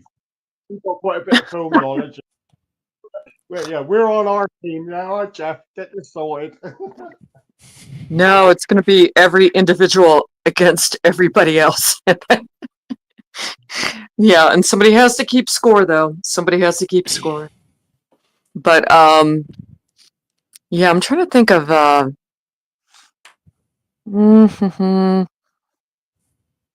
yeah, yeah, yeah. I'm gone. Yeah, I think I have to. Yeah, I think I have to sign off. Yeah, I'm getting sleepy. But so, um, have a good night, everyone. Yeah, you And too. And I'm off as well. That's late here. Bloody 3, 4 o'clock in the morning. I need to go to bed. Got to get up tomorrow. Okay, yeah, we'll I'm a little call it a sleepy. night. I'm a little sleepy. Yeah. So yeah, it Well, was a good time. take care. Thanks for coming up. Mm-hmm. All right. Good Sai, night, have a good rest of everyone your in chat, and good night, Jeff. good night, Helena. Take care. And I guess that is a night. I mean, a good. It's a night. The night is over. It's a complete night. And I guess it was good. To me, it was pretty good. So I enjoyed it. I'll probably be out tomorrow. What's tomorrow? Oh, I usually take Sunday off. Maybe I won't be out. I'll play by ear. It's a work night, so I'll see what I get done. So if you don't see me tomorrow, look for me maybe on Monday. And let me see who's streaming right now. We could find another stream to send you to.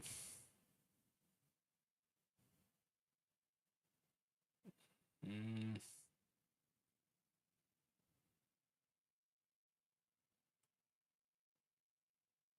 I don't know. There's several choices. I guess I'll let you find your own stream. Saturn 3 with Farrah Fawcett.